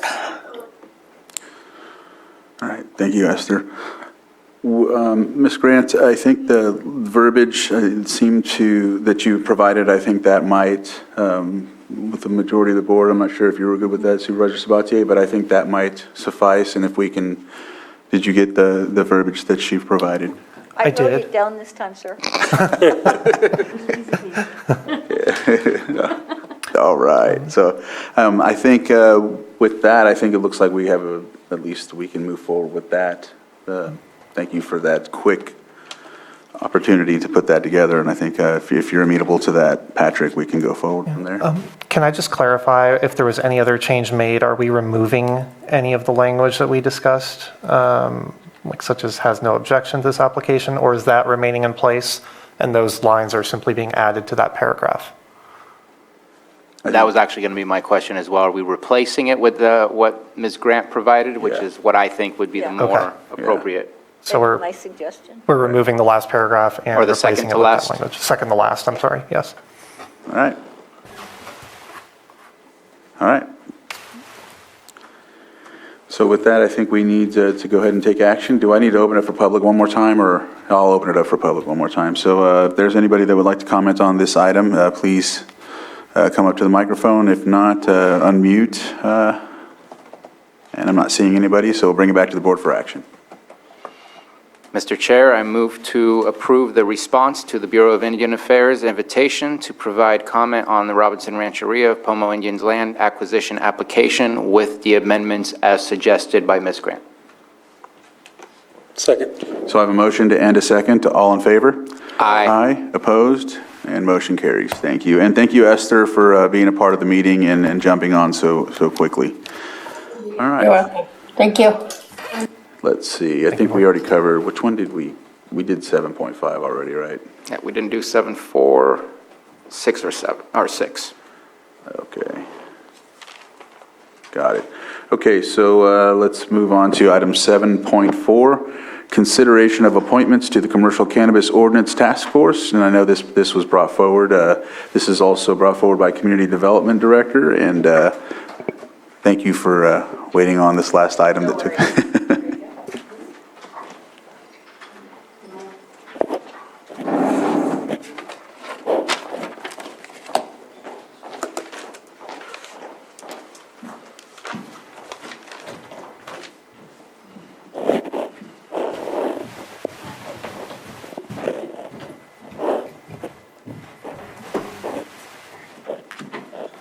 Hello.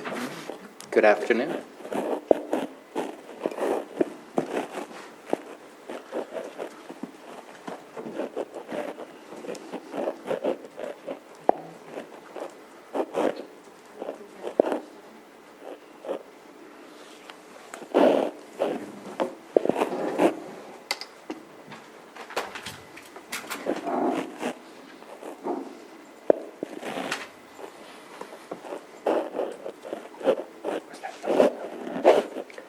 Somebody, Oh, it's Anita's shoulder. click.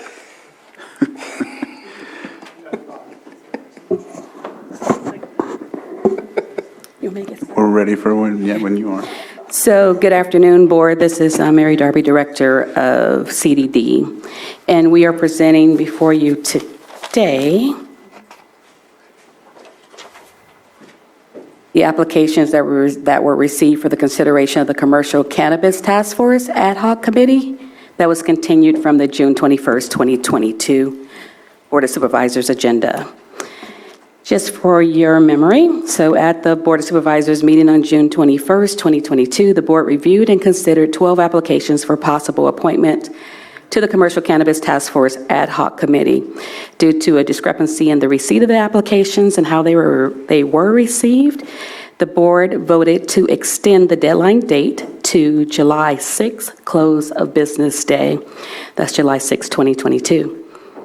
The board also directed staff that the application should come through the administration offices because the application would receive a receipt based on the applications that were turned in. CDD received an application via email yesterday for your information for the task force to be appointed to the task force. However, the deadline date had closed but the applicant stated that on the website, there was not a deadline date. We do have a green sheet of that, if you can give this to them, please, of the application that was received yesterday. Having provided the basic background of our June 21st meeting, our new assistant planner, Mary Claiborne, will be giving this presentation on the applications for consideration for the Cannabis Task Force. Thank you. I'll turn it over to her at this time. Good afternoon, Chair and Board. My name is Mary Claiborne. I'm an assistant planner with Community Development assigned to the Cannabis section of the Planning Division. I did want to make a quick correction to that. We actually received this application in person yesterday at the Cannabis window. Moving forward with the presentation, there's some background here. Mary had gone through a little bit of this with you, so I'll touch on this briefly. The CDD conducted a presentation to the Board of Supervisors on issues and concerns regarding existing cannabis ordinance on May 24th, 2022. CDD held commercial cannabis workshops to address issues and concerns with revised commercial cannabis ordinance on May 25th, 2022. This was with the cannabis industry, and there were 30 participants in attendance. The Community Development Department held commercial cannabis workshop on May 26th. This was for general public, tribal nations, and agencies, and there were 21 participants. Those workshops were recorded, and the videos were shared with the Board of Supervisors on June 7th, 2022. The board identified categories for Task Force Ad Hoc Committee at the June 7th, 2022 meeting. Applications were posted on the CDD website on June 8th and placed on Granicus on June 7th, 2022. On June 21st, 2022, Board of Supervisors presentation was continued to today, July 12th, 2022. The revised Cannabis Ordinance Task Force was approved by the Board of Supervisors. The deadline for interested parties to submit their applications to CDD or Clerk of the Board was July 6th. The Board of Supervisors' final individual appointments for task force will be at the meeting here today, July 12th, and the task force first meeting should be scheduled sometime in late July. The task force composition is as follows: Tribal Government, Lake County Cannabis Alliance, a community member from the Northeast, Northwest area, a community member from the Southeast, Southwest area, a member of the Farm Bureau, the Agricultural Commissioner, and a member of the cannabis industry.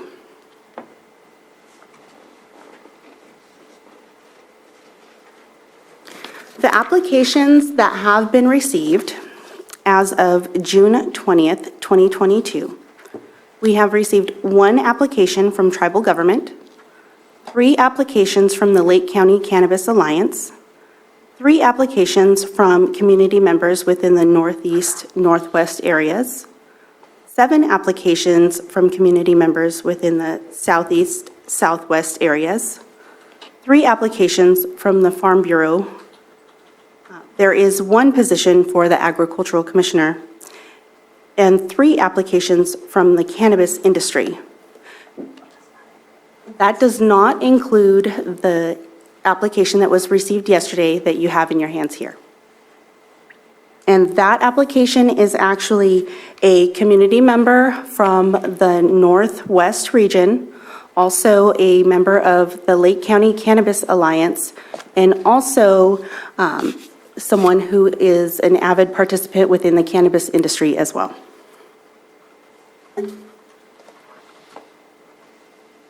The applicants as of June 20th, 2022, and I apologize if I mispronounce anyone's names, are Sabrina Andrus, Jesse Cude, Richard Lavelle, Roberta Lyons, Aaron McCarrick, Lori Corella, Donna Makowitz, Dawn Van Pelt, Bobby Dutcher,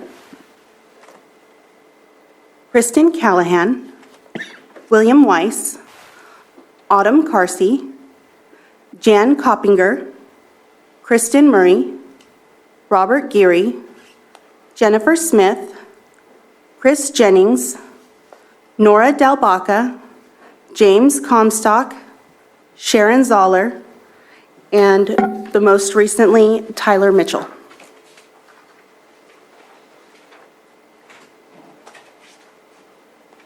The next steps for this, the Cannabis Program Manager will spearhead this task force. They will schedule the meetings, discuss logistics, formulate goals of the task force, and the Program Manager will will provide a follow-up to the Board of Supervisors after the board's consideration. And this concludes my presentation. Thank you. All right. Supervisor Pyska.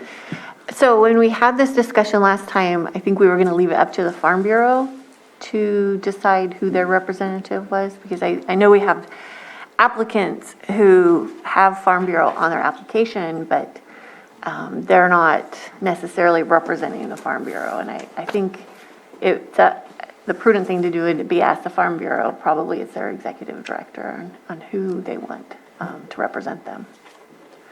And is that person present or in the? And no application. And no application. But they don't require one. But I think we just leave that position open for the Farm Bureau to make that decision. Okay. I spoke with one of the applicants, Will Weiss, and he does have that on his application, but he's not, he doesn't speak for the Farm Bureau. He actually applied as a community member. So I think there's some other distinctions that we should really kind of look into. Go ahead, Mary. I'm sorry, Chair, would you like us to read the names, the 3 names from the Farm Bureau that we received, or would we just like to wait? Well, let us, who is it that you have designated from Farm Bureau?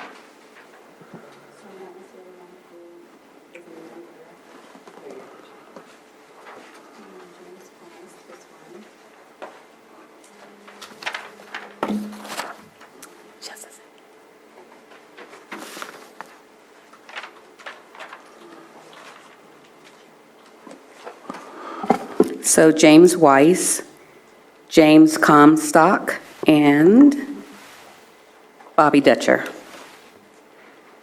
So they have Farm Bureau on their application as one of the groups that they're a member of.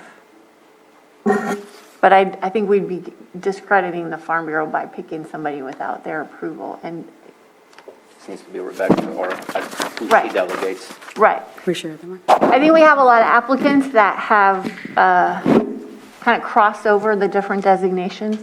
That makes it a little tricky. Go ahead, Supervisor Simon. My only question on that would be, obviously, when we were talking last time, we didn't have any folks from the tribal community. Now we have a tribal community member on the list, which I think is excellent. I hadn't heard a lot, but I'm glad that Bob Geary's name is on here. So we have a tribal representative. So with the Farm Bureau, and has there been any direct conversations with them of picking somebody or anything? I don't have much interaction with the Farm Bureau, but I know there's, right, at least the agricultural board, someone from the Farm Bureau goes there. Was there any conversation, or has there been any conversation? No, I haven't had any, so I'm asking the rest. Yeah, when I had the conversation with Will, he didn't feel comfortable speaking for the Farm Bureau. Oh, And he okay. wanted to let me know, like, hey, I have it on my application, but I'm not speaking for the Farm Bureau. I'm applying as an individual. So I think, when we had the conversation on the very first day, my intention was to invite the executive director of the Farm Bureau, because that's the paid employee to represent the lobbying group. I had to check my email just to make sure. I didn't want to misrepresent, but I did get an email, and so did Director Darby, from Rebecca Harper, the Executive Director, that said, "Good afternoon. I was made aware that there is some confusion surrounding who the Lake County Farm Bureau's Task Force representative would be. As the Executive Director, I will be fulfilling that seat on behalf of Lake County Farm Bureau. If you have any questions or need anything from me, please do not hesitate to contact me." Okay. Oh, there it is. There you go. Okay. That takes care of that. Thank you. Thank you. Excellent. All right. Okay. So we have one tribal member, so that is probably who's going to fill that seat. Yeah, that seems pretty simple. Yeah. Robert Gary. Then we have the Ag Commissioner, and we have the Farm Bureau. So those three seem done. So we need to figure out the Cannabis Alliance, and then there's two of them, The right? Cannabis Alliance, the cannabis industry, and the public seats. Okay.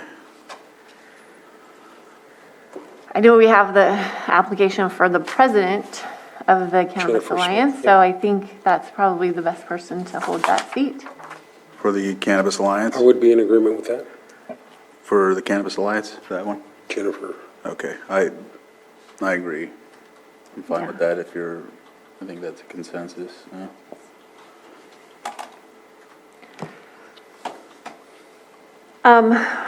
For members of the public, we also have a lot of crossover applications where people are, have dabbled, even, or have relationships with people that are in the industry or have come against the industry. So I think some of the applicants have some bias, and it would be, in my mind, best to pick the applicants that don't show a bias, or seem pretty neutral, because we do have these other categories represented. So I wanted to see how you felt about that. What I did instead of that, it was hard for me to determine. I just picked the ones I know that speak out against and speak for. Right. So I could balance my picks for that, but I'm willing to work with everyone on that. I pretty much picked 3 of each when it comes to the members, because I knew that maybe they would, so at least I know that if I have to agree on another with you all, I would be able to do that, so. Yeah. If that makes any sense. My 2 picks for the community position, they're both in my district, so I know that's not what we were looking for originally. We wanted to have them regionally spaced out, but they have really,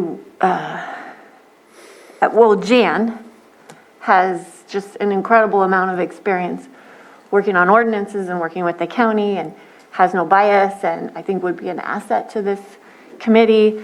But then also Sabrina Andrus is a very successful business owner in Kelseyville, was past president of the Kelseyville Business Association. So I think those 2 represent really strong areas in our economy and in our government, and Sabrina's also has a law degree. So although it doesn't fit with the regional designations, I feel like those 2 would be very strong for those seats. And so I'm trying to determine which ones are, so they would be on the northwest or so, how would that? Well, that's the funny part. They're right in the middle of the county, so Yeah, I don't know how Kelseyville, Yeah, Cobb 'cause I area don't- is designated. yeah. Go ahead, Mary. Looking at our GIS system, we would look at address determination and see exactly where they would fall within Kelseyville. Okay, so Sabrina would be in Kelseyville and Jan would be in Cobb. Okay. But if you have other suggestions, I just felt those were the 2 strongest overall. I didn't know how to pick, so I just picked like from southwest to northwest, and I assumed I knew what that meant, but I don't know what that means. They were part of my picks when it came to that. I was thinking that they were part of this side, and then the other side, I had picked Dawn Van Pelt and Roberta Lyons on the other. I thought maybe they were on the other side of that. So, but I know that when it came to alternate picks, Sabrina was one of mine, and so was Jan. But I don't. Again, the outlay of where they're placed at, that was one of my concerns as well. So, again, the 2 that I had was Dawn and Sabrina. So I thought maybe, I mean, at least I know that you agree with that one in some instance, so. But on the other side, in the other area, Dawn came very, with a lot of recommendations from the community as well, of that area, when it came to that, so.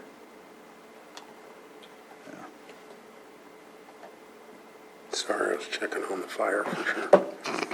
It's It's out okay. officially. All right. Oh, good. And a real fire, not a business or, okay. From my point of view, Jan Coppinger, I think, I got no problem with Jan going on, but she's always been open-minded, worked through the process, and a real deep thinker of, how to continue existing in this current environment. So Jan is good. And yeah, understanding the dynamics all the way around the lake. I know there's a bunch of District 1 and, South County folks here. We'll kind of defer to, that delineation to get on the other side of the lake. That's the challenge. And where is Roberta Lyons? Is she She's also down on our in side? District 5. She's in District 5 too? Yeah, she's in Jago Bay. Okay. Is it with the chain? But I would or be before okay the chain? with that also. She's mine. She's in my district. No. Oh. Was she already in your district before redistricting? Yeah. Or- Gotcha. I wasn't That sure how side of far. it didn't change. The Jago Bay Lower Lake side didn't change. Gotcha.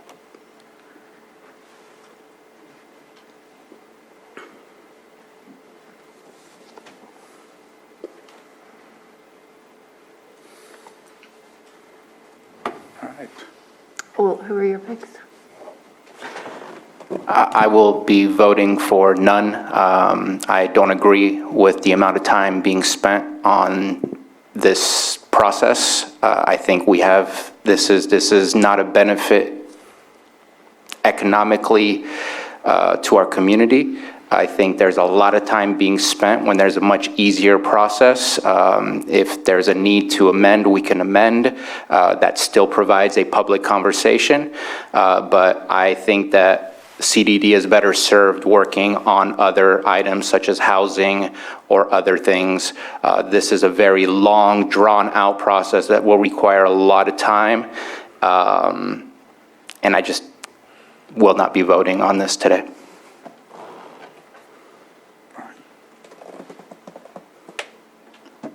All right, so we do have basically similar votes when it comes to at least Ms. Andrus, right?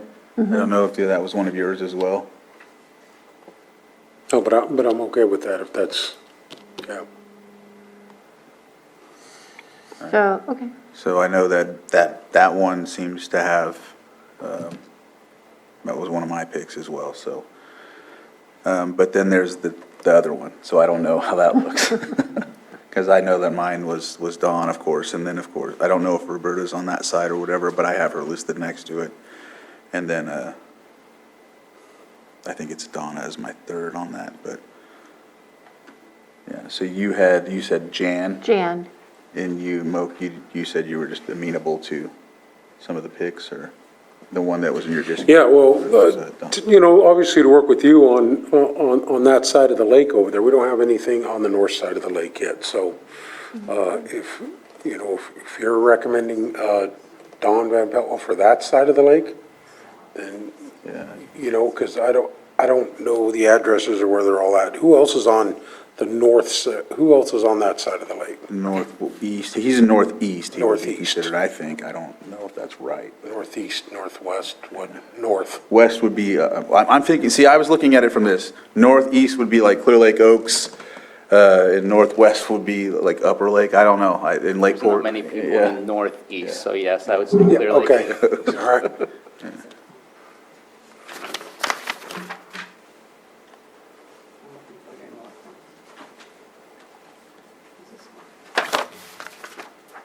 I mean, you have Out of South Canada. Holly. Where did I see the names? Oh, no, you mean Holly and Chuck Lamb? Holly Harris and Randy. Oh, no, they recommended Dawn. Okay. I have a question about Don, though. Is he going to be a neutral party for this discussion? For North. Well, he says he would be. Well, yeah, okay, because we want to move the conversation forward. Right.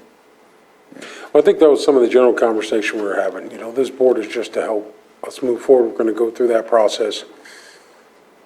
The debate on whether cannabis is here or not that should be over. That it should be moving the process forward with the current ordinance we have in place and helping streamline that to take in community concerns and all through the board. So I think Mary did a good job of that. Thank you. When we started talking about that in the beginning, and I know it was reiterated at the board of trying to move forward. That is correct. And not continue that conversation. So we are either for it or against it, but if we're going to be on the board, it's working towards a common goal for both sides. That is correct. So in terms of the North application, the addresses that I've received, one would be Don Van Pelt, William Weiss, Donna Makowitz, and Bobby Dutcher.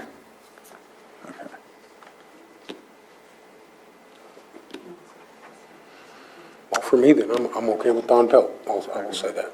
I'm sorry. He's not in the north, though, right? Wait, was he in? Yeah. Based Oh, he on was. the Oh, address. sorry. Yes. And we also have a Lori Corella. Okay, so if it's that group, Will is part of the Farm Bureau, but he was also, he has deep policy experience. He was a congressional staffer in DC, and worked in journal, I think he was a congressional staffer, maybe I don't have that one, maybe that's somebody else. But anyway, he worked in DC for a long time on Capitol Hill, and has that policy understanding. So although he is part of the Farm Bureau and he is an agriculture, I'll just bring that up as another. Carolyn, did you have something to add? No, I just wanted her to repeat. Can you, Supervisor, repeat the name? It's Will Weiss. Thank you. Yeah, I believe you read it out as James Weiss. Yeah. Did I? Yeah. Maybe that's his whole name. William Weiss. Okay, so he's not part of he says that he's a member of the Farm Bureau, but he doesn't represent because the Correct. actual director said she'd represent. I mean, if it's a consensus, I'm willing, to agree, but, I just was only stating Dawn's, to apply Dawn, not only with the recommendations and whatnot, but I know that he's had serious concern. But when it comes to experience in that manner, I would agree with you.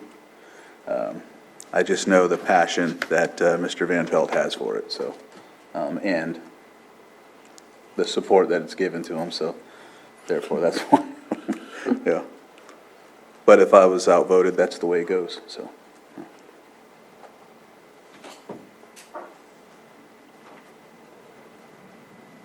Thanks, I guess you guys are putting it on me then. I will go ahead and, yeah, that's what I'm here for, I guess. So, obviously, made my point about Jan and heard conversations both about Don and Wade. So,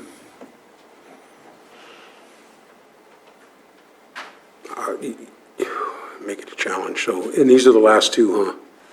These are the last two appointments here? I believe you need the industry. Yeah, we haven't. We have to do the industry. We need the industry, so, okay. So my recommendation then would be, after all the conversation and talking through things, would be Mr. William Weiss and Jan Coppinger. I can do that. I can do so too. Yeah, Okay. that'd be great. That's the case. And so we still need someone for the cannabis industry. So I can read off what I have so far. Okay. So I have Rebecca Harper for the Farm Bureau, Robert Gary for Tribal, the Ag Commissioner, Catherine Vanderwall, the Cannabis Alliance, Jennifer Smith,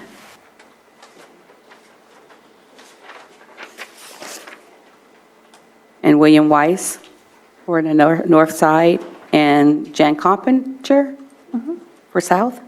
Okay. So we have the cannabis industry remaining. Sorry, my double-sided pages are not working very well.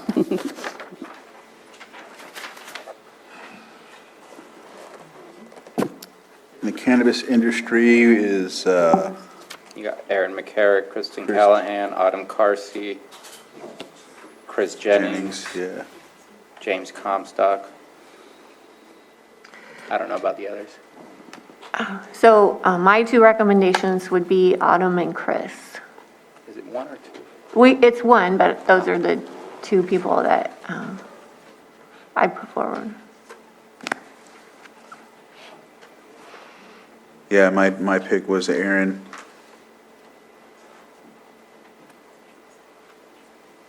I think Erin would be really great, but she's also what's her position at? Oh, at Clear Lake? No, the Cannabis Alliance. Oh, I see. Vice. Yeah, she's Okay. and that was the only reason I didn't pick her. But I didn't know that, really. I knew it, but I didn't know it, like, I didn't think about it, so. Well, Okay, can I just, in terms of our applications that we received for the cannabis industry, the names would be Autumn Carsey, Chris Jennings, Nara Del Baca, Christian Callahan, and Aaron McCarrick. Nara was one of my picks. But I think Nora said in her application, wasn't she going for the community position? I'm sorry, which name did you mention? Nara. I think she's great too. She has a lot of policy experience, but I thought that she was looking at the community position. She did not identify which Okay. committee. Well, I actually had her Yeah, on her my three. on her application, she put community position. Yeah. Okay, and that's why I scratched her name off. Okay. It does say.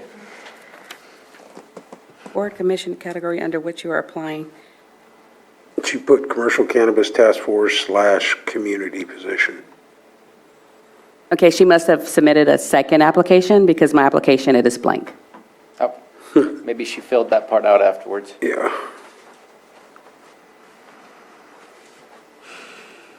I'm okay with Nara, though, even though she filled out I her am too. application. Yeah, I am too. Okay. We good on that one? Or do you have another one? Because that would complete everything, right? But she is in the industry, right? Yeah, I think so. Well, Is she? because I think she wrote her partner was in the industry, Oh, but okay. I'm not sure. Lake County Fair Board, County Alliance. Let's see.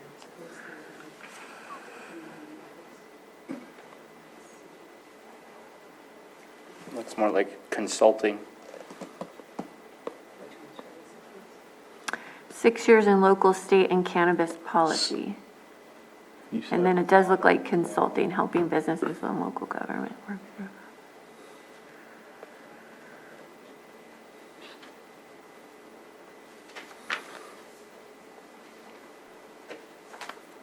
Okay.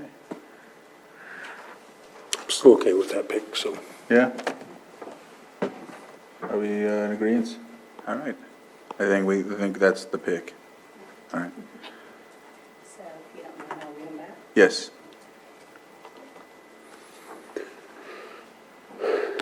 Okay, so the 7 applications or names that you are appointing would be Rebecca Harper for the Farm Bureau, Robert Geary, Tribal Government, Agriculture Commissioner Catherine Vanderwall, the Cannabis Alliance, Jennifer Smith, Cannabis Industry, Nora Del Baca, the Community Northeast Northwest will be Will West, and Community Southeast Southwest will be Jan Compinger. And that would include, that would be the 7 total. Okay. All right. Let's see, is there anything else that we have to open it up for public here from here forward? So if there's anyone in the room that would like to comment, and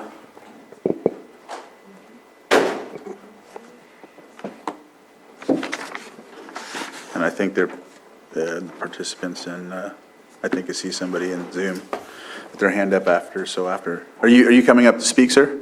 Okay. Nikki Carboni, I see your name. If you would, you have your hand raised. If you can unmute and go from there. Hi, can you hear me? Yes. Hi, I had 2 quick questions. I was wondering if these task force meetings will be open to the public? Yes. Yes, they will. Okay, and will they be bound by the Brown Act? Yes, they will. Okay, thank you so very much. Thank you. Any other public comment?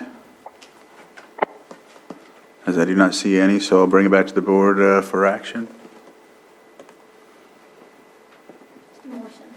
Yeah, just. A motion? Okay. Yeah, thanks. Okay. Okay, Mr. Chair, I move that we appoint Rebecca Harper from the Farm Bureau. Oh, I'm sorry. I move that we make the following appointments for the Commercial Cannabis Ordinance Task Force. Rebecca Harper, Farm Bureau. Robert Geary, Tribal Ag Commissioner. Catherine Vanderwall. Cannabis Alliance, Jennifer Smith. Cannabis Industry, Nara Dalbaca. Community Member Will Weiss, and Community Member Jan Coppinger.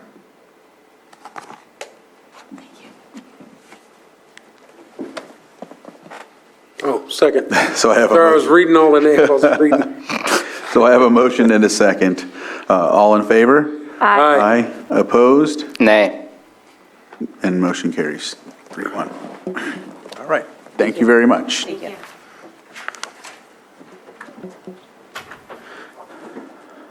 Okay. Next is, let's see, we got the 7.6. Consideration of travel reimbursement claim for expenditures outside the scope of the travel policy for Health Services Director Jonathan Portney in the amount of $723.90 for the EMS AAC conference held in San Diego, and authorize the auditor controller to process payment. I think this is, let's see, Jonathan, or Kathy, I see Kathy Saderlin on. Jonathan should be on too. Okay. Is he not? It's his item. I've seen his name. And Stephen Carter is available if you have any questions regarding the actual policy. Okay. I don't see his name on.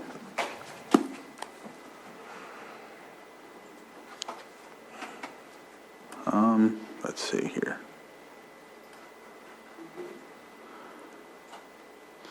Yeah, I'm not seeing Jonathan on at the time. Okay. What I can do is, if someone wants to work on getting a hold of him, we can do calendars. I'm working on it. Briefly. Okay. No? I texted him like a couple hours and he hasn't called. Okay. I thought I did see him on here momentarily, Yeah.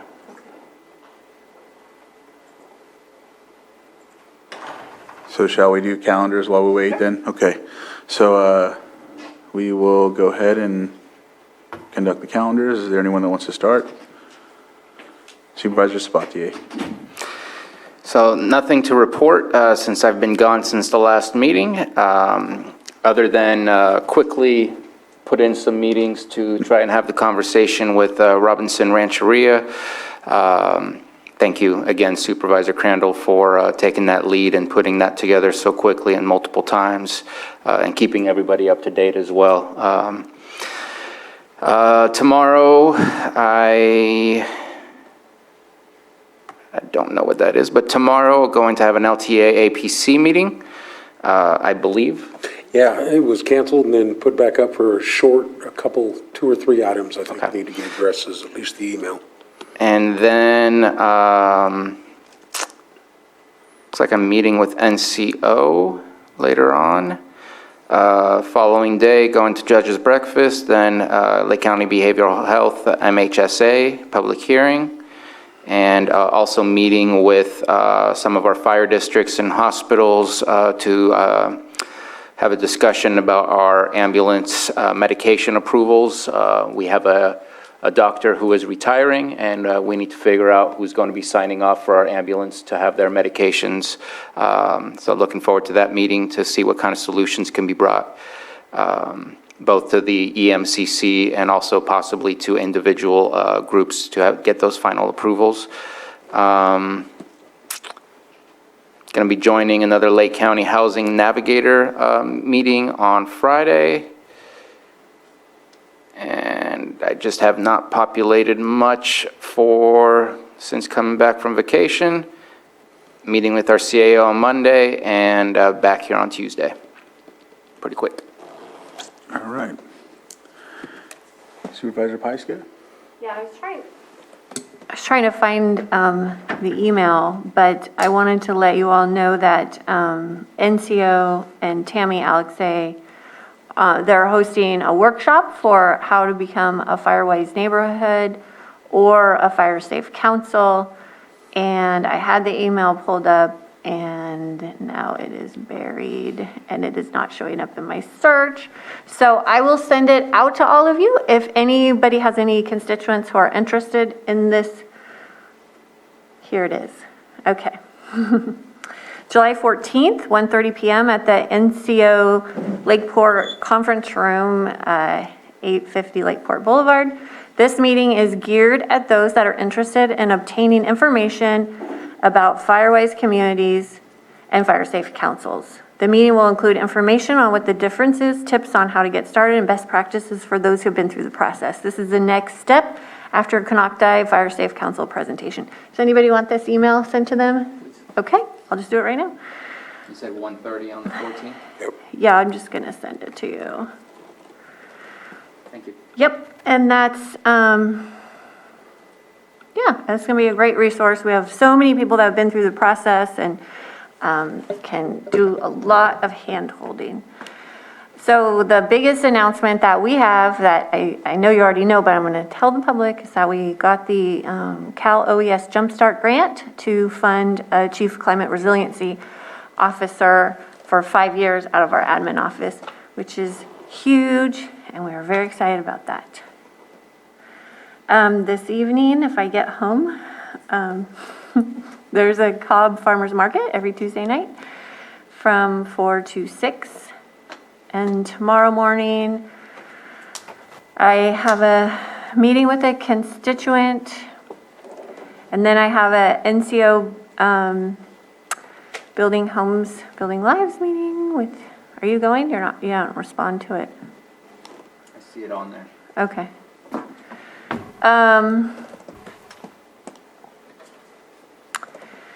And then Thursday morning, Fire Safe Council meeting, and then I am meeting with clerk and CAL FIRE on a Bottle Rock Fuels project. I don't think I'm going to be able to make the behavioral health public hearing. And then I have another meeting with a constituent later in the afternoon. Friday, we have the tree mortality task force meeting, then the home hardening meeting, and then the beginning of our weekly staff meetings to start putting together our strategy with the new information and the new grants that we've just gotten with tree mortality, and try to incorporate everything that's kind of come together in the last month so we can keep moving forward with that. And on Saturday, I am fetching my kids from camp. There's an open mic at Pine Summit Pool. Sunday, I don't have anything. And Monday, I'll be here at 10 a.m. for the Jumpstart meeting where Cal OES is coming up here. So 6 applications were accepted in the state of California. Yes. And we were one of them. And so we're the first one to have this meeting, the very exciting kickoff meeting. So Supervisor Simon and I will be here to welcome the OES staff and to get to work on that project. So it looks like I'll have my Monday meeting with Susan pushed somewhere. And then CMAT reporting committee meeting, and then risk reduction authority. So it's the busy Monday. And then back here on the 19th. All right, thank you. Supervisor Simon. Just finish up today's board meeting. Don't have anything this evening at this point. Tomorrow morning, like I said, APC meeting. I think it's going to be a short one with Supervisor Sabatier. In the afternoon, I've got at least one constituent meeting. Going to go around and look at some stuff up on Western Mine Road and a couple of different properties up there for vegetation abatement and just general conversation with some community members on that road. Thursday morning, don't have anything in the morning, but in the evening I have the math meeting, Middletown Area Town Hall. Be exciting to give that information about our Jumpstart program, which is excellent. Friday morning is already pretty full. I know Susan, we were trying to meet at 9, but I think, is there any possibility we could do that at 8 a.m. or do you have something else? Yes, that works for me. Excellent. And then obviously you have the planning meeting, and then at 11:30, 12:30, we have the staff meeting. So we're doing those. And then on the 16th, don't have anything on for the 16th, 17th, and then back here Monday. Did you already send the invite? Just the invite for the 10 a.m. for the new Cali-S thing, just so I have it on there? Not yet. I'm going to be here, but just Yeah. please send me one if you would. I will as soon as I get a little bit more information. Yep, the CMAT reporting, and then the Risk Reduction Authority meeting in the afternoon. One thing I just want to talk about over the last couple of weeks, I hope everybody enjoyed their vacations as you were, but I just would like to really thank our local fire departments, CAL FIRE, everything. We've had a lot of small fires that could have been bigger, and I think as we're learning, and having pre-positioned resources, which I know our fire districts work diligently to do. I just want to thank them for their hard work. I know we're early in this fire season, but even today as we sit here, things happen, and they're on them pretty quickly, so I want to thank them for that. And then also community members, because I know when these things happen and things break out, it's not just the first responders that get there, it's local farmers, workers, ranchers, just community members that jump on these things pretty quickly.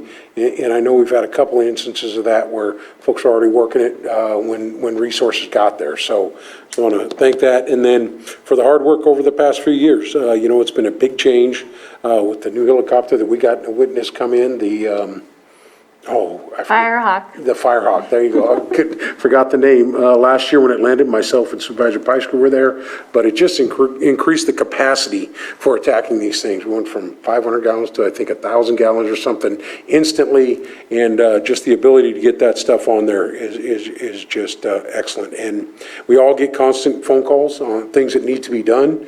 Sometimes you get a complaint or something. It happened to me yesterday. I went out and got a call on an area that, should have been done, got there, and somebody had taken care of it.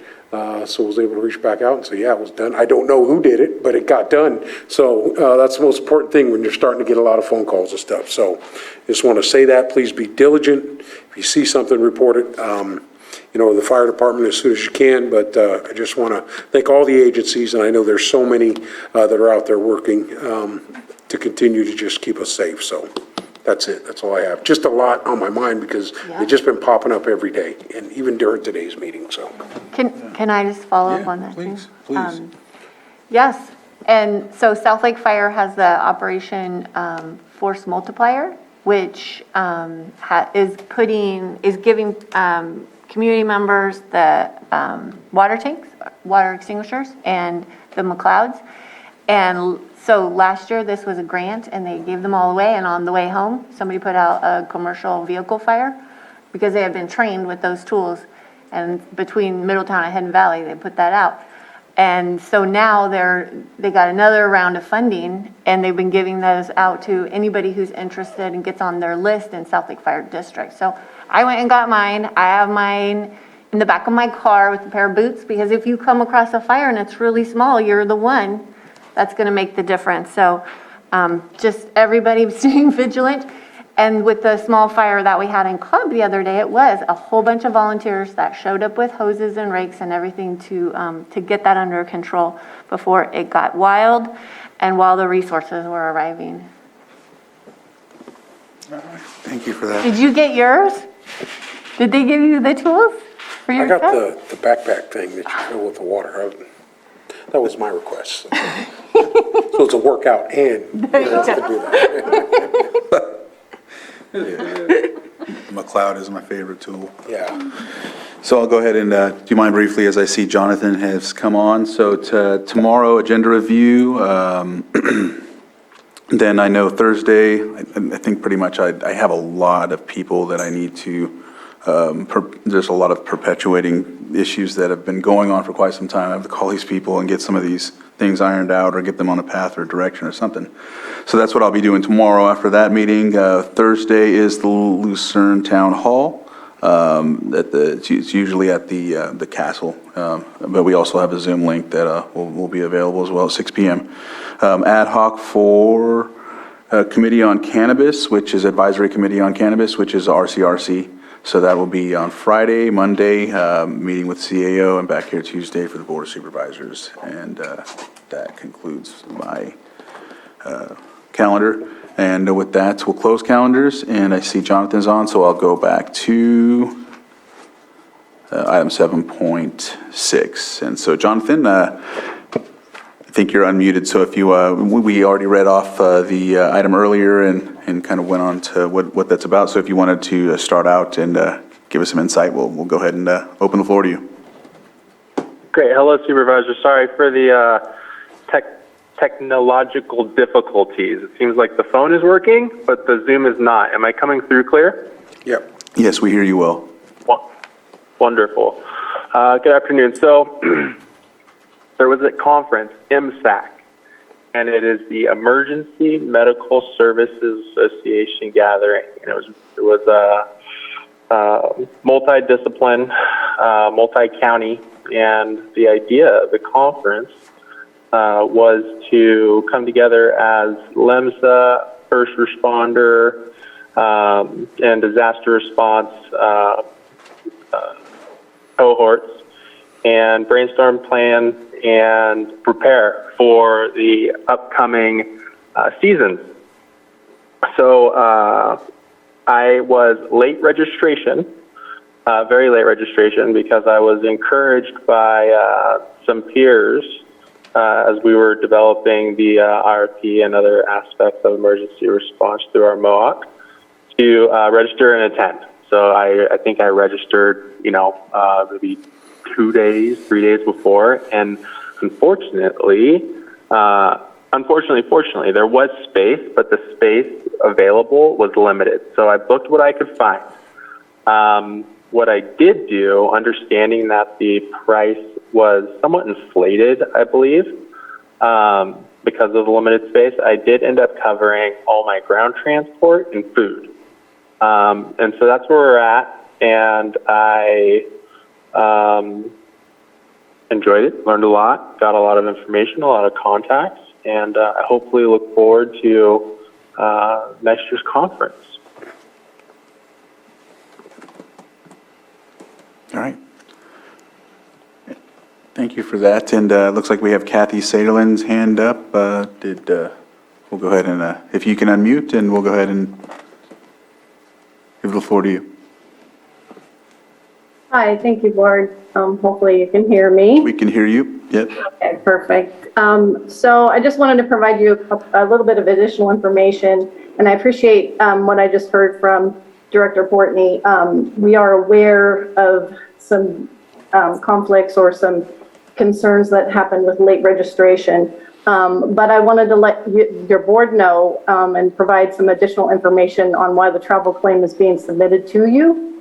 That travel claim was reviewed and audited by the Auditor Controller's Office, and the claim includes costs, as you noted, that are unallowable per the county travel policy.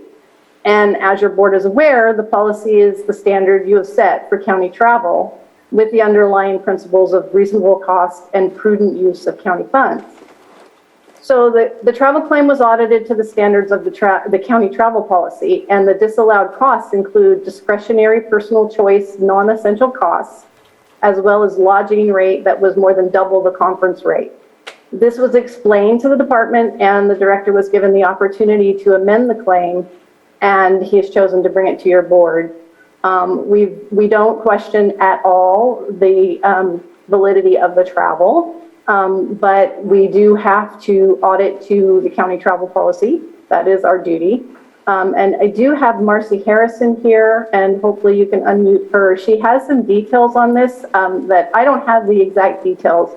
I just know that, it's auditor controller's duty to apply the county policy consistently. And it's our fiduciary responsibility for appropriate and reasonable expenditure of monies entrusted to the county. So we are going to be asking for your concurrence of the costs that have been disallowed by the auditor controller based on the travel policy.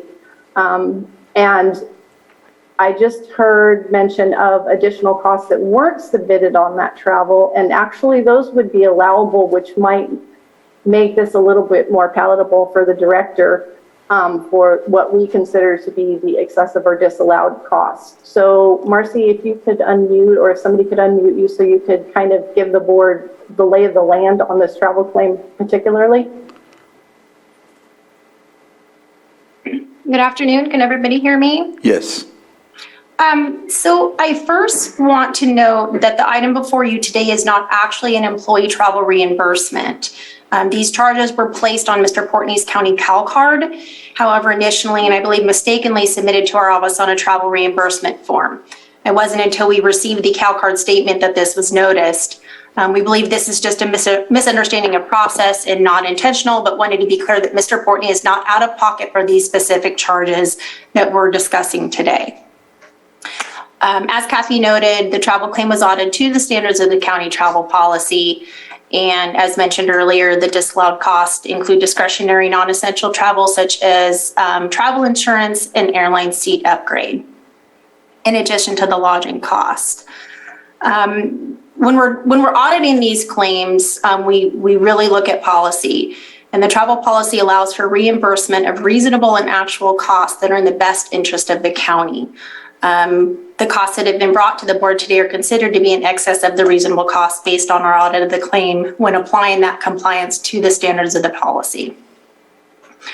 Just to kind of give you a brief breakdown, and per the documentation that's been provided, I believe you guys have the claim as well as some of the backup and supporting documentation. We also did speak to a representative from the Omni San Diego Hotel. The group rate that was offered for this particular conference was $219 plus fees and taxes of $27.86 per night, which would have resulted in a total of $493.64. Therefore, this would be the total allowable lodging expense under the policy. Mr. Portney's actual lodging cost was $565.56 per night, with fees and taxes resulting in a total of $1,131.11, which is in excess of the allowable rate by $637.47. Then when you factor in the additional discretionary personal choice costs, such as the travel insurance, which was $41.44, as well as the seat upgrade of $44.99, this is the excess of $723.90 that has been disallowed.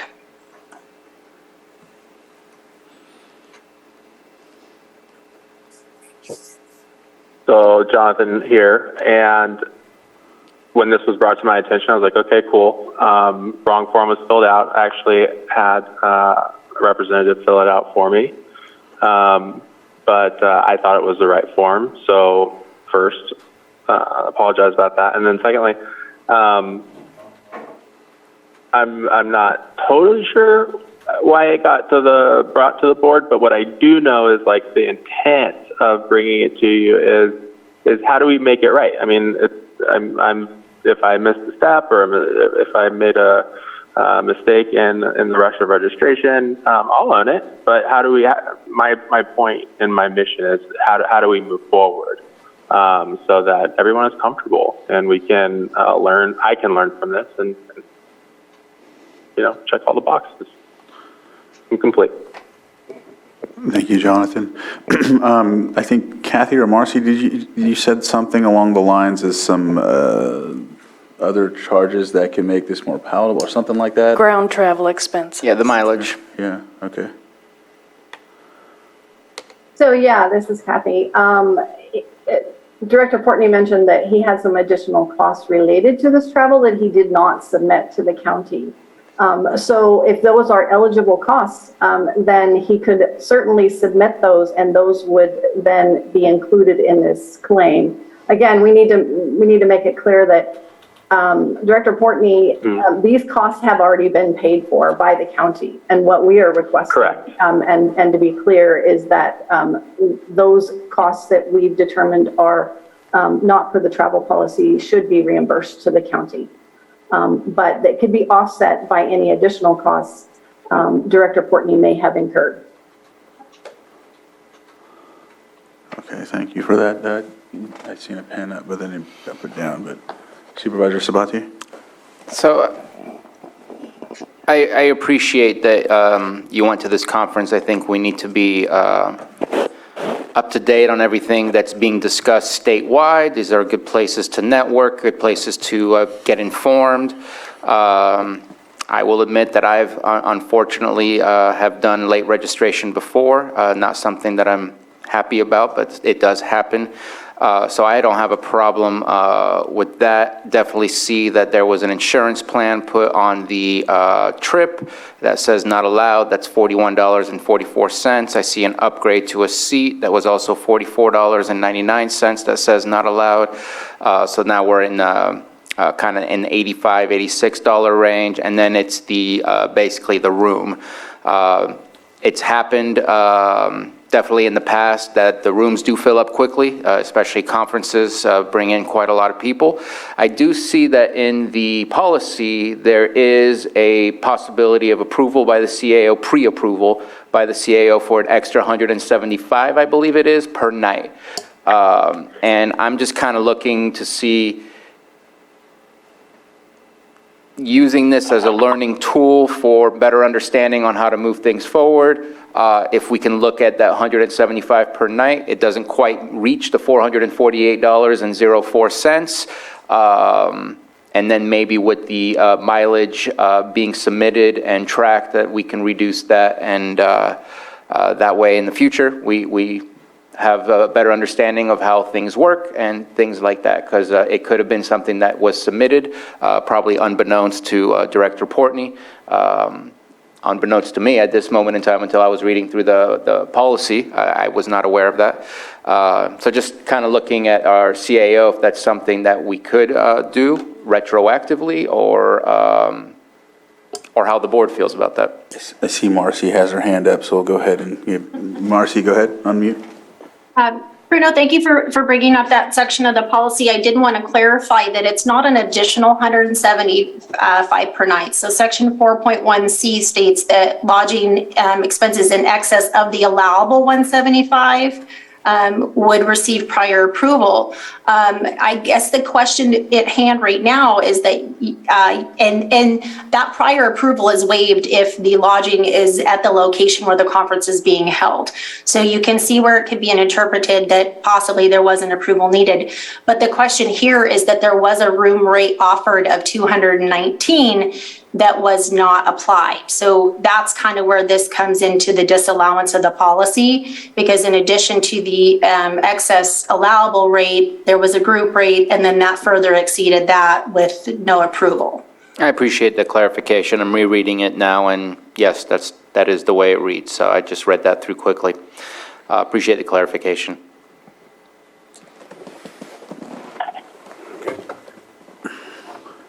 And just my opinion is, we do have a policy. We need to abide to the policy. Whatever the policy allows us to maneuver just to kind of simplify this process, make it a learning moment and move forward. But definitely, I feel like we need to make sure and provide the same for all. So just looking for what's within the policy to make this simple. It looks like, Stephen, I noticed that you came on camera, so I'd like to see if you had some input, because you're like, for whatever reason, you came up on our screen. No worries. Thank you, Board. I just wanted to say that I was aware of this travel before, probably 2 or 3 days before the actual travel, and I talked to some of the public health staff and made them aware that these are not normally allowable. So it wasn't out of the blue, like after the fact finding out. Just as clarification, that's all. Thank you, Stephen.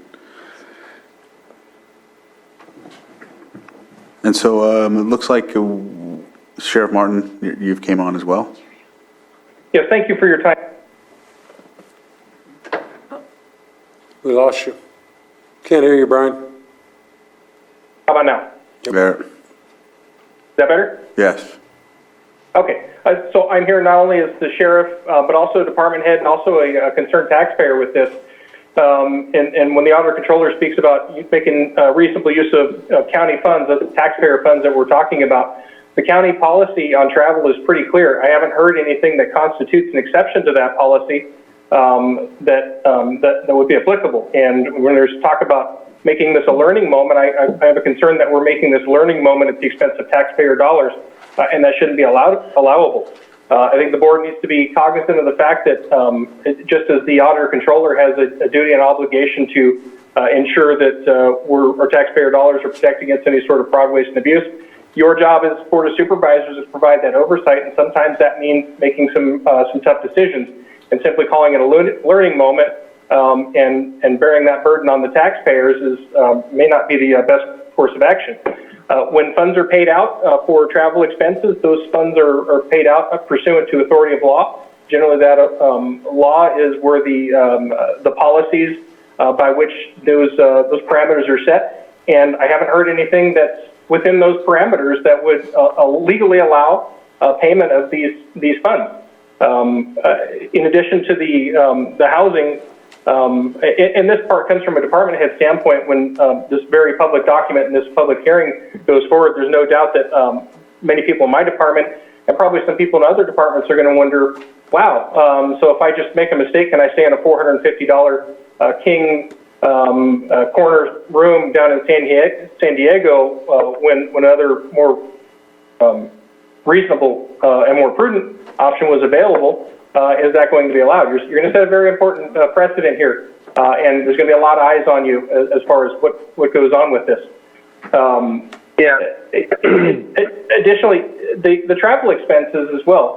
When we look at the travel out of Santa Rosa, it took me 2 minutes to find 14 airfares out of Sacramento that were under $200 round trip from Sacramento to San Diego. I haven't heard any justification why more affordable airfare hasn't been sought. And again, if this is the way that that the department is going to be run, the board needs to be aware that there's going to be issues with other departments wanting the same sort of treatment. Again, a very tough thing. Talk about making this a learning experience. It should not be a learning experience at the taxpayer's expense. Yeah, Jonathan here. Thanks, Sheriff Martin, for that sentiment, and I absolutely agree. I believe that for me, it's a learning experience. I'm like, oh, okay,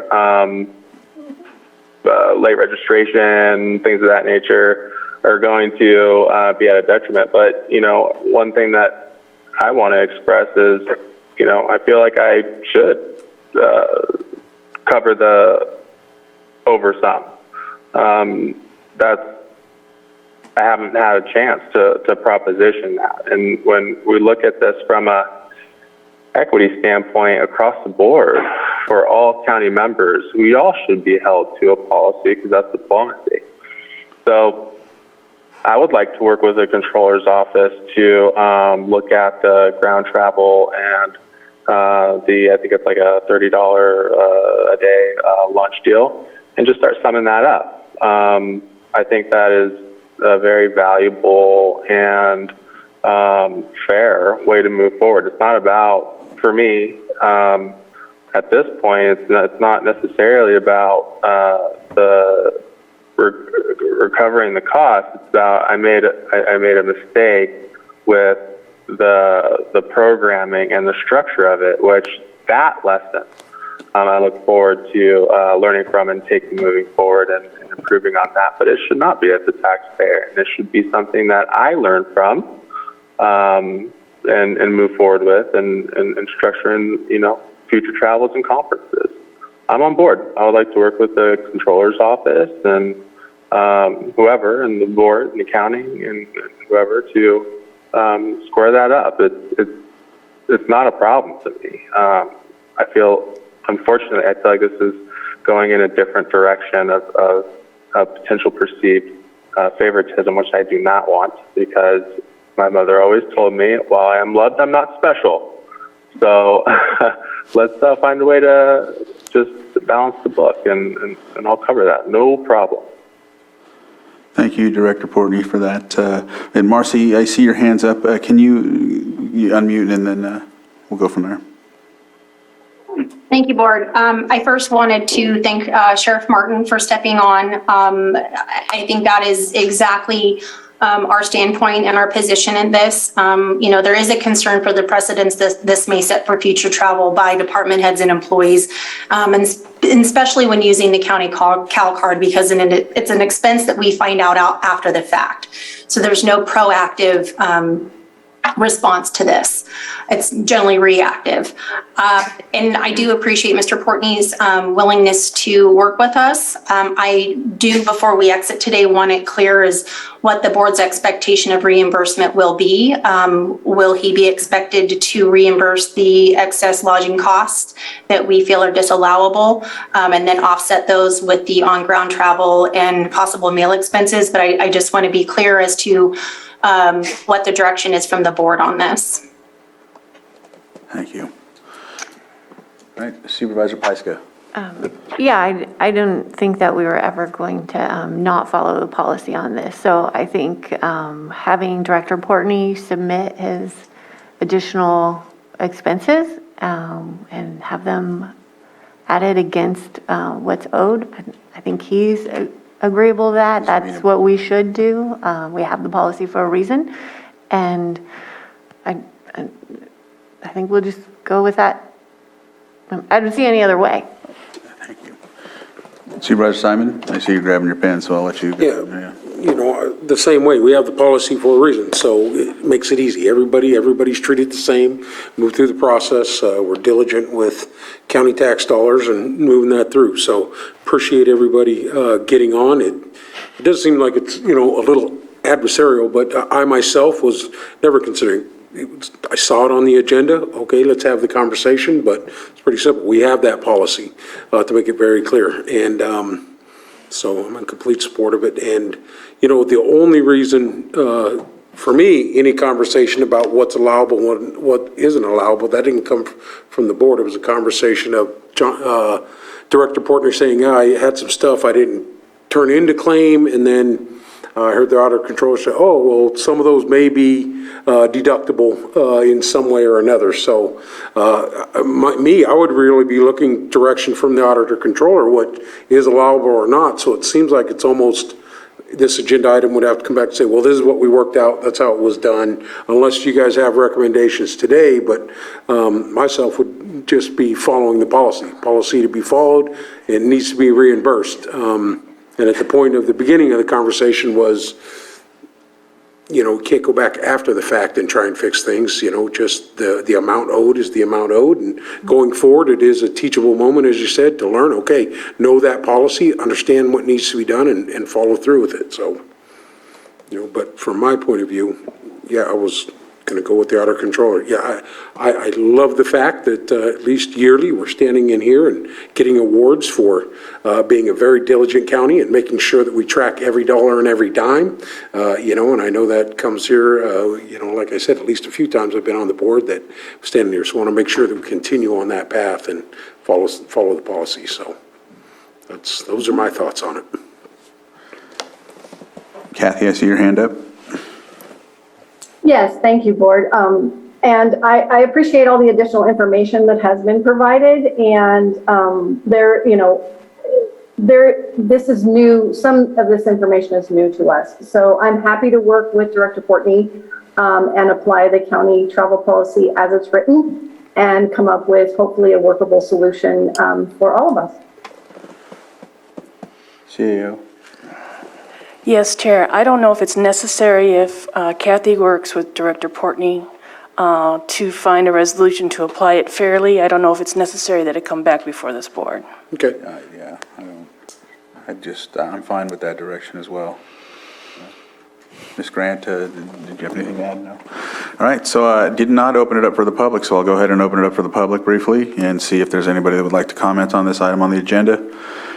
And I'm not seeing anyone raise their hand or in Zoom as well, so I'll bring it back to the board for further action. What's the, are we? I mean, I think direction has been given. Directions, Yeah. yeah, I think, Okay. We're good. oh, we're good? Sounds good. Okay. All right, thank you very much, Director Portney, and thank you. Yeah, no, thank you. Yeah, so, this won't have to come back to the board. You'll go ahead and work with the department, the auditor department and control department, and go from there. Thank you for being willing to. Absolutely, I appreciate it. All right, thank you for being willing to work with us and understanding, so, yeah. Just want to make it clear. Of course. We don't need to make a motion. No. Okay, No, you've reached consensus and given direction to staff. I think we're fine. Excellent. okay. All right.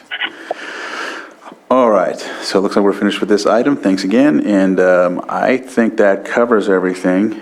If I haven't, please remind me, because if that's the case, I'd like to go into closed session, which is 8.1, conference with legal counsel, existing litigation pursuant to Government Code Section 54956.9D1, City of Clear Lake versus County of Lake et al. 8.2, public employee evaluation, community development director. With that, we'll go into closed session. Thank you, everybody, for the meeting today, and we will go into closed session.